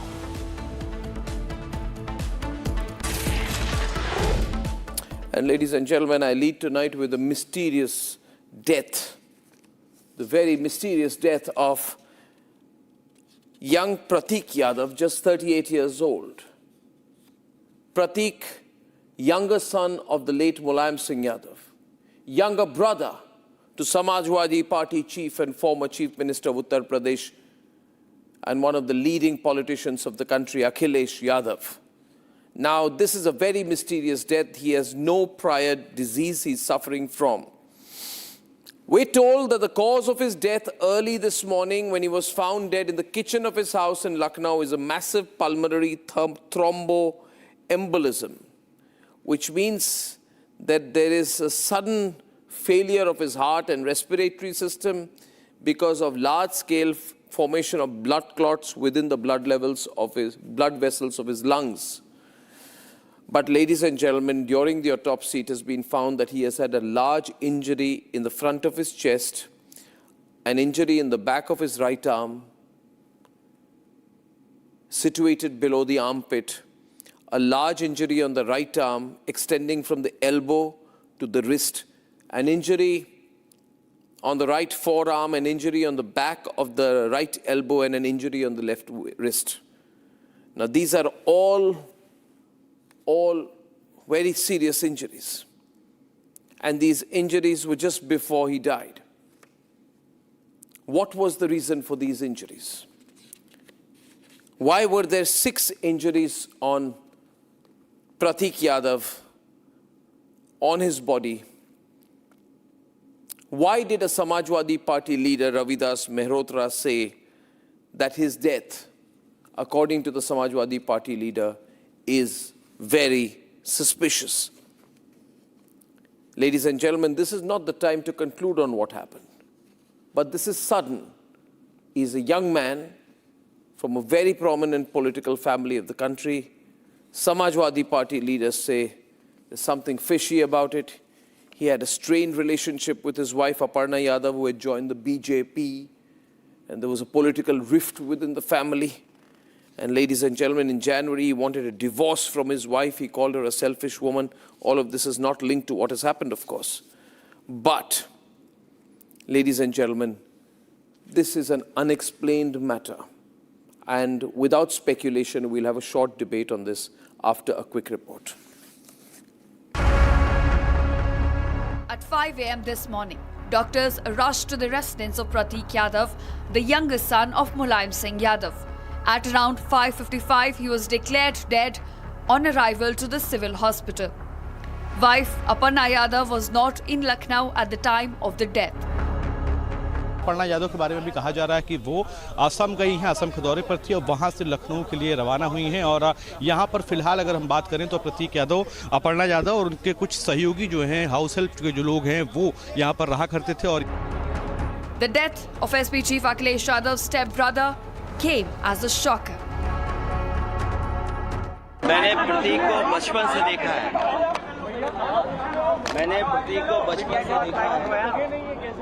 आज हमारे बीच नहीं है, बहुत दुख है। और एक अच्छा नौजवान इसलिए था कि बचपन से ही उसे स्वास्थ्य के प्रति, अपने हेल्थ के प्रति, और वो कुछ जीवन में आगे बढ़कर के काम करना चाहता था। एक बहुत अच्छा लड़का जो अपने मेहनत से कुछ करना चाहता था। बहुत दुखद है वो आज हमारे बीच नहीं है। The autopsy report is now out. It hints at blood clots in Prateek's arteries, leading to the sudden cardiac arrest. Sources now reveal Prateek was hospitalized several times in the past 1 year for serious health complications. प्रतीक यादव को क्या कोई परेशानी थी? कुछ सूत्रों के मुताबिक वो डिप्रेशन में थे, जो कि पारिवारिक तौर पर भी कई परेशानियां हाल के दिनों में हमने देखने को मिला। अपर्णा यादव और प्रतीक यादव के बीच रिश्ते को लेकर तल्खियां सामने आई थी। यहां तक कि जनवरी 2026 में एक इंस्टाग्राम पोस्ट पर प्रतीक यादव तलाक तक की घोषणा करते हैं। हालांकि बाद में कहा गया उनके परिवार वालों की तरफ से कि ये हाईजैक कर लिया गया था अकाउंट। दोनों के बीच रिश्ते को लेकर और कारोबार में नुकसान को लेकर क्या एक बड़ी वजह ये रही, ये ज़रूर खबरें बता रही है कि डिप्रेशन में, और जब शव देखा गया तो उसमें पैर पर हल्के से चोट के निशान थे, ये बताया जा रहा है। But the Samajwadi Party is raising questions. जब जानकारी मैंने करी तो ये हुआ कि संदिग्ध परिस्थितियों में उनकी मौत हुई है और हो सकता है कि उनको जहर दिया गया हो और उनके शरीर पर चोट के बहुत निशान थे। इसलिए हम लोग ये मांग कर रहे हैं कि उनकी मौत के कारणों की जांच कराई जाए। यहाँ पर 9 बजे लगभग पोस्टमार्टम हो गया था। उसके बाद कई घंटे बॉडी यहाँ पर रखी रही। बार बार पूछा गया कि बॉडी क्यों रखी गई है, तो कहा गया कि उनकी पत्नी आने वाली हैं, उनकी पत्नी यहाँ पर नहीं आई। The 38-year-old largely stayed away from politics, focusing on business and fitness ventures. Occasionally, he made headlines for divorce rumors with wife Aparna Yadav. His last rites will now take place tomorrow at around 12:30 p.m. at Pipra Ghat in Lucknow.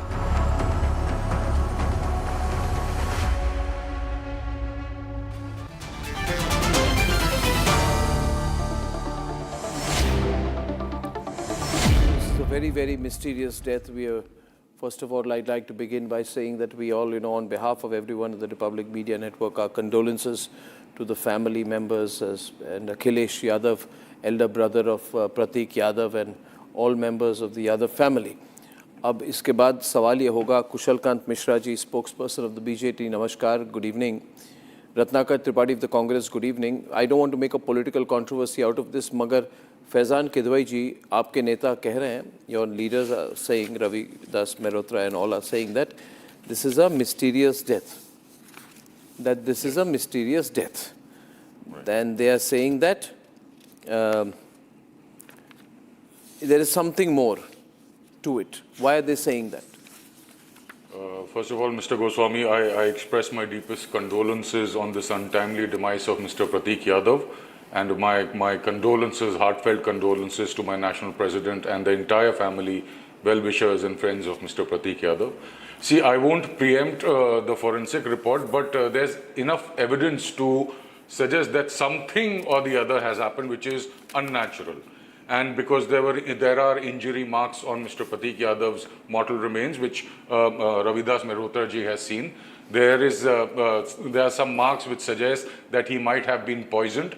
His viscera has been kept with the concerned authorities. I'm sure there'll be a further detailed investigation, because although I don't want to jump the gun, I don't want to reach a conclusion, I don't want to point fingers at anybody right now, but we demand a thorough and unbiased investigation, and the reality should come out, because this is a young life that has been lost, and a man who was doing his best to support his family, and he was very, very happy, very fine in his personal life. But there are certain incidents which were very unfortunate, like and he had even posted about that on social media. But still, as I said, I don't want to jump the gun. I don't want to reach any conclusion. Right now, we are waiting for a detailed report from the investigating agencies and a forensic report before I could say anything further. Samajwadi Party leaders are now saying, Ratnakar Tripathi, that this is a suspicious matter. And nobody wants to come to any conclusions on anything. But, there is, he's only 38 years old and he suddenly dies. And he has injury marks on his body. Not one, not two, about 7 injury marks on his body. Serious injuries. Mr. Tripathi, your thoughts, please. Good evening, Dr. Goswami. My heartfelt condolence to the family and the near and dear ones. Right, you are very right. Actually, when I heard the news on the TV, I got it that the body is going to be postmortem. And I know very well that anybody who is brought dead in the hospital is not postmortem unless until there is something suspicious about it. Yeah. Right? So they got it postmortem. And you have the report with you of the postmortem report, I mean the injuries and all, and the viscera is there. And when the viscera will be, checked from with the lab, it will prove whether he was poisoned or not, or what has happened. And when he was postmortem, it is very essential to get the death investigated. Because he was post-mortem, he had injuries, and he's only 30. Well, he was of the build that he could have handled 4 or 5 people if there is a fight or something. But you are stating from the, post-mortem report that there are 6 or 8 injuries that are very deep injuries. So there is something suspicious. So I don't think there is any doubt that this death won't be investigated further. That is all I want to say. There is no political controversy about it. But he was only 38 years old, a very young chap and very well built and very well behaved. And as far as the January post was concerned, he posted in January, but he went with the family, with Aparna Yadavji and the daughter, to Iceland in March 2026. So what I believe is the matter was settled. The matter was settled. It's for 2 months after that post of whatever Yes. the post. Now, how do you view it? How does the BJP view this case? There was a marital discord, and he had said, I want to be divorced from Aparna Yadav, who being the Bahu in the family of Mulayam Singh Yadav, joined the BJP. This caused some tension within the family. It is a well-known fact. क्या इसका कोई असर था, कोई और पता चला है आपको? आप इसको कैसे देखते हैं? How do you see this, Dr. Mishra? Arnab, our condolences to the family, our condolences to the Akhilesh Yadav ji and everybody who is related to Mr. Prateek. But it's very unfortunate that young man is dying from the family. There is nothing related to, I don't want to say any comment on the behalf of politics. BJP is nothing to do with, as a party, it is a loss because Aparna Yadav is our family member now. So it is a loss to a party, but law will take its own course. Investigation will be done. Whatever the legal requirement and needed, it should be done. And our Chief Minister Yogi ji, Adityanath ji visited the family also. So there is nothing like any politics. It is a personal family matter. If there is any dispute among them, it is a family matter. It is nothing related with politics. So party is not on any comment on this issue. The matter should be investigated properly, and after the post-mortem report, whatever the findings will be there, according to that, the police and law will take its own course. I don't see any reason to say any political comment or even a political remark on this. It is a loss. It is a loss of family. It is a loss of our loss. It is loss of Mr. Akhilesh Yadav also. So we all are family. It is personal loss. No politics on this. So Faizan, I agree with that. Even if there is some discord in the past and all that, that has nothing to do with the BJP. That is nothing to do with the BJP. Mr. Goswami, see, we cannot rule out anything as of now. That's what I just said. I don't. What do you mean by you cannot rule out anything? I don't want to point fingers at anyone as of now. This will be very, very wrong on my part also. But there's something fishy, as the gentleman rightly pointed out, that even when Mr. Yadav's, Pratik Yadav's mortal remains were brought to the hospital and a post-mortem was done, it is usually not done under ordinary circumstances. So something fishy has happened. There's something which we want to know, and we urge the ruling party and the agencies that there should be an unbiased and a proper investigation should be done, and the reality should come Again, you are saying something fishy. There is something fishy because there are bruise marks on his body, 6-7 marks, as you just said, Mr. Goswami, and Mr. Ravidas Mehrotra, who saw his mortal remains. If he says that, according to him, if there were some marks which he felt that these marks are because an individual was poisoned. So these things do raise serious concerns. And he, as our friend from Congress very rightly pointed out, that Mr. Prateek Yadav, late Mr. Prateek Yadav, was a well-built man. So I'm sure if there is something which needs to be investigated, it should be done. Because I mean, it's not only because he's from Akhilesh ji's brother, but because he was an individual and he deserves justice. If something wrong has happened, justice should prevail and a thorough investigation should be done and the reality should be brought out. I want to give Dr. Kaushal Mishra an opportunity to respond to this. Because you are saying twice, a third time, a fourth time, something fishy, something fishy, something fishy. Are you saying that without any evidence and any proof? There's enough evidence, No. Mr. Goswami. I then put the... Arnab. Yes, Dr. Mishra. Arnab, being doctor, I know how to handle the broad dead patient. If any broad dead patient come to the casualty, I was there in AIMS, so I know what is the formality. If it is a clean case, post-mortem doesn't happen. If there is certain doubt created by the family member, this is the first reason why we send the body for the post-mortem, or if the casualty doctor feels there is poisoning, there is suspicious injury, then only these are the two reasons, either family wants or doctor feels there is suspicion death. Yes, there is a doubt, that is why post-mortem has been ordered, and as a BJP spokesperson, I don't want to say anything on this. As a doctor, I am telling what is the procedure. And yes, investigation should be done and law should take its own course. BJP is not saying officially on anything on this particular matter, what is happening, because it is part of investigation. I think at this stage we should close this. We will follow it. I don't want to speculate. It's a very sad day for the family. And let's leave it at that. We'll track this. I thank you, Dr. Mishra, Ratnakar, Tripathi and Faizan for this brief conversation. And moving on to my first big debate. After the Prime Minister's austerity call, he decided to lead by example. And the most trending video today is one where there are only 2 cars in the Prime Minister's convoy. That visual was shown today.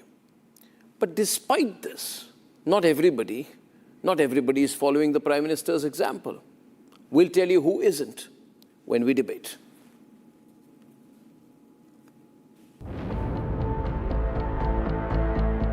"24 hours after his appeal, the Prime Minister cut down the size of his official convoy, pushing for fuel conservation.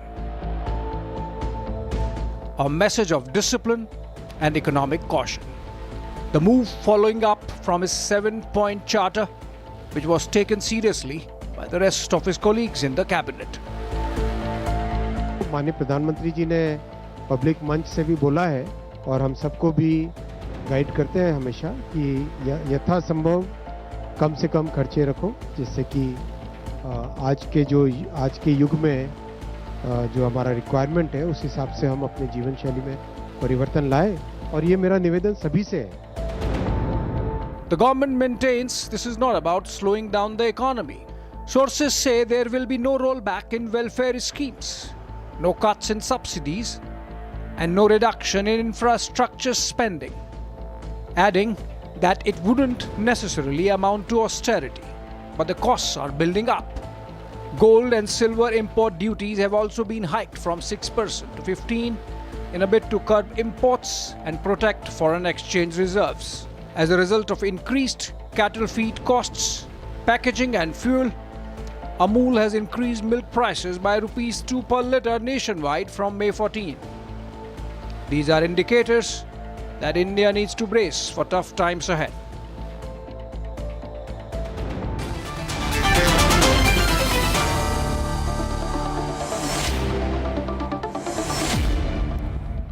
And a lot of people are following what the Prime Minister has said. In fact, I was quite surprised, Sohail, when I saw that there were only 2 cars in the Prime Minister's convoy. I would have expected at least 4 or 5. There were about 4 cars I saw in Home Minister Amit Shah's convoy, which is also less, cut down by half. But the Prime Minister's convoy had only 2 cars. Tuin, is this a temporary measure? Or is this going to be the case? Because we are also concerned about security. Well, I think it's totally unwarranted to my mind. He is valuable to the country. He's India's head of state in a manner of speaking. He's the Prime Minister. But you have to give credit, Arnab. He puts his money where his mouth is. A. B. He has led by example, as has Amit Shah. My advice would be to the Prime Minister that sometimes demonstrable examples are not enough in our country. What we now need to do is create some level of mandate. And I'm sure the states, whether they are opposition ruled or BJP ruled, will understand that if the Prime Minister of this country can throw caution to the winds, which he shouldn't, to my mind. Which he shouldn't, in my view, yes. But this shows fortitude, it shows demonstrable leadership, and it shows the fact that, look, I'm willing to do what it takes. When will you? I get that point. I get that point, Sohail. In 1961, Yes. John F. Kennedy said, ask not what your country can do for you, but ask what you can do for your country. Today, the Prime Minister has shown that I'm willing to take a knock, even when he's such a high security, individual. When will the country do it? I think the Prime Minister has been trying to send a message. Absolutely. First of all, I agree with Sohail on this. See, the Prime Minister requires multiple levels of security. If the Prime Minister has also asked the Special Protection Group, SPG, to explore reducing the number of vehicles, right? It's all right if you want to use electric vehicles, but if you are going to compromise on your security, then I would say, Mr. Prime Minister, we respect what you're doing, but we would request you to reconsider this. This two-car convoy was actually quite concerning from my perspective, from Sohail's perspective. Now, look at Faizan, uneasy. Look at him. Not at all. Uneasy. Just give me time and I'll make uneasy. everyone who supports Bharatiya Janata Party very uneasy. No. One minute. Facts and one data. minute. This is a Prime Minister who leads from the front. And though I must say, Piyush, look at his convoy on May 9th and look at his convoy today. I feel the Prime Minister's taken it very drastically. But Piyush, let me show you what your great Chief Minister of Punjab has done. He has broken the world record today, Tuhin, Sohail. He has not 1, not 2, not 3, not 4, not 5, not 6, not 7, not 8, not 9. No, that is Bhagwant Man's endless convoy, 9 and 10, 11, 12, 13. Bhagwant Man's convoy, 14, 15, 16, 17, 18, 19. That's Bhagwant Man's convoy, 20, 21, 22, 23, interceptors 24, camera crew 25, ambulance 26, 27, and 28. Piyush, Bhagwant Man has increased. Tuhin, Prime Minister's convoy is 2 cars. Bhagwant Man Tuhin has 28 cars in his convoy. Well, Arnab, it's on record, visuals. Let me allow me to comment, please. Arnab, first of all, Prime Minister Modi believes in the concept of Jan Bhagidari, public participation. But obviously, given the state of opposition we have today in our country, this is an opposition which nobody listens to. So even if you've been following the news today, I'm sure you followed that Arvind Kejriwal has asked students to resort to Nepal-style protest. I don't know, he becomes the second opposition leader after Rahul Gandhi to ask the students for Nepal and Bangladesh-style protests against the government. So imagine the notoriety of these people at a time when India, not only India, the world is staring at a global energy crisis. Arvind Kejriwal wants a Nepal and Bangladesh-style protest by Gen Z. And the other person who called for it, you know what, the kind of beating he suffered in Bihar. So that's the difference in culture, that's the difference in mindset, that's the difference in character between Prime Minister Modi and the opposition leaders. Now, point number 2, they are all aware of why this appeal has been made. Crude oil and gold alone account for 25% of our import bill. A significant reduction in that will improve our, current account deficit situation. And by the way, the last time Chidambaram and Virappa Moily asked for it, India's current account deficit was hovering around 4.5%. At this point of time, it is somewhere, 1.5, 1.6%. Now, allow me to respond. To 2.5%. You'll get your time. So what problem does this opposition have? We have seen speaking on behalf of Arnab.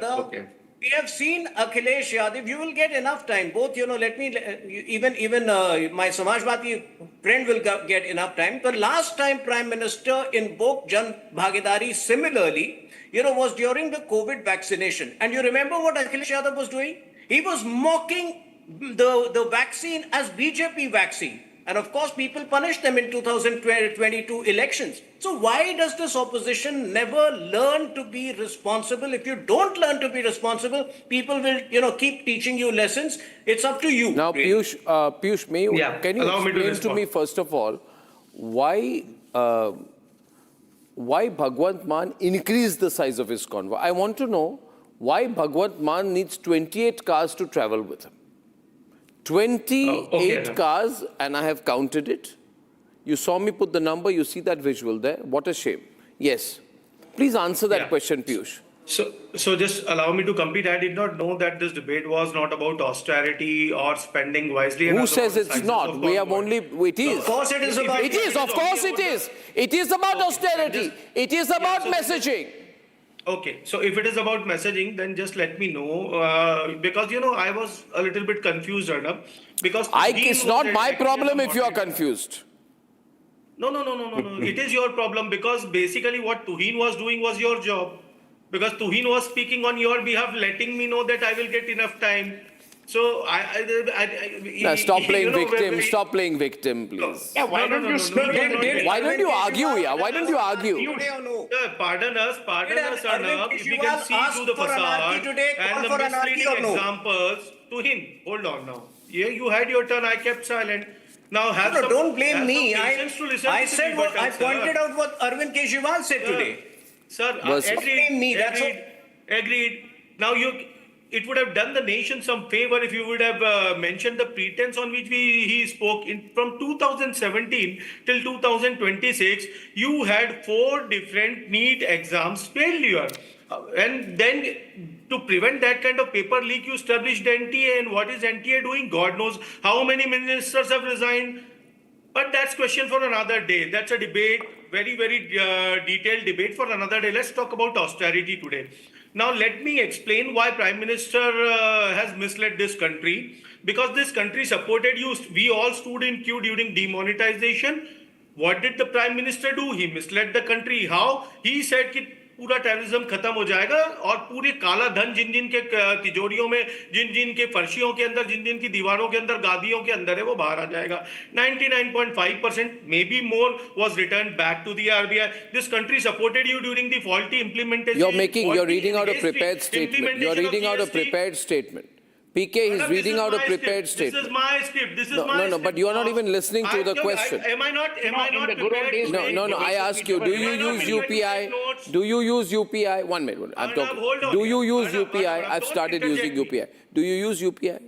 Let me know when you are done. Do you use UPI? No. I was assured by the pseudo moderator. I was assured by the pseudo moderator. Do you use UPI? Given enough time. You don't want to admit that you use UPI. You will become a smaller man by mentioning that I use UPI? You have time to discuss the topic of this I'm saying to you today. I have not started. Do you use credit cards? No, I'm saying to you, yes, I use credit. Do you use credit cards? Yes, I do. You use credit cards? Yes. Similarly, I use UPI. Good. I use both UPI and credit cards, which proves QED. 1 minute. Wait. Quod erat demonstrandum. It proves that you and I have benefited from demonetization, and we are part of a cashless economy. Say thank you to the Prime Minister. So you say thank you to Chidambaram and Manmohan Singh and Narsi Rao and so on and so forth? No, I won't. Because you are using bank accounts? No, he didn't want me to have ice cream. Chidambaram didn't want me to have ice cream. PK Basu, you see the song. Are we talking about austerity or are we talking about... First of all, no, I want to say one thing. Just one minute. Arnab. Can I ask you, what is your favorite food item? Piyush. Dal bati. Huh? I come from Malwa, so dal bati. Dal bati churma. Now listen to me. Is the Prime Minister telling you not to have dal bati? Is the Prime Minister telling you to do austerity and not eat your favorite food? You don't understand simple economics? Suhail is getting angrier. Suhail has turned crimson red. Suhail can get angry all he wants. He's turned crimson red. Economics. I'll tell you why Piyush is an honorable man. When the ED came to the OSD of Mr. Man's house, the OSD threw the cash. So even the OSD believes in digitization. I'm supporting Piyush. Sir, all the cash that was found was distasteful in Mr. Man's OSD's mind. Correct, Piyush? I'm supporting you, my friend. At least smile. Sir, I understand. No, we go. Answer a few questions, sir, because you understand economics better than me. I'll put PK now. So let PK come and PK on the screen. Suhail can. So I'm just telling you, just asking a basic question. The Prime Minister asked that we should travel by public transport. Okay, I accept this. Where is my last mile connectivity? Where is my public transport in Indore? Indore में तो जो Indore metro corporation है वो event destination बना हुआ है, क्योंकि जो 5,000 करोड़ का मेट्रो चला रखा है उसके अंदर वो उनका खर्चा नहीं निकल रहा, तो बोल रहे केक काटिए 8,000 रुपए घंटे में. ये हाल है. आप पूरे दिल्ली इज नॉट इंडिया ना. India is different. India is composed of 7 lakh 7 lakh देहातों से मिलकर ये देश बना हुआ है. तो प्रधानमंत्री जी मेरे ख्याल से मुझसे अच्छा इस देश की ज्योग्राफी समझते हैं. Now when I am talking Pakistan, when I am talking about India and Pakistan and operation Sindoor and all that, my prime minister. अरे क्या है या what argument? Okay, now what is he going on about? What is he talking about? Now the point is, no, point is you have just proved. Mr. Basu, Mr. Piyush, just 1 minute. Since you are anyway about to go rioting on the streets, as per the instructions of your supreme leader, listen, because he's told you, listen to PK. The only point here is, there are two kinds of people in India today. There are two kinds of people in India today. Some who want to help the country and support the country, some who won't help the country and want to stand against the country. No, there are two kinds of people in India. Yeah, 1 minute. Look, 1 minute, Piyush. You've spoken enough. There are two kinds of people in India today. One who have solutions and one who have a problem for every solution. Correct. Now PK is on the debate. PK. Yes. So, we are an oil importing country. We continue to need to import massive amounts of oil. And therefore, at a time when oil prices are well above $100 a barrel for more than a couple of months already, we need to take measures to preserve our oil and to move away from oil consumption to things like EVs and so on. Exactly, I agree, to use public transportation, to work from home more. These are simple exhortations. This is what a responsible leader does at a time of global trouble for the economy. A responsible leader takes these sorts of actions, and more than actions, at the moment, they are mere exhortations. So why are we not buying about Russian oil? No, to talk We about supported you demonetization, etc. is meaningless, because when the at that country time decided, I didn't when the interfere country when you were decided to speaking. buy Can I Russian finish? oil, we supported. Why are we not buying it? Why are we not buying I think that can I get a minute in? Can I get a minute in? Can I get a minute? Can I get a minute in? Can I get a minute in? Who's a senior individual? See, PK Basu is like your uncle.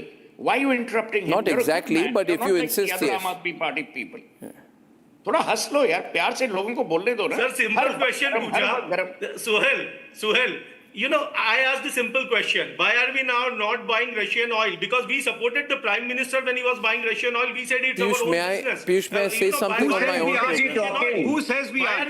Open up the lines here. To take the Okay, now Piyush, you are behaving like Sanju Verma now. Now listen to me. You are behaving like Sanju Verma. Yeah. Now I had to admonish her day before yesterday quite sharply, because don't behave like Sanju Verma. Sanju is not on the program tonight. Now the question is, I'm asking a point here. Now, can I just explain 2 minutes to you? Faizan, don't look at those notes that you're memorizing. Baba, look at me. No, yeah, thank you. Of course I will. Okay, now Notes listen are to important. me. I'm not from Bharatiya Janata Now Party. listen to me. Now I listen. don't give fake information. Okay. Notes are important. One should always work hard. See.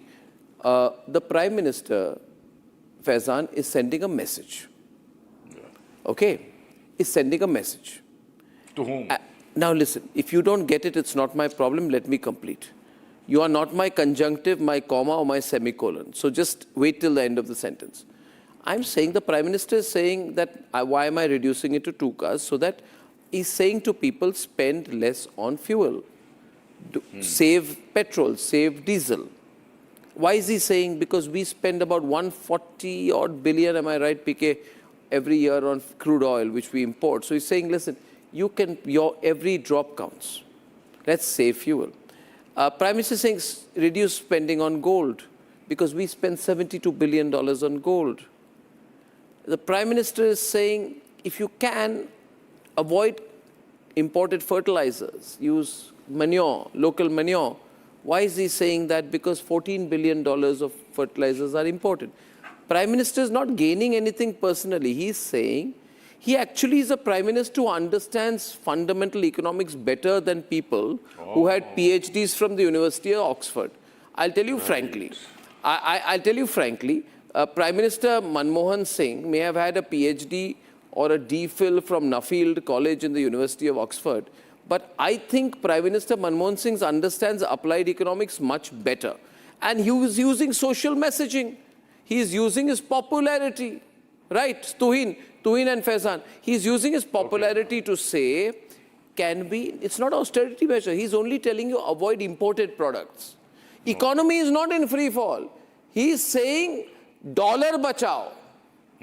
He's saying dollar bachao, dollar spend mat karo. He's saying to rich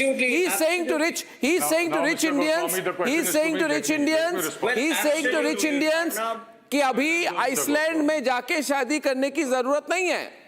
जी मैं तो कहता हूँ शादी करने की जरूरत नहीं है. आइसलैंड में क्या सारा आप शादी के खिलाफ है. It's a personal move. आप सुन लीजिए मोदी जी की बात को और एम्प्लीफाई कर रहा हूँ.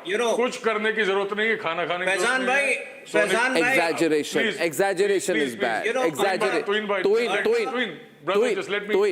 Faizan, don't reduce debating to a meme, yaar.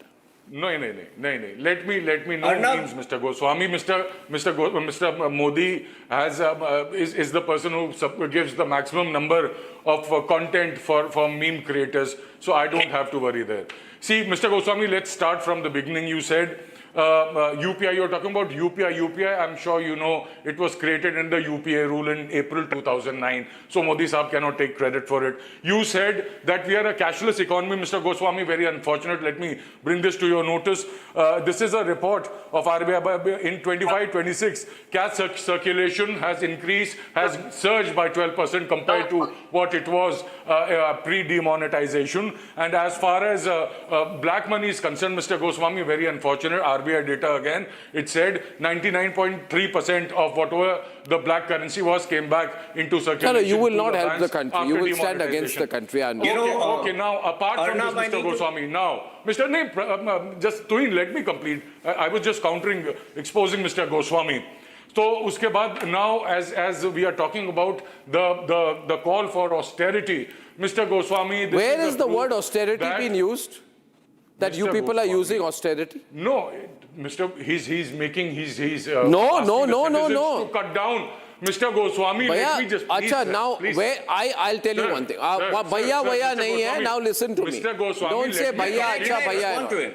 Arey sir, let me complete. Mr. Goswami, you will love what I'm going to tell you. Trust me, you will enjoy this. Where is the word austerity being used? Where is the word austerity being used? Has the Prime Minister said कि 5-star hotel में खाना मत खाओ? Has the Prime Minister told you,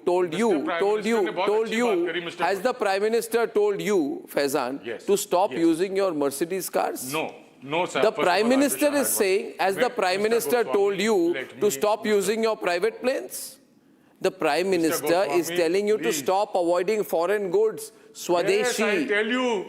Let me focus. Austerity word is not being used. Yeah? Not once has the word austerity been used. Not once has it been used. You meme makers. You guys are using the word austerity. You're misquoting the whole damn thing, man. Okay, now you should be ashamed of yourself for this misquoting. Okay. Okay, we all should be ashamed of ourselves. Not we all, you should. For bringing India to the brink of disaster through his failed economic and foreign policy. Yeah, when you else should paid be Salman ashamed Khan of to Prime dance at Mulayam Singh Yadav's Goswami. wedding, which economy were you helping? Mr. Goswami, don't deviate from what Mulayam we are Singh discussing Yadav's right birthday, now. sorry, I correct myself, birthday. Mr. Goswami, this is a very sensitive matter, and somebody of your stature, somebody who would hold the government accountable where it should be done, I'm sure you will give me an uninterrupted time, sir. I urge you, sir, this is for the benefit of the citizens. Let me expose my honorable Prime Minister. First of all, when my Prime Minister says that start using natural methods, avoid fertilizers, first of all, what have you done, sir, to educate the farmers about the process of natural farming? Your R&D of for You the guys are not farming getting it. is only It's a very selfish 0.4%. attitude. Let me respond to it. Faizan, you can't make your whole speech. Let the BJP counter you. ये क्या मैं 15 minute का speech के बाद will forget where you started? Let Tuin counter you. Tuin, I allow you to come in, please. Tuin. You know, today Faizan is batting for the Congress party. He's giving credit to Congress party for UPI. Fact is, I think he's confused between UPA and UPI. You are confused between, it seems, between UPA and UPI because in 2017, Chidambaram was mocking UPI being given to fruit vendors. He said they are not capable. See, Arnab, you need to realize that while this austerity may be a short-term measure, we also have a long-term measure in place, and therefore allow me to, explain to you the very important policy decision which has been taken by Union Cabinet today, wherein, through coal gasification over the next 4 years, 100 million tons of coal will be gasified, paving the way for a way higher quantity of local LNG, urea and ammonia. All of that will actually aid, will reduce will What stop happened to the video, man? Forex from going out. So, I mean, these people don't understand these people. Can I just come in for a quick rebut? No, but just 1 minute. Arnab, just a quick question to Tuhin. Just a quick question. First of all, Tuhin, Arnab. can you log in and log out again? Not because I dislike you, because your video froze. Now question here is. Arnab, just a quick question. No, just question. A quick question to you or Tuhin or Suhel, say to anyone. Suhel ji, I respect you a lot. That's why I have taken. Stop prefacing and being nice. Can you just come straight to the point here? I respect you. I like you. I am fond of you. What is all this? ये Republic है, सीधी बात करो. बोलो, it makes sense. Gag भी लगा दो. सुहेल जी ने बोला एक सॉल्यूशन दीजिए. Chemical fertilizer. The Prime Minister has urged the farmers of this country to reduce the usage of chemical fertilizers. I think we are all understanding the Prime Minister right there. So why is the farmer of this country using chemical fertilizers day in and day out, and why is he using insecticides? Because of the limitations of the crops on which he is being offered MSP. So increase the crops which are coming under MSP.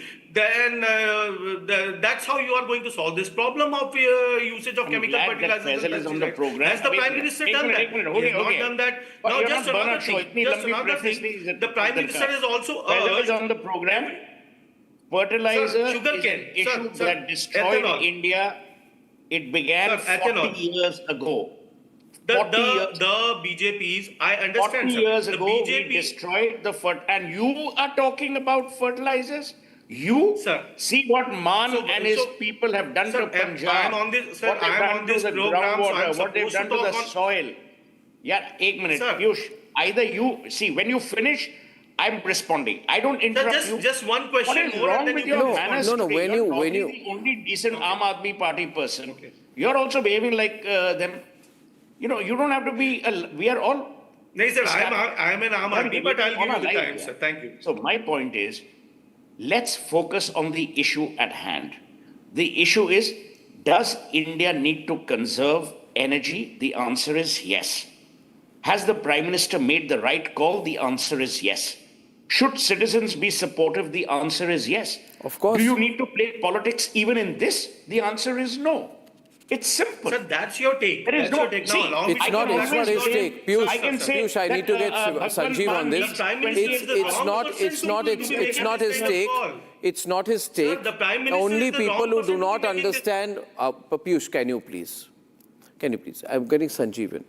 my point is, viewers, only people who do not understand global supply chains, don't understand economics, don't understand geostrategy, Right. don't understand international relations, will talk like how Rahul Gandhi is talking now.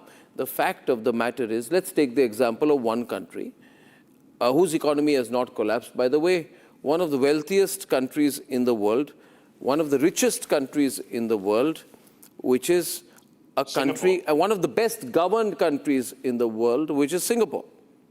Now, in Singapore, the Prime Minister is saying, listen, things are going to get bad. You know, we need to prepare. You need to stop doing this, stop doing that, stop doing this, stop doing that, reduce fuel, be careful, you know, save dollars. Why is he saying that?